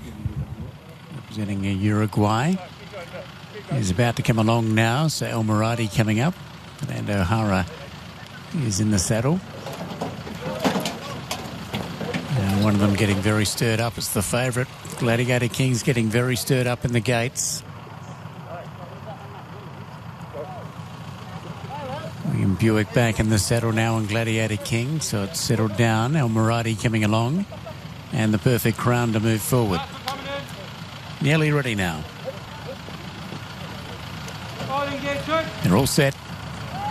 El Shindaga ready. Beauchart just laying back in the stalls. They're racing in the last now. Behavioural Bias and the Perfect Crown with the last 2 to leave. Beauchart hunted out of the stalls. Going hard too is Important Mission over on the inside. So Important Mission's going to be ridden forward here. And going with the Beauchart early, then Altariq. They were followed after 3 lengths to El Moradi. Next of all is Gladiator King. Then came El Moradi. El Karama was the one in the blue up a little bit closer. They were followed by Behavioural Bias and the Perfect Crown back at the rear. Down the side they come, 23.7, so they've gone hard, and Important Mission leads the way, led by a half length over Beauchart the outside, then Altariq, followed by El Karama. El Moradi has dropped back on the inside as Gladiator King takes off, then Behavioural Bias and the Perfect Crown, but they turn in. Beauchart goes up on the outside of Important Mission. Important Mission still travels okay the inside of Beauchart. Now joining in is Altariq out in the middle. Gladiator King begins to run on, then El Karama. Altariq's gone up on the outside to eyeball Important Mission inside the furlong marker. They settle down for a good finish here. Altariq and Important Mission lifting over on the inside. Altariq with his nose in front draws away and wins it by a neck. Altariq over Important Mission. A gap off then to Gladiator King, Beauchart, El Karama, Behavioural Bias, El Moradi, and the Perfect Crown back at the rear. Stand by after the running of race number 7. Important Mission began very well, went to the front. And really got, well, it went quick, 23.7, but seemed to get a reasonably nice lead. Altariq's gone up 3 wide at the top of the straight and just got the better of it. So after winning down at Jebel Ali, the sprint over 1,000 metres, has come to town, Altariq, and has made a back-to-back wins. Pat Dobbs and Doug Watson with a good night, winning with Manasek in the Oaks earlier on in the evening. Terrific run from Important Mission, continues its fine season, gets into second. I think you'll find Gladiator King third. Just very stirred up at the barriers. Gladiator King may well have run a good portion of its race before the barriers open. 1:10.56 is the winner's time after the El Shindaga sprint. 1:10.56. Well, there probably is a new sprinter on the block now after that. Al Tariq following up his Jebel Ali sprint win. A race for which we didn't give him too much credit for, but he's very much given full credit for this victory. Seeing off important mission. And Gladiator King, whose probably stall antics didn't help him, some laboured performance back in third. But got to give this horse some credit now, because that was a good, tough display from Al Tariq. Yeah, I think he found his game. I mean, 5 furlong to 6 furlong on the dirt seems to be his game. And he was actually finished pretty strong, and maybe even going to 7 furlong, which shouldn't be a problem on that surface. Yeah, you can see why they've started him off over 1,400 metres, and people might look at the sire in Oasis Stream and think, well, he can't be a dirt horse, but there's plenty of encouragement on the dam side of his pedigree that he'll handle this sort of test, and he's duly proven the case. Yeah, Dams by Harlan's Holiday. A lot of Oasis Streams do handle it, I think. A lot of them, some of them do handle it. He just seems a really honest horse, doesn't he? He's got the blinkers on there, but he's nice and unexposed. Doug had pointed out before that they were delighted with that one run that he'd had here at Meydan. And well done to them. I'm not going to keep on talking about Gladiator King forever, but we've seen him taken out of the race for less. It was a pretty horrible stalls incident. He went right down on his haunches. I thought the horse has actually run a decent race, all things considered. An important mission. If he just went half a stride slower on the lead, he'll hang on and get another one of these. He's such a gallant little horse. But no, this horse is exciting. Al Karama and a few others have attempted a similar sort of feat in the past, winning at Jebel Ali and then coming back here. In Al Karama's case, it was coming back for the Mahab Al Shamal. This horse has done it even quicker, and it's not every horse that acts on both tracks. He deserves a lot of credit. He does. He does look a nice prospect. He wasn't exactly completely unexposed coming to the UAE. He'd had 12 outings in France previous to this, but he's certainly improved for the switch to dirt, and he's seen off important mission, who, before we get too carried away, was only rated 100 coming into this. So Al Tariq has probably not run to much more than 104, 105, particularly if you take Gladiator King as having run a long way below form, which he obviously has. And the stalls incident maybe didn't help. Maybe he's just not the same horse as he was last year. And Bochart, I think that's probably him done for in this level for me. He couldn't lead. I think he's shown that when he doesn't lead, he's not the same force, but he's not got that early gate speed anymore, or at least in this level. But that was what he was doing, wasn't he? He was just leaping out so well and kind of burning them all off. He hasn't been able to do that today. Doesn't know anyone anything, does he? It's a cliche, but he's lucky to even be alive. This horse, he's a bit of a miracle. So him to still be campaigning at this level, aged 8, is a huge credit to everyone at Zabil, and he'll probably pop up on Super Saturday. They'll run him again, why wouldn't you? Yeah. And that'll be him. A lot of these will run again in the Mahab Al Shamal. Yeah, they probably will have a go. But Al Tariq now leaps straight to the top of that sprinting tree. The time is pretty quick as well, 1:10.56, which is just around about 400ths of a second outside of the track record, still held by Mind Your Biscuits from the Golden Shaheen of 2018. And Al Tariq, Doug Watson was reasonably emotional after the Jebel Ali sprint win for the owner more than anything. Abdul Mohsen Abdul Karim, just his 6th winner here in the UAE, but he's had a whole host of second placings, and these orange colours have been around for a good while, haven't they? Yeah, they have. He's had some nice horses with Doug over the years, and say well done to him. He's got a nice recruit here, and it's nice that it isn't all blue on the night. Yeah. Godolphin were never going to win this one, of course, so they tend to not be that dominant in the dirt sprints, as we said before. Hence William Buick was free to ride Gladiator King. But yeah, owners that stick with trainers for year on year are really worth having, and it's not always easy. Doug's had a disappointing start to the night, but it's all come very nicely right in the end. It certainly has. A couple of big winners for Doug Watson, and he's definitely got a good hand when it comes to the sprints now, following this victory of Al Tariq. And we'll have a look back at the replay shortly. There wasn't anything to be really excited about from the second half of the field, was there? There's nothing. Behavioural bias didn't threaten to get involved. The Perfect Crown probably failed to beat a horse home. Al Karama, no threat. It's just all about the winner, really, isn't it? No. There's no particularly any excuse for the contenders on that race. A bit of a trouble in the gate, as we saw. Two or three horses got a bit of upset and nervous and patient. But from that, it was just a clean race. Yeah, we look at the start then, and Important Mission has held the rail fairly comfortably there, hasn't he? Beauchart, Richie Mullen wasn't as aggressive as maybe I thought he might be, but again, that would have been to the detriment of his chances. He's just sat on the outside of Important Mission, and Altarique's in the perfect spot there, isn't he, in third place? I mean, he's just setting. Just with two horses, always actually two good chances, and he was much the best.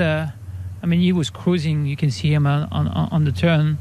It was just a matter at what point he's going to turn him loose. But Important Mission was game as well. I mean, as you can see, Michael was taking a hold and it just sent him. But it looks like he just barely held on in the end. But Altarique was much the best horse on the day. Yeah, he's got that lovely round dirt action, hasn't he? Really grabs hold of the surface, and he's a little pocket rocket, really, very tough and determined. Exactly. Maybe the hurly-burly of a big race in between horses might present a different question over him. No, I've looked at him in the paddock as well. He's just seems to be a happy horse. He's not particularly a flashy horse, just small, strong, powerful sprinter, but the blinkers seems to be an effect as well. Yeah. I mean, it's not a very a hard blinkers, as you can see, but I think the key of that horse and the fact that he just enjoyed the dirt. Yeah, he really is getting over the surface very well and proving his worth at Meydan and Jebel Ali. Where do you stand on the stalls incident with Gladiator King? In some jurisdictions, at the very least, the horse would have had to have come back out the stalls and they had a look. Where would you stand? I mean, I would to see if he didn't get any nasty cut or anything. Yeah. I'm sure they probably saw that he was fine. I'm sure they had a confirmation from the jockey as well. But seems like the horse needs to be seems trying to tell them something in order that I'm not enjoying myself at the moment. That's interesting. So it's not something I believe he's done before either. That's the thing. That's the thing. Yeah. In some way, it's just a way of horses can communicate with us and saying, okay, not comfortable, sweat, being impatient, signs that they never happened before. Sometimes there's something wrong, then he's trying to tell them. Yeah, I mean, bearing that in mind, he's probably not run too bad a race in finishing third, but he's going to need to take another step up from that next time, isn't he? But hopefully he can build on this again. And I suppose when we're dealing with very good horses like Gladiator King, the temptation from the trainer is to build more into the season, so they get progressively fitter with each run. If they're going to have Golden Shaheen aspirations, then that would have to be the case with Gladiator King. I mean, I'm sure Satish will have some comment from his jockey, tell him what he felt about this race and about the way he was behaving, and then from that they will make a decision. Yeah, there's another look at it. An Important Mission has given his all. He is a likeable horse, this Important Mission. 6 or 7 furlongs, it all seems to come alike to him. He's now been placed on his last 3 starts, and I do just wonder, though, his win came when he came from a bit further back, whether he seems tractable enough, Important Mission, to just be able to take a bit of a lead on, doesn't he? But yeah. And you can tell that Mikel knows him because he sent him, because he knows he's not the fastest out of the gate. But when he picked up the bridle, then he's cruising after that. I suppose Mikel got it right in riding Important Mission over Gladiator King. He had no choice, I guess. He had no choice. Yeah, finishing one place ahead of his regular partner, Gladiator King, who couldn't justify odds-on favouritism in the last victory, instead going the way of Altarique, completing a good night for Doug Watson. 2 wins on the card for Doug, 1 for Salem bin Gudea. And the trophy presentation for the Al Shindaga Sprinter race, incidentally, that Doug Watson's won in 4 of the last 5 seasons now, so he's building up a good record in this. Gladiator King won it last year to end the Watson domination, but back on track here with the sprinters, and the Al Shindaga Sprint sponsored by New Land Rover Defender. Unfortunately, none of the sponsors' models going out to the winning connections of this, but I'm sure Doug Watson will just be delighted to pick up the trophy.